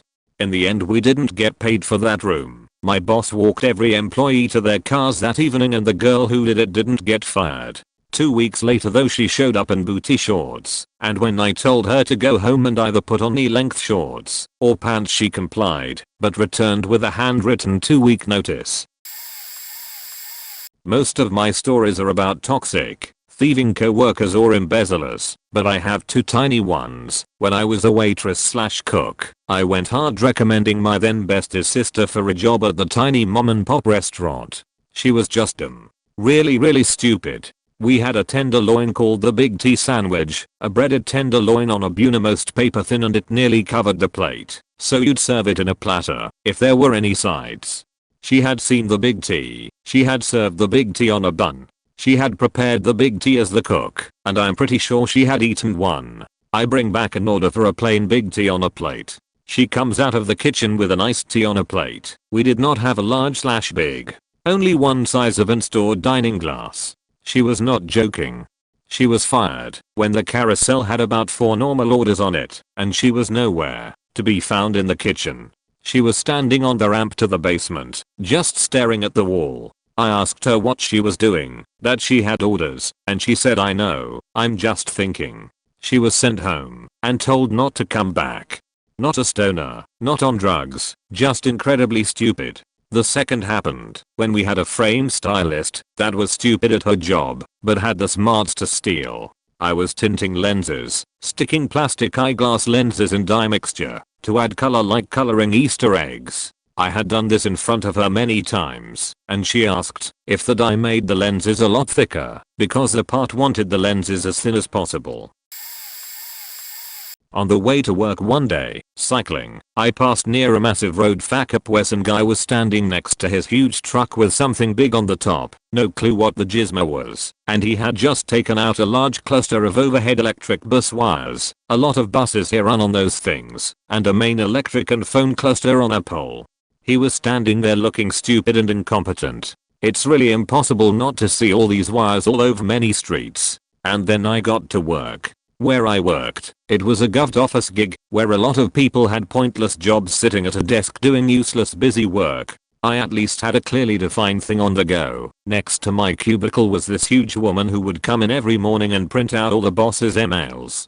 Everyone on a single page per email, or more pages, if they were long emails. Wait, actual FY print emails? And that was her main gig in the mornings. Hundreds of them. One morning she brought along her usual trough of a bowl, huge bowl, of some sort of breakfast cereal, and a liter of milk on top. Huge. She sat down and spilled the entire thing on the floor next to her chair. Did she clean it up? Haha. She left it there and immediately called janitorial services and yelled at them to get someone up there, to clean it. That I saw them do. I worked at a fruit storehouse with many of the people who had too much free time in high school. I got plenty. Racing around on forklifts doing loops and all, eating a stolen mango in front of the boss, hitting an avocado against the box hard in front of the boss after he told him to not hit the fruit hard. Tell a supervisor I'm high as fuck after she told him he smelled like weed. Try to fill a standard box with as many size 24 avocados as he could. Size means how many you should fit in a box. He managed 38. Sent a box packed full of rotting avocados we had to throw away, to be placed on the order pallet as a joke, adding his number tag and all. Ask me, a basic employee, if the trash bin was for throwing away the trash and then days later refusing to perform a task because they're all different workers, thank God, had been given another task before, and that was her task. And the best of all, the same one who said he was high as fuck allegedly beat up his wife and fled from the cops in his car that he then allegedly abandoned in the middle of the highway to come running in for work, apparently to hide here, causing him to get arrested in front of everyone. Allegedly he was also high. Days later he comes back. I ask him how he got scratch marks on his neck, and I quote, translating, so not actual quote, but the closest I can get. Oh, this? My feisty wife got mad and hit me. But don't worry, I hit her harder. The my task girl got fired the same week of the incident for insubordination. The high guy got fired for feigning illness a week after th incident, after he had been doing it for a month. The rest finished their contracts in due time. There are 3 mistakes I didn't see, but would definitely get a spot.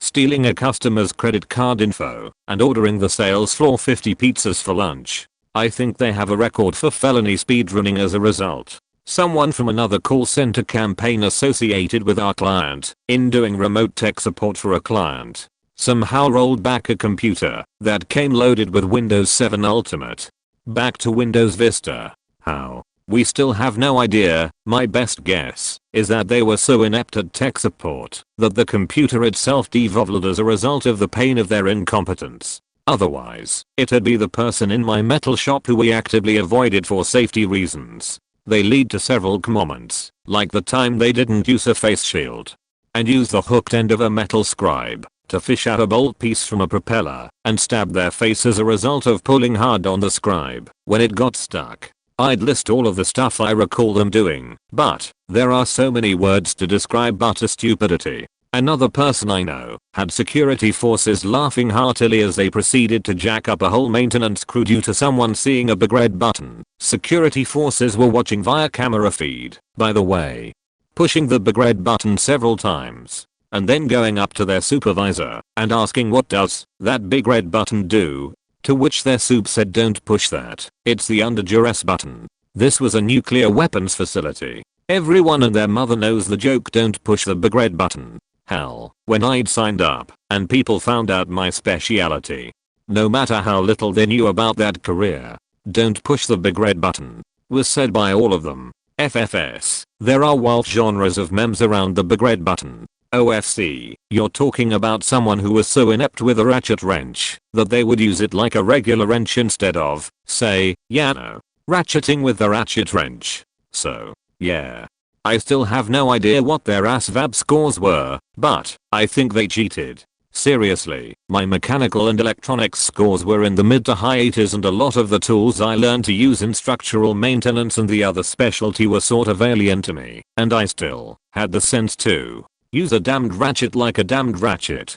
Hell, this inner city girl who hadn't touched a tool in her life didn't know how to use a ratchet. It took me 5 seconds to show her, and then she was good to go. But that button pusher, I'm thoroughly convinced there was some sort of top secret experiment to see if you put a perception filter on a chimp to make them look human, if they'd start acting like one in terms of using human tech. It must failed miserably. Not a coworker but a sergeant I was deployed with. We were comms technicians. The core of what we do is rectify faults, often by methodically isolating what bit isn't working and then fixing/replacing that part. So we had a laptop that connected to a satellite. These satellite stations only have a limited number of channels. If they are all in use, we cannot connect. Sergeant did not believe this and insisted on us continually dialing until it worked. Eventually he gets frustrated that repeating the same process repeatedly isn't miraculously causing a different result. He asks if it is the single cable between the laptop and the piece of equipment. I say no. I had admittedly replaced a broken cable earlier and replaced it with a new one.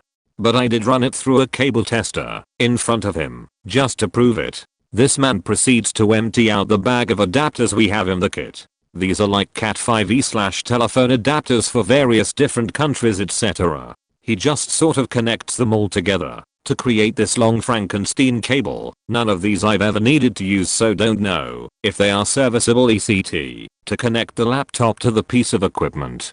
Proceeds to continually dial to no avail and would not entertain any notion that the Frankenstein cable was not needed.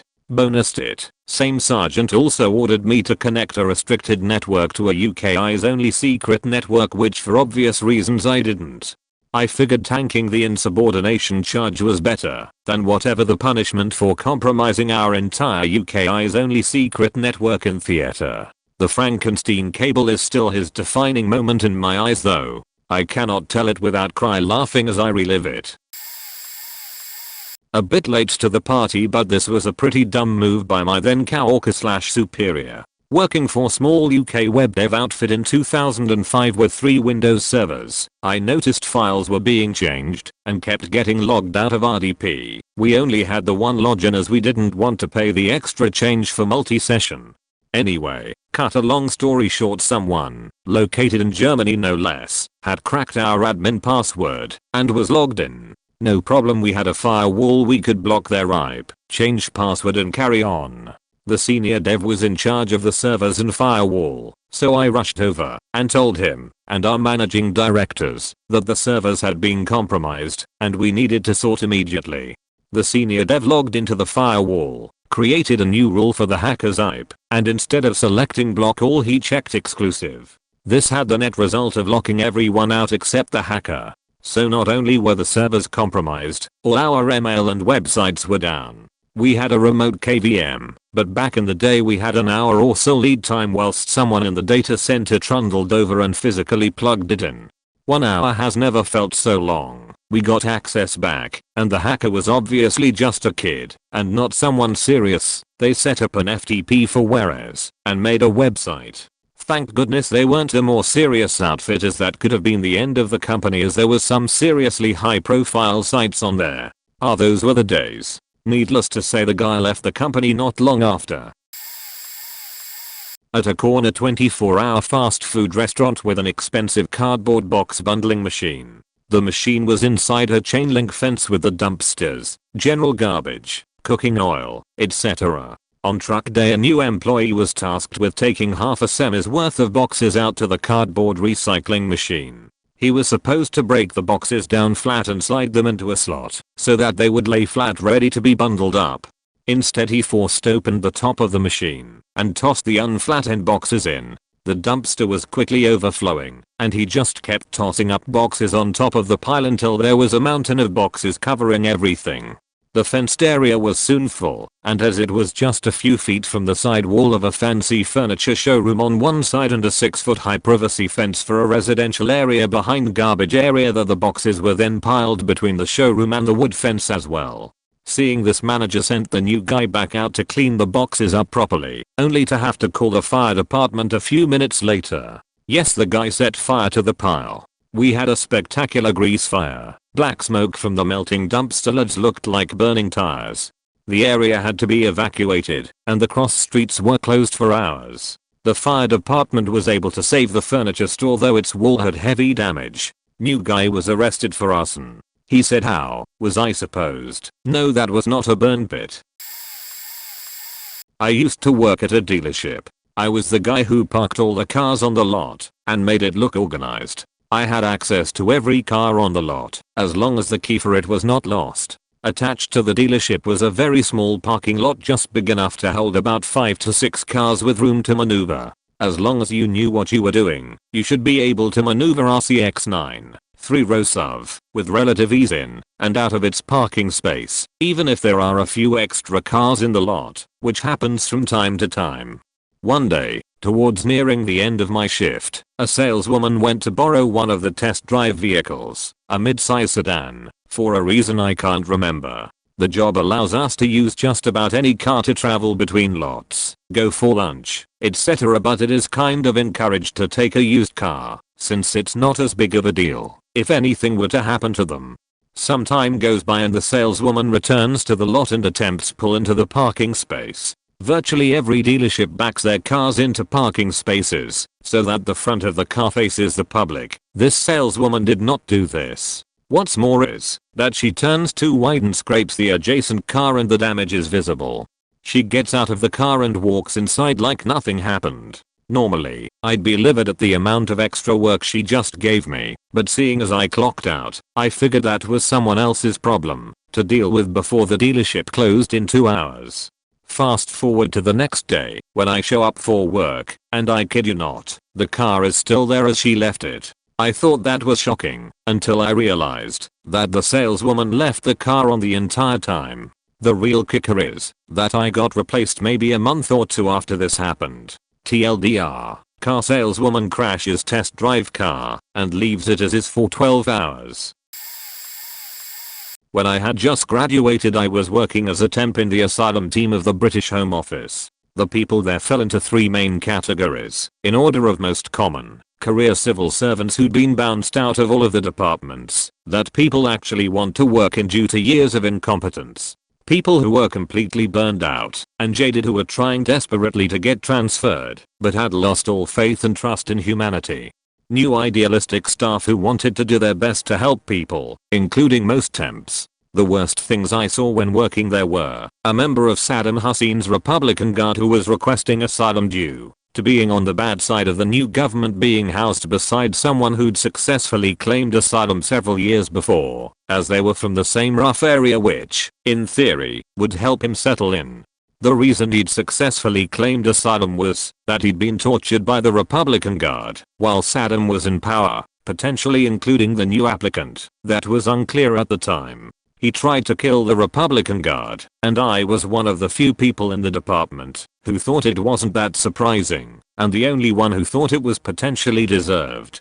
A member of the deportation team forgot to tell their superiors that a convicted rapist had died, leading to a manhunt and thousands of lost police and asylum team hours. In the same month, the same deportation team member chartered a flight to deport a Liberian man to America because some of the place names sounded similar. Those mistakes cost the Home Office over £200,000, and they didn't even get a dressing down from their boss as they were active in the Civil Servants Union. I worked with a dude who was so incompetent it was unreal. I'm not sure how he was even hired. My favorite thing he did was print signs for artwork on pastel green paper. They all went on ivory paper. They were all over the store. He did this several times, and one day I finally caught him in the act loading green paper into the printer again. I asked if he was colorblind. He assured me he was not. About a week in, he broke his thumb while moving. He was hired to be a custom picture framer and assured us he could still frame with his hand all bandaged up. He could not. We offered several times to take framing off his plate while he healed, but instead he just did everything very slowly and awkwardly to I don't know prove himself. I was a vastly more experienced framer and could have stepped in any time, but I guess he wanted to struggle. He constantly answered questions from customers confidently and wrongly. Tiny store, so I always heard and had to correct him. Faking embarrassing. There were so many more things I can't think of right now, but he was finally fired after closing the store without locking the door. I think of him from time to time and wonder how he is managing life. I work at a hospital and our desk staff rotates through the different departments, so no one department is ever short-staffed. So sometimes they are checking patients in, sometimes they are sending reports, sometimes they only focus on one particular task, so there's no confusion. They recently got a new girl there. She's nice, but her training has been a car wreck. Don't get me wrong, everyone makes mistakes when they first start out, and the rest of the staff here watches out for them until they learn, and things smooth out. That's normal. Not this new girl. She's training for two particular things, registering her patients, and registering diagnostic imaging patients. For her, it's all pretty straightforward, as long as you pay attention to what you're doing, while diagnostics is similar, and has a small book, 10-ish pages, made by the other staff, to show all the steps, if you're ever lost about something. If it's something weird, the techs and other staff help out. All in all, the average person could have a good grip on it in a week and it's a pretty good job. This new girl seems to refuse to learn, and does not give a shit about what she does. So far, in the past 3 weeks training, she has sent the paperwork and doctor's note for the wrong patient. This happens every second to third time she register the wrong patient under the wrong name. There might be a communication issue between her and the patient, but she didn't bother to verify his info to avoid this, order the wrong exams on the patients numerous times a day. This wouldn't be an issue if it was something strange and uncommon, but I do about 20 chests raise a day. Those are common, but she still shads those up, leave patients waiting for registering after being triaged cause she isn't paying attention. The Linux is right in front of her. I can't wait for her to be gone. Worked for an ISP as a network surveillance tech. This ISP also provided the private internet connections to the Prime Minister and other government officials. One day, a business tech supporter for some unknown reason locks up the Prime Minister's internet connection. Selects the delete account option. Not cancel subscription, just straight up delete. He is then met with a pop-up saying this is a high value customer, are you sure you want to proceed? And a timer. He clicks OK, and another pop-up greets him. There is no recovery options for deleted accounts. Are you sure you want to proceed? He clicked yes, and just like that the Prime Minister's internet was dead. This immediately set off alarms all over the company, especially in the surveillance center where the Prime Minister's internet flatlined. It took a complete sales rollback for the entire day. Every order was cancelled in order to restore the accounts to their state at the beginning of the day.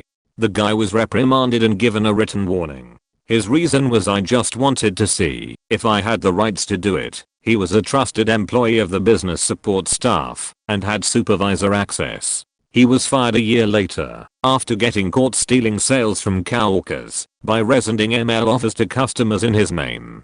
He would wait for an offer mail to pop up in the system, then contact the customer and tell them there had been a mistake and he was resending their offer. When the customer accepted the offer, he would get a sales bonus. Holy hell, I can write a book about this. Half the stories just from my last job. First up, the maintenance guy who tried to unlock the electrical cabinet to a CNC machine by sticking a small common screwdriver into the USB port. The guy that actually succeeded in inserting a cordless drill battery into the charger backwards. A fresh out of high school new hire that asked me how I got that big chunk of ice into the 3-liter plastic bottle on my bench.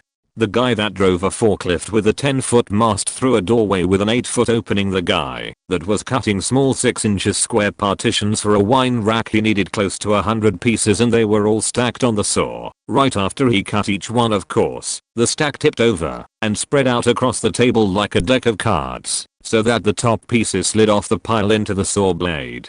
It was a tabla saw machine gun spewing parts all over the shop. The moron that had Mama's BMW and roasted the tires as he left the company parking lot only to lose it and spin into a 30-foot deep culvert. The 3 moron managers that basically talked the company into spending $10 million for a CNC finishing system that increased shop scrap rate by 100%. When they finally figured out that you can't cut wood parts after they've been fully finished, The guy that opened an inspection door to a 2000-degree kiln while it was still in an active cycle melted his face instantly. The volunteer fireman that stood in front of a 3 feet wide open access panel to a burning sawdust silo and opened up with the hose full blast. The flash explosion knocked him 15 foot backwards into a chain fence and into the hospital. The forklift operator that was in a hurry unloading a lumber truck sitting in the parking lot while it started raining. He was hauling as full speed inside the building until he didn't see the vertical I-beam support and pierced the steel with one of the forks while his unbelted as ate the mast.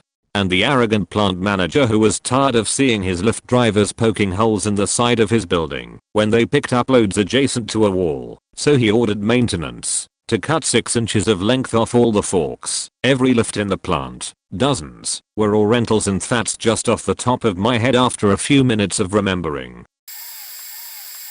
The first year of my first job as a lifeguard during the summer, a fellow first year guard was transferred over to our pool in the middle of the summer from a different city pool about 20 minutes away. I don't like talking bad about other people's intelligence or competence level, but this was one of the dumbest people I had ever met. Some backstory. Basically, the pool he had previously worked at was having problems with their dive bay because a nicer, better pool had gotten their pumps replaced. Their old pumps were spitting debris and too much chemicals onto their pool, and the city decided it would be a good idea to hand down the broken pumps to this pool's dive bay. I should mention that this location had 2 separate pools, one for ex-swim and one for diving. When they turned the pumps on, it of course started doing the exact things that made the better pool replace it. They had to shut off the pumps and close off their dive bay until they could fix the pumps, which meant they had to shock the pool several times a day to keep it chlorinated. This means that there was a high level of chemicals in the water, which was unsafe for swimming. Now, back to the kid and the reason he was transferred over to us. You might be able to see where this is going. We'll call him Billy. Billy had been there to witness the broken pumps. He had helped shock the pool several times. He was well aware of the issues. But one day he was asked by a group of people if the dive bay was open so they could use the diving boards. Any other guard would have said unfortunately not. We are having issues with the chemicals or something along those lines, and the swimmers would go on with their day. But not Billy. Billy proceeded to get off stand, walk into the office where he grabbed the keys to the closed and locked dive bay and opened it. There were people swimming in the broken pool and he did not see anything wrong with it. I'm not sure if it was another guard who was coming to rotate him who saw it first, or if the pool supervisor came outside, but Billy was in big trouble when the supervisor saw. The swimmers were immediately told to get out, and Billy was reprimanded, and he seemed to have either forgotten why it wasn't okay to let people swim in there, or hadn't pieced together all the details which were clearly right in front of him. The supervisor wanted him to get fired, but decided to have some mercy on him, because it was his first year. So he was transferred to our pool. The reason was that most people who worked at our pool were a little more mature, the majority of our guards ranging from 17 to 25, while his old pool had only guards under 16. He didn't cause any more huge problems like that one at our pool. But he said many other things that left me in awe by how dumb they were. One time he tried to tell me that fish didn't need oxygen because there's no oxygen in water and it would be okay to put an airtight lid on a fish tank. He was serious. He didn't end up coming back after that year. I work at a dupant factory. When I started I was in the Tedlar wind-up department that makes the Tedlar PVF film. Stuff that like Boeing uses in their airplanes. Fireproof material. Basically to sum it up, it comes out of the casting area suppy and hardens as it travels through a big oven, which then comes out of the oven exit and onto these spinning cores that weigh a couple tons. It was our job to take the cores off of the rotating turret, houses 3 of the cores. When they reach their specified weight with a hoist, the hoist lifts the core off of the turret with hooks, and then you replace the core with an empty one and throw it back into rotation. Anyways, faking idiot that thought he knew it all goes to take off a 3,800-pound roll of film. Doesn't lock one of the safety pins in place, so when he hits the air for the chuck from the turret to take the weight off the turret and onto the hoist, the core just faking drops down off the turret and smashes the ground. Full roll of product, expensive as fuck. Had to literally shut the whole line down and have a crane come in from the outside and open the roof up to get the dropped core out. Big production time loss and profit loss. Thing is, this guy started way before I did and should have known better. And he didn't even get fired either. Mayo. Could have been a lot worse though. If somehow it managed to make it to the floor before falling off, it would have crushed somebody if they had been underneath it. Last Friday, junior employee needed a system configuration change approved at the 11th hour because he was asked to by another team to do that. He got all the senior staff on the call to talk through it. At 5:30 PM on a Friday, we asked him repeatedly about the background. He said he didn't know. We got other team members on the line to clarify requirements. More people had to be called. Senior management got invited. We had to write up the problem statement to get the approval from the C-suite. Email write-up went out to 100 plus people. C-level approved the request. Email was sent later from someone downstream that it was already approved by the junior himself. He could not only not figure out that this was the prior approval, but didn't even say a word about the long history stretching back over a month. 4+ hours wasted for 10+ people on a Friday night. C-level now thinks we're incompetent and not talking to each other. Junior denied all responsibility and lied that the situation was different. Anyone not a noob wouldn't buy that BS, as the facts are obvious to anyone not junior. Instead of it being a coaching opportunity, he may get canned. Working on setting up a TV show. Second one I'd done for this crew, third day, and it's around lunchtime. I'd been setting up part of the live audience staging area in a scissor lift with the big boss wife when a team lead from the previous season arrives. Imagine like a Native American version of the rock and looks / build, except he constantly has a packet of American Spirit ciggies rolled into the end of his t-shirt sleeve. He was local and had been doing this with the team since it was started, mainly for his physical presence. I was the only crew member not from the state, literally flown in from overseas because of my skills. He asks me what I'm doing in a lift and to come down. I point out big boss assigned me to this and I've been doing it all day with her points. He says oh, walks off. 20 minutes later he's in the other scissor lift, maneuvering it on the far side of the building, putting stuff up on the wall. There we are 40 feet up hanging signs when he hear a loud clunk and a no sheet and a hissing. We look over and the other lift has a bunch of people running to it and some fluid pooling at the bottom of it. The lift slowly moves forward and after moving about 4 feet there's suddenly a huge jet of water shooting out from the wall under so much power that it's not hitting the floor until about 30 feet later, despite being only 4 feet up. Moron had hit and bust the 5-inch water main / fire hydrant connector. Extra problem, the rest of the crew had just spent all morning laying out all the power cables we'd need and hooked them up. So there's a fire hose of water shooting out onto a ton of live electric cables, just running on building power. When shooting we would have 2 generator trucks providing most of the power, so we had to come down and race to the fuse room for the building, guided by radio as everyone else was on the far side of the water, to shut off building power before it blows the entire building power system and all the equipment we had. Luckily, no injuries, no real damage, except 3 hours for the fire department to approve the fix on the pipe.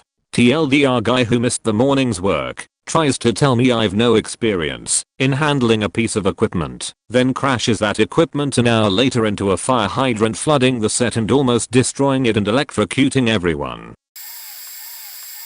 Dude was a junior desk side support guy. This was a long time ago. We had a problem with a printer used for printing out orders to our shipment area that got its data from a terminal on the other side of the building through basically a long Ethernet cable connected with a null modem. Now this thing had worked for years, long before I was there.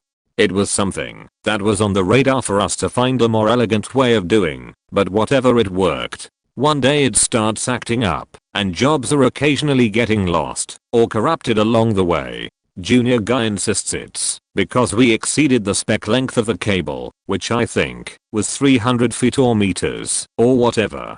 We debated if it even applied in that use case, but the thing had worked for longer than this dude was probably alive for. Regardless, we conceded the problem was most likely along the cabling, proved by jerry-rigging a new cable across the floor, and would get the low voltage guys to pull us a new one. Union shop, we couldn't touch it in a few days. He was dead set though that the problem was going to be the cable length and wouldn't let it rest. So he goes and gets a ladder and climbs into the rafters with a tape measure in some ill-sighted plan to measure the cable length. Of course he fell and broke his leg. Best part was 2 days later, when they pulled the new cable, they just used the old one to snake it through. So we had the old cable to measure. It was under the length he insisted it was. Okay, I got 2 different people from 2 different jobs. Okay, names changed, even though they don't deserve it. Grace was an FSA, food service assistant, at a housing unit I was a chef at. Grace had a hard time with life. She deliberately tried not to get along with other staff. An example was she got mad at me for taking a cart she was using for 3 card boxes. They were stackable and weighed a total of 2 pounds, so I could do a cooler prep run. Had to take an elevator. She generally used a cart for all things, so she could use it to support her upper body point. She would choose times to organize countersigns. Low priority. During lunch rush. Rushes were at highly predictable times. She lost her car one time. She swore she parked it at lot 55, which was on the opposite side of the campus, and would have been an hour and some change walk. It wasn't at 55. All other full-time staff starting singing I can't find 55 tune of I can't drive 55. New hires would get 36 hours of personal time right away, the other 100 or so vacation hours weren't usable until after 6-month probation. She used all her personal time after 2 months, and for some reason hours let her use her other vacation time too. No clue why. She was basically never there, which was fine with me because she was useless. But when she inevitably didn't make it past probation, which surprised her, she couldn't file for unemployment because she owed the university money. Jacqueline worked at a nursing home with me. She would use bathroom cleaner for cleaning kitchen and dining room surfaces. That kind of cleaner is too concentrated for food surfaces. Was told use multiquid. Refused. So I hid it so she couldn't hurt anyone. She would forget where the menu was. If she didn't want to make something, she wouldn't do prep on her weekends because she was too busy. There was at least 3 hours of downtime both weekend days each. If you did do all the prep and 3 meals and set up and took down the dining room, not technically our jobs, she just liked to sit too damn much. She still works there. Honestly, with Jacqueline, management was arguably the incompetent one there. There were others of course, like another FSA at the uni who made a trans kid cry for being trans and was overly misogynistic towards female managers. He didn't make it for months. I don't work in that industry anymore. TLDR, Coworker stole cash from our store and tried unsuccessfully to pin it on me. I used to work as an assistant manager at a dollar store. Management in our store was chronically understaffed, so imagine my joy when they hired someone to fill a management position that had been vacant for months. At first glance, the new girl was incredible. She was a hard worker and highly motivated. At the end of one of her first shifts, she called me and we talked for an hour about ways we could improve the store. I was really impressed with her and enjoyed working with her until one day, a few weeks into her employment, I came in and was informed by our store manager that she no longer worked for the company. Why? Well, some of our customers would leave without taking their receipts. Finding receipts from our store on the ground was a common occurrence. This coworker would pick up the receipts, and if it was for a cash transaction, she'd take it to her register, perform a post void, essentially deleting the transaction from all records and pocketing the cash. Furthermore, she signed my name on the receipts, so when the corporate overlords inevitably started investigating the higher than usual number of post voids, they'd look at the receipts and think it was me. There were a few problems with her logic. During my time with the company, I had built a reputation as an honest, reliable, hard-working employee. My store manager and our corporate overlords had complete trust in me, so when they saw my initials on the post void receipts, they immediately knew that something wasn't right. NLY management was allowed to perform post voids, and in order to do so we had to put our credentials in. She had no idea what my credentials were, so she had no choice but to use her own, which was reflected on every single post void receipt. She could sign my name all she wanted, but the receipts still showed that she did the actual voids. Now, these receipts required a second signature, and it was plausible that maybe I did sign off on the receipts, until they realized that every single one of the post voids in question was done during days and times that I was not on the schedule and not in the store. The corporate overlords even checked our timekeeping software to see if maybe I had come in when I wasn't on the schedule to cover for someone, but nope. There was no possible way I could have signed those receipts because I was not physically present in the building. So yeah, that was pretty stupid on her part, but there was a silver lining to the incident. It brought home the importance of cultivating a reputation for reliability and integrity at work. Had I not consistently behaved with honesty prior to the incident, I might have been treated as a suspect in the theft because my character would have been deemed consistent with someone who would steal. Instead, I was never under any suspicion whatsoever, and I would have had no idea about the investigation or the attempted frame job if my boss hadn't told me. Worked in manufacturing a long time before changing career paths. Had a guy come in new, super confident, always talked about trying to join the Air Force, have to be pretty smart to get in, was definitely a ladder climber kinda guy anyway. I'm burnt out at this job, but I had to train the guy. I've done the job so much I can do things with my eyes closed. It doesn't take a lot of smarts to do it, just attention to detail. I'm showing him how to place PCBs, printed circuit boards, into a machine that will add a coating to protect the components. It's a thick gel substance that covers them. If you put the board in wrong, or don't change the program, it coats all the wrong parts, and because I was the leader in that area, I had to scrape them clean and do the whole thing over again. It's a mess.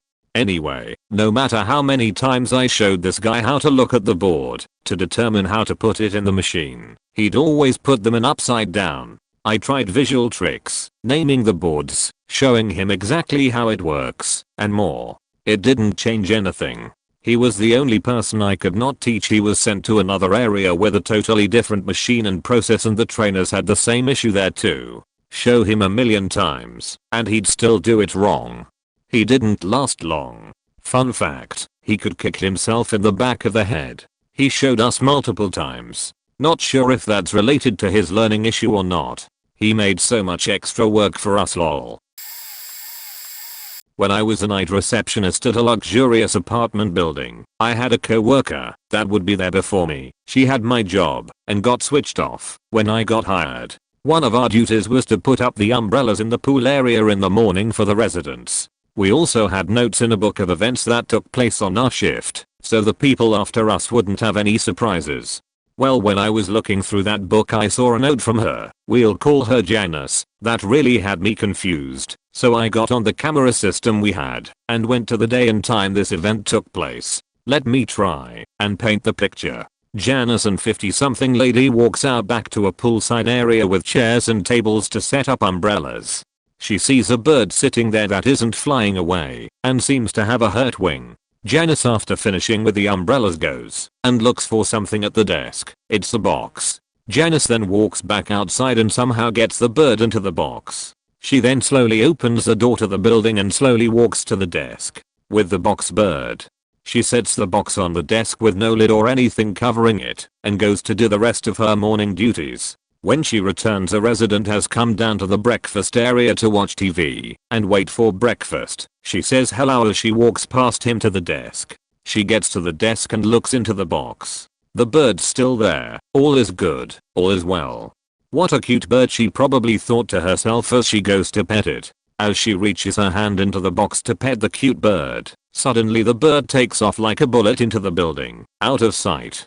Goes up to the second-story balcony that overlooks the front desk. Now I would like to ask, when this happens, what would you, a rational person, do? Call the manager? Tell the boss? Call animal control or something of that nature? Well, you have to remember Janice is incompetent and irrational. She watches the bird take off and is now loose in the building somewhere out of sight. She probably thinks to herself, I really should do something about that, but that is a passing thought that doesn't stick. Instead, she walks over to the one resident and chit-chats with him for an hour. It wasn't until housekeeping found the bird about an hour and a half later, when they showed up, that she thought to mention it. The absolute worst part of this story is that wasn't the reason she was fired from that place. I have tons of stories of Janice doing weird stuff that makes no sense to anyone else but her. All practically fireable stuff to any good management. The reason she was fired died because she refused to take the trash out in the mornings and left a big pile of boxes at the desk all filled with trash and just didn't want to deal with it. I'm a CNC programmer and the guy that usually trains new guys. We get a guy from the temp service that said he was a CNC programmer for 10 years. Cool. Will be easy training, mostly just showing him how we like things done at our shop, since every place does things a little differently. He comes in and seems like a fairly normal guy, little older than me. I'm 38 and I think he was 45ish.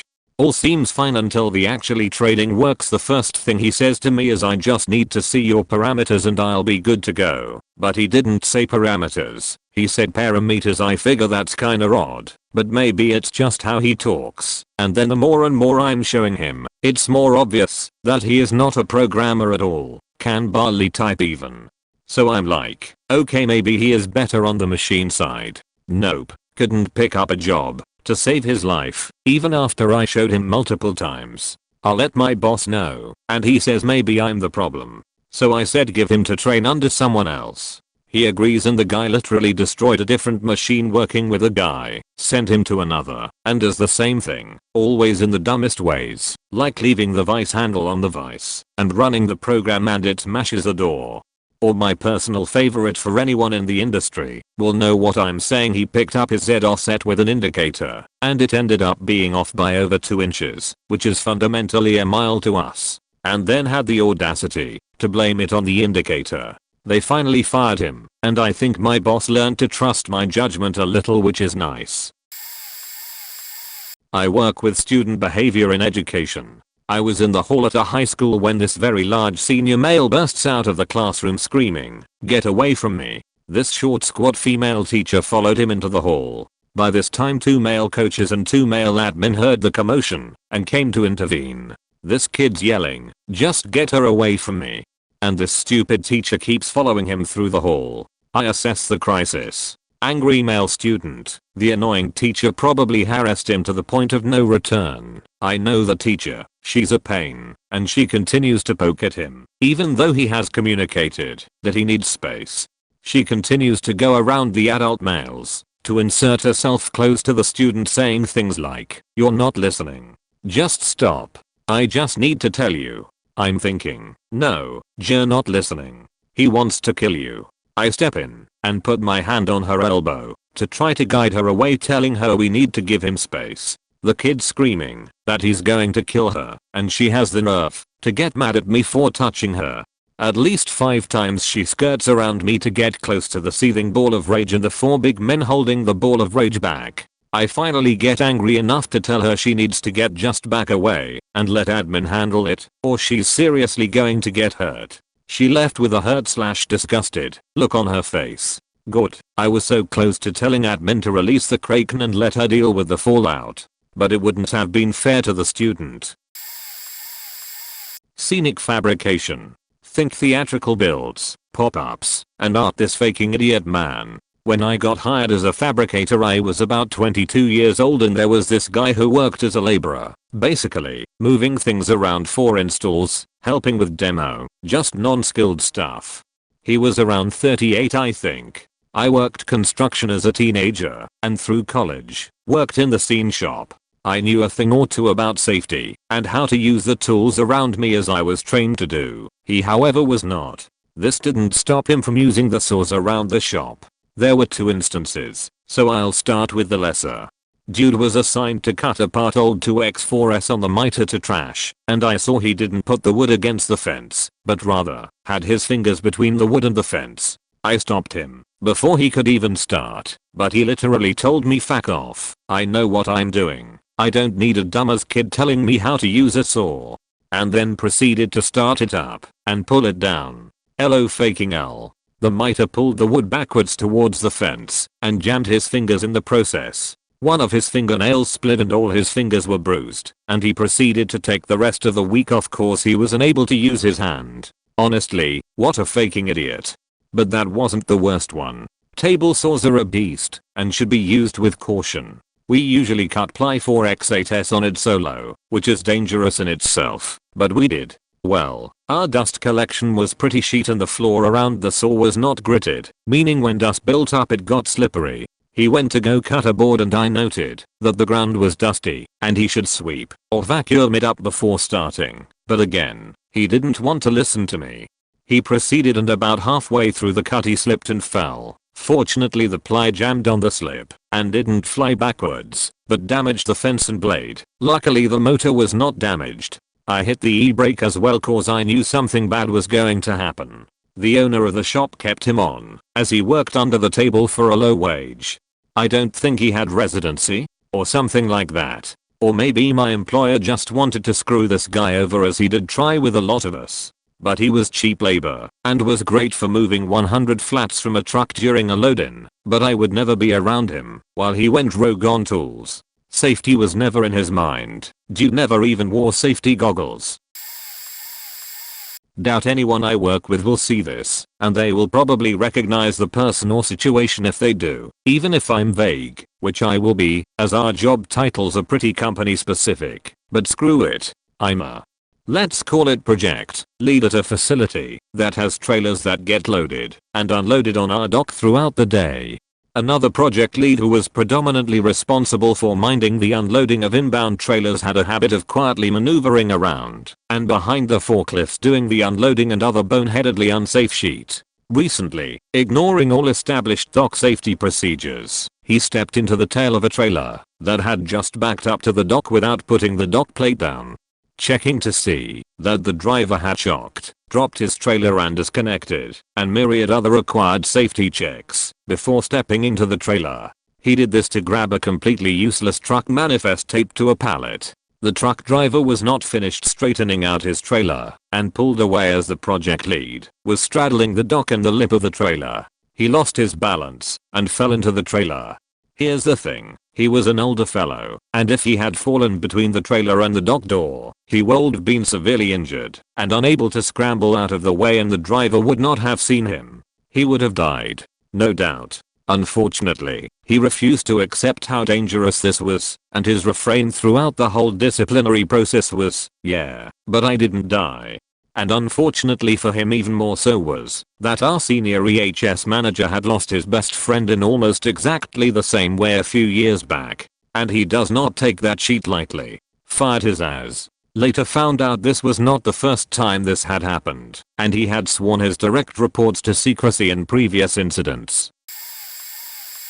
Worked at a bank that rhymes with bun crust. There is an imaging server that is used to image PCs and laptops. Normally we would hook them up on the imaging bench, cross-check the SNs we have are the ones on the computers in question, then log into the imaging server to image the computers. Well, we had this one tech, and I'm being nice here. He actually just recently learned to walk upright and was sent from the building across the river to help for the day. Who didn't quite understand how to image a computer, even after being shown at least 10 times. When using the GUI for the imaging software, you will be given a list of computers currently on the network. You find the computer you want, then drag the icon of that computer to the icon of the deploy image icon. This kicks the job off, and after a bit the computer is re-imaged. Now you can stage multiple computers to be imaged, so doing 10 at a time is no problem. That is not what this guy did. In the list of PCs at the top there is an icon called network. He dragged that icon to the deploy image icon. This started a job to re-image all the computers on the network, like over 40,000. This was started late Friday afternoon, then the guy left for the day. Let me add one other thing, Buncrest in their wisdom, if you want to call it that, not 2 months before outsourced all the IT support in the bank. The vendor, as you may guessed, hired people at less than half the rate of the old staff was paid. Well, lucky me, found a job in commercial line of business, so I was able to keep working for the bank.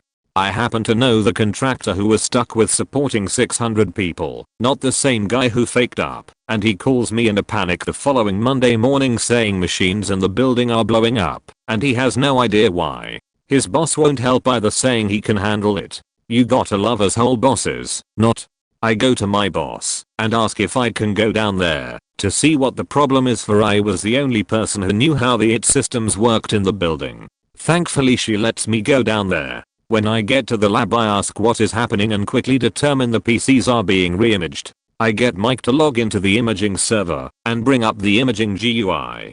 I see the machines are being imaged 20 at a time at random. For some lucky reason I'm not aware of, the only machines sit so far are the ones in the building and the building across the street. I stop the job and then look at the SNs to see whose computers got hit.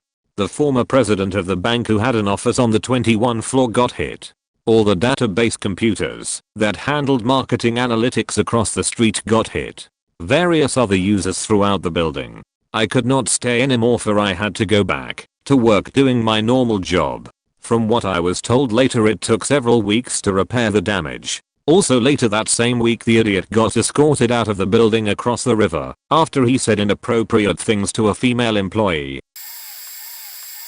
Back in basic training they put you through weapons training for stuff like the 50 calories at 4's, M203s, ECT, but you generally only get dummy rounds to train with for the explosives because that sheet is expensive. However, they generally have one or two of the real stuff because they want you to actually make sure you experience it. So basically everyone fires the dummy stuff like the tracer rounds or the chalk rounds, and then we gather round and see the fun sheet. We had an idiot manage to mess up both the AT4 and the grenade range. The AT4 he was selected to fire the real one, got up to the firing line, went to fire it, it didn't go off, so he did that thing where he facks around with it and then pulls the trigger, but he had taken it off his shoulder and angled it down, meaning it went off and hit the ground like 15 feet in front of him. Thankfully they have a minimum arming distance, so it didn't blow up and kill him, but that also means it didn't go off, so we were all robbed of a fireworks show. Then he almost killed someone on the grenade range. At feet. Jackson, the grenade range has 4 bays, and they are all arranged like pizza slices. Imagine half a pizza cut into 4 slices, and the entrance to the range is where all of the slices meet. Our instructions were simple. We'd enter the range, walk up to the little concrete bunker, the cadre there would instruct us on when to throw, and we were told throw it straight ahead. Now every other soldier that ever went through feet Bliss understood those instructions, but this idiot heard throw it straight ahead and thought it was straight ahead from the entrance, meaning he threw it from bay 4 into bay 3, over the berm. Thankfully the tower was paying attention and yelled at lane 3. Lane 3 cadre just tackled the soldier in training in the concrete protective area and everyone was fine. I was so happy to get away from this idiot. I worked a bump/weld crew for a rail company during college. It wasn't a glamorous job, but it paid pretty good for a college job over the summer. It's also highly seasonal, so they'd kick off around finals and finish for the season shortly after school started again. One of my co-workers who manned the rail saw needed to fill up, so he got the fuel mix and put the saw on its side where the fill cap was and filled it up. Once he was done he put away the fuel properly, then picked up the saw, completely oblivious to the fact he didn't secure the fill cap. Fuel everywhere. So he tipped it back on its side, refilled it, capped it, put away the fuel can, and hooked it up to saw the rail in the same area he just spilled fuel about a minute before. Then immediately started sawing the rail. Didn't take long before the red hot sparks from the saw hit the fuel still on the tracks from the spill and everything went up in flames. To his credit, he noticed the fire quickly and had the presence of mind to get the saw and himself out of the fire quickly. A couple of people ran over with our fire handling equipment, which amounted to little more than fancy squirt guns, and they were able to put out the fire quickly. Nobody got hurt. They remounted the saw, so the hot sparks were going the other way, and finished the job, while the water diluted the fuel as much as it was able to be. A few things I learned that day: when filling any metalworking gas-powered tools, be sure to do so well away from the working area. Ensure that all lids, caps, ECT are fully secured before doing literally anything else. Even if you have to step away for a minute to get something, cap everything, do what you need to do, then come back and uncap it. I never worked the saw, but I definitely learned that mistakes are easy to make, especially for a crew of guys watching this bozo do this and nobody said anything. I mean, we were all tired from working on the railroad in the sun and summer heat, but it's no excuse to be careless.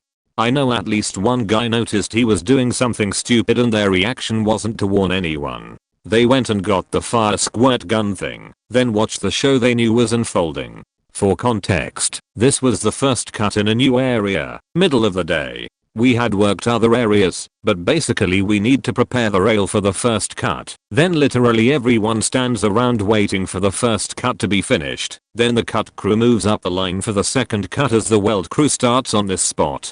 The crew I was on was bump/weld, which is a term for removing junctions where individually manufactured rail segments would have the clamps holding them together cut out. The rail would get bumped down from higher up the line and welded into a single piece. The first cut usually indicated the stress on the rail, if it was under tension or compression, and we would try to normalize that pressure inside the rail. There was a lot to it. 2 things on duty, 1 off. Worked with a guy that was dumb as a bag of bricks. We were aircraft mechanics in the F. First one. Aircraft gets back from a deployment. We are done taxiing the aircraft into the spot. Crew is off. Guy ducks under the aircraft and takes an antenna off the bottom with his head. Kept on going. He didn't feel a thing. One of us yelled, "Dude, you guys broke that faking antenna off. What the fuck? Dumbass." Oh. Turned around and kept working. Second one.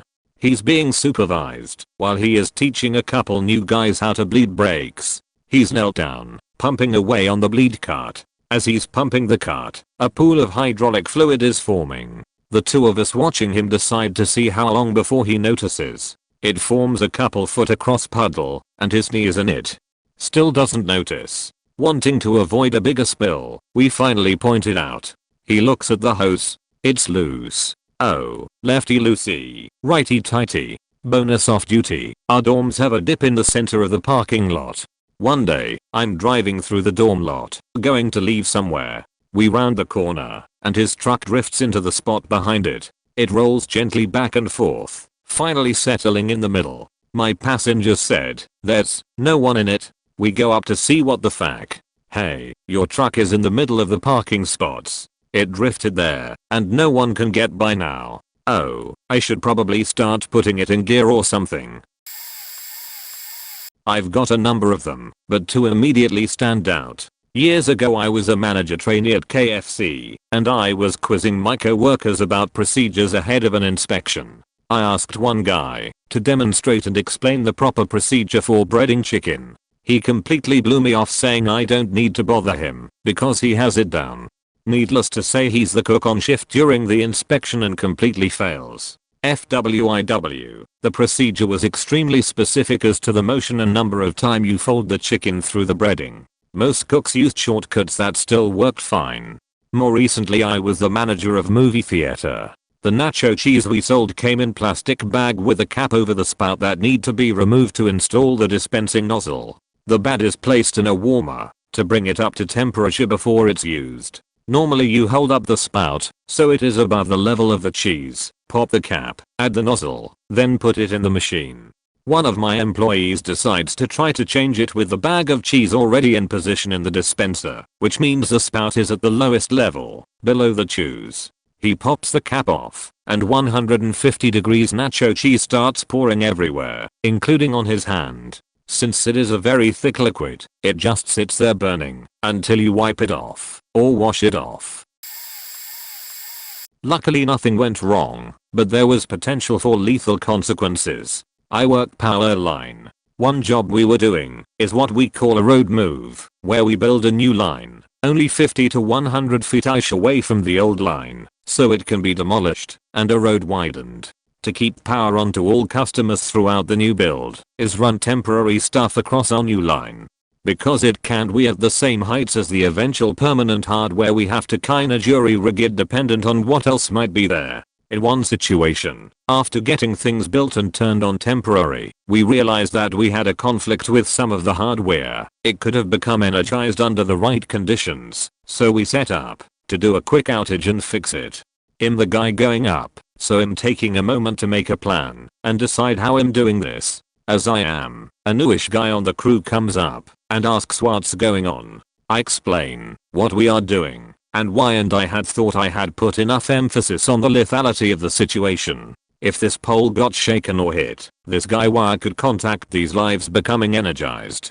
As I'm finishing, he gets a look on his face, and before I can react, he takes a kind of fencer's pose, and reaches out, and slaps the guy wire not once, but twice. As my stunders processes, I look at him, and ask what the fuck he is thinking, and reiterate how he could have killed himself, and me his response, well, I wanted to see if I could feel anything, and I figured, if something was wrong you would get me off.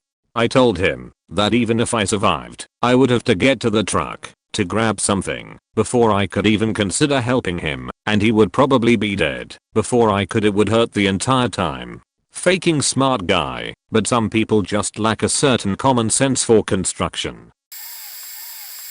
When I was in high school, I worked for an electrical contractor on major commercial jobs as a helper. One day, I and the rest of the job site hear this loud crash. Went to investigate and found one of our guys was working on lowering the main distribution transformer into the sub-basement, about 40 feet below the ground.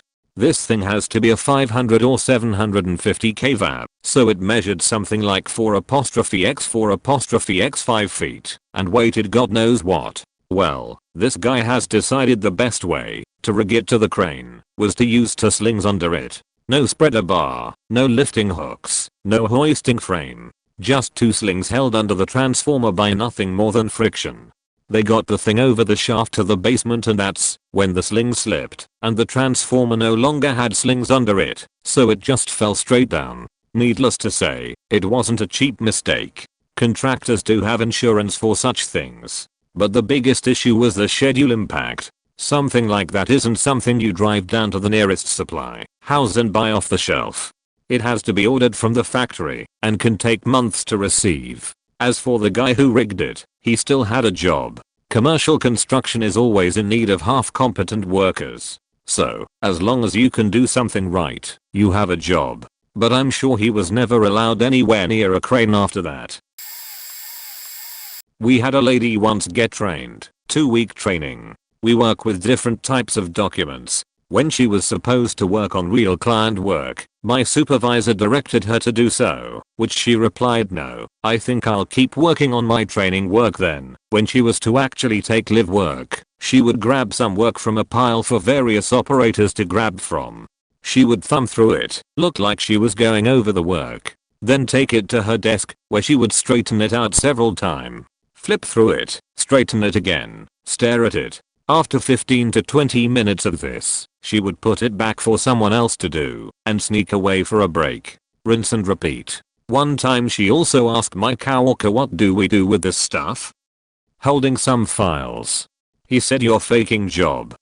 She slinked away again. She was fired after 3 months, but should have been after 3 weeks. But wheels turn slowly in larger companies. We had to check with ours and get 2 people's approval or something. When my supervisor fired her, he said she was completely in shock, like it came out of nowhere.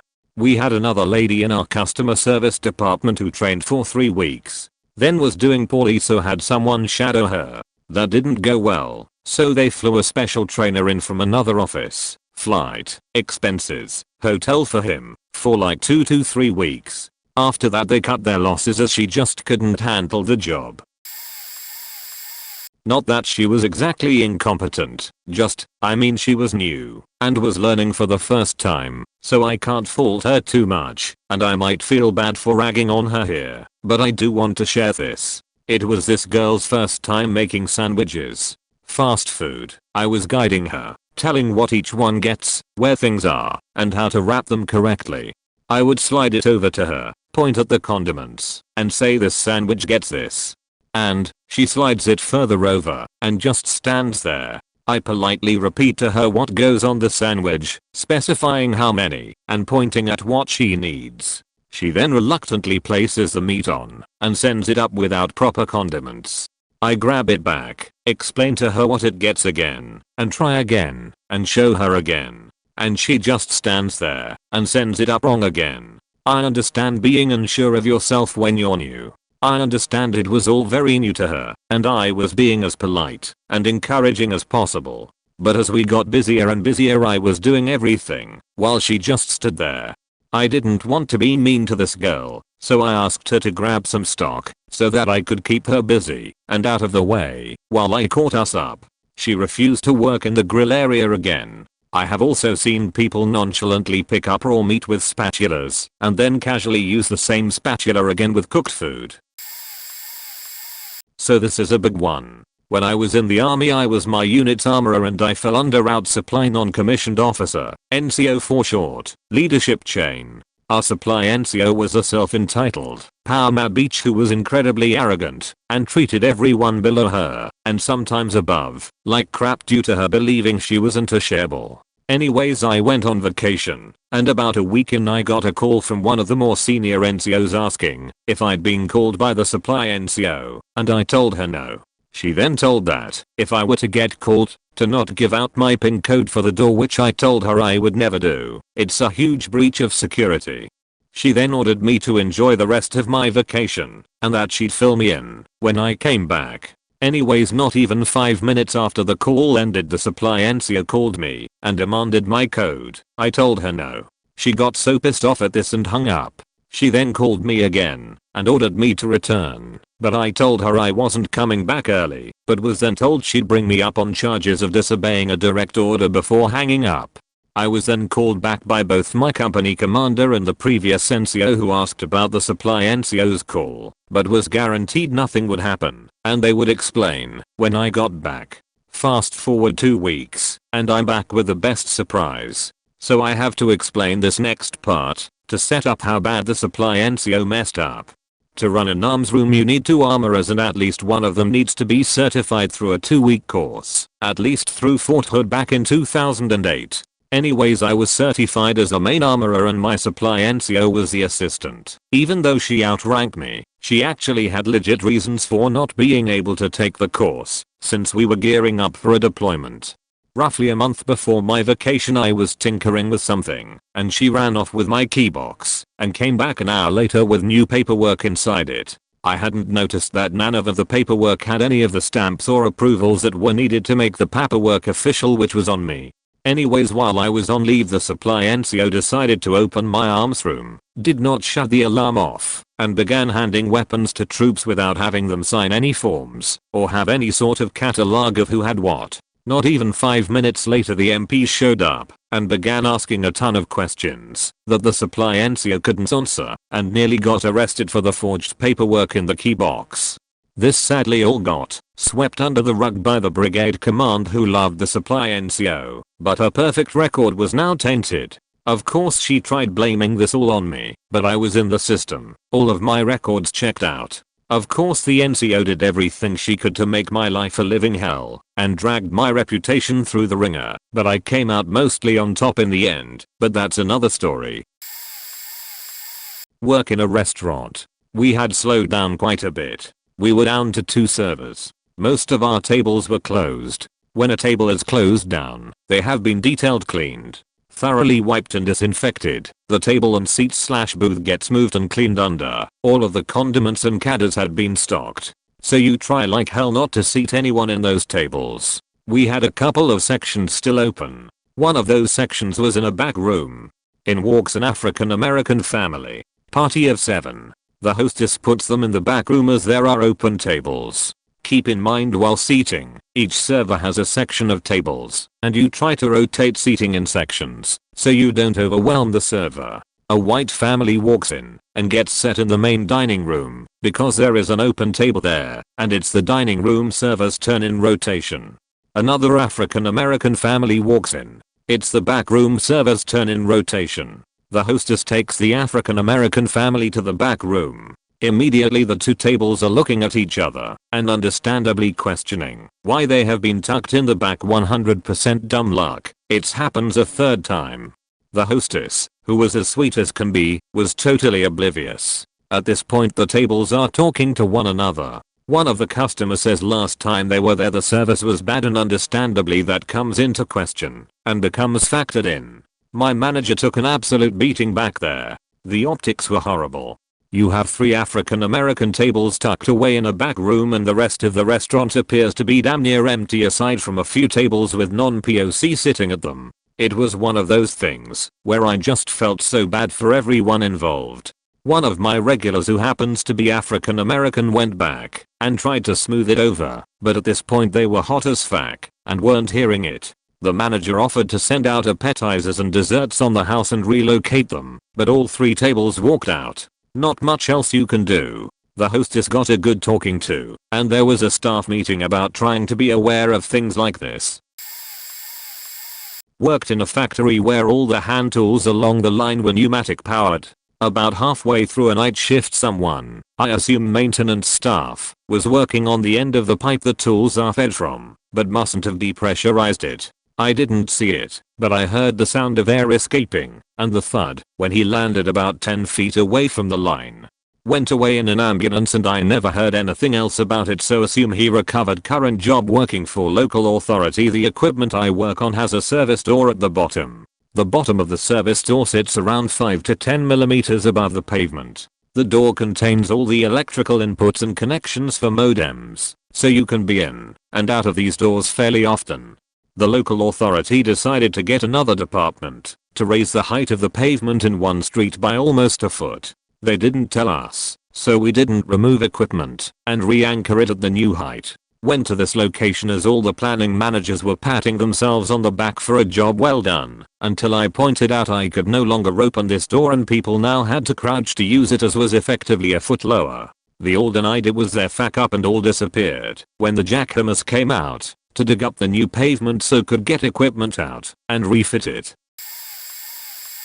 I work for a car manufacturer and have witnessed a colleague go into a cell of 4 robots. He picked up the wrong robot teach pendant and then proceed to drive it in manual into the back of his own head. The same colleague a few days later somehow managed to modify a different robot's positional coordinates about 1 meter from where it should have been. This position was only used if the specific application had a fault. In this case a welding application. If the weld failed, the robot would automatically move out of the way so that maintenance could go into the cell and test the weld. Anyway, it didn't fail on this specific weld for a few hours, and when it did the robot drove straight through the floor of a car body at full speed, and the damage was so bad that the cell didn't run for a few weeks after that. He denied any wrongdoing, even though he was the only one that had worked on the cell, and he had backed up his changes to a backup server which logged exactly what he did and who did it. There is no good end to this story, because this was about 4/5 years ago, and he still works for the company and still gets paid more than me and other more technically able colleagues. And yes, he is still making these sort of mistakes to this day. Working as a tutor in the writing center during grad school, I had a coworker who was a bit, let's say, full of herself. We had a frequent student, she came in like once or twice a week, who was a graduate student. First language was Chinese and was also deaf. Usually had a sign language interpreter with her, but sometimes not. All of those filters for communication sounded intimidating to work with, but really, this student was damn near native speaker, fluent in her writing. Full of herself, coworker grumbled about having to work with deaf Chinese grad student on a day the interpreter couldn't be there. Me, it's NBD. She reads lips and y'all can write back and forth. She's super fluent. Eye rolls from terrible coworker as she goes back after the session. Deaf Chinese grad student looks annoyed. Unusual. Coworker looks sullen and annoyed. Usual. Me, how'd it go? Terrible coworker. Awful. I don't know what you guys are talking about with her being fluent and easy to work with. She fought me on the craziest little things. Not terrible coworker. Like what? Terrible coworker. Wednesday. She fought with me for like 10 minutes about capitalizing Wednesday. Me, what? Terrible coworker. She kept randomly capitalizing Wednesday and wouldn't listen to me at all. Me, but you're supposed to capitalize Wednesday. Not terrible coworker. Yeah dude, terrible coworker. Huffs, you are not. That's dumb. Me, no, dude, it's a proper noun. Name of a day, you capitalize it. Disagrees with me, and not terrible coworker for like 5 minutes, before we just lean over and confirm we are correct with our supervisor. Terrible coworker. Well, whatever. She didn't have to be rude about it. This girl was in the goddamn English master's program and didn't know basic capitalization, or worse, how to check fiddly grammar/usage bits she'd forgotten, and instead just dug in her heels and fought because she was a native speaker. Come on. Undergrad lab partner counts as a coworker, yeah? In a learning psych lab class, we were doing an experiment with rats. Think, rat pushes lever to get food. Anyway, schedules necessitated running the experiment late evening/night. We would get the rats in their cages from the vivarium, bring them down to the room with all the gear, run the experiment for an hour or so, record the data, then bring them back to the vivarium and feed them. The details of the experiment aren't especially interesting, but it was well designed with control and experimental groups. We had been working on it for about a month and patterns in the data were starting to emerge. Now my partner was, well, not really excelling in this class and never really grokked what we were doing.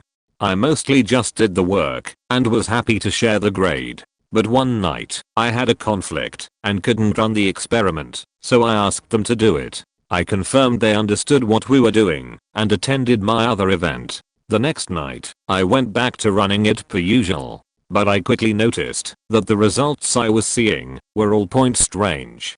I finished up and then asked my partner if that's what they observed. Well, they observed nothing in particular. So I asked whether the rats got put back into their correct numbered cages. That's when my lab partner let on that they had no idea the rats had to go back into the same cage. They were all now mixed and mingled.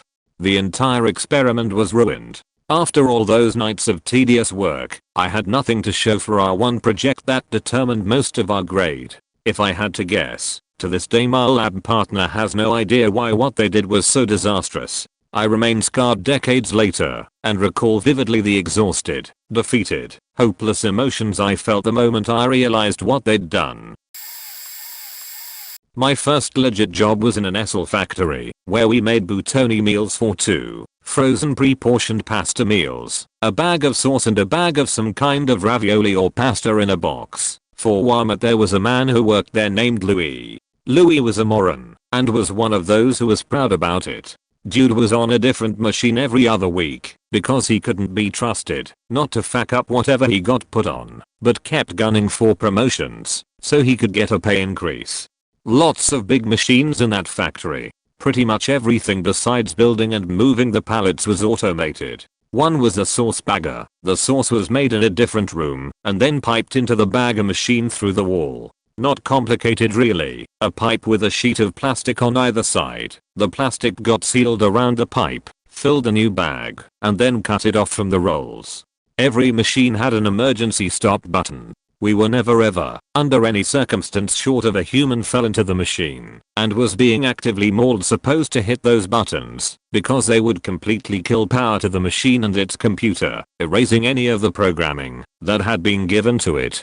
One day Louis decided to use the emergency stop to pause the machine so he could get someone to put new plastic rolls on. When he started it back up he did so by just pulling the emergency stop button back and hitting start without a second thought. The machine no longer having any programming to tell it to seal anything or to stop pouring anything.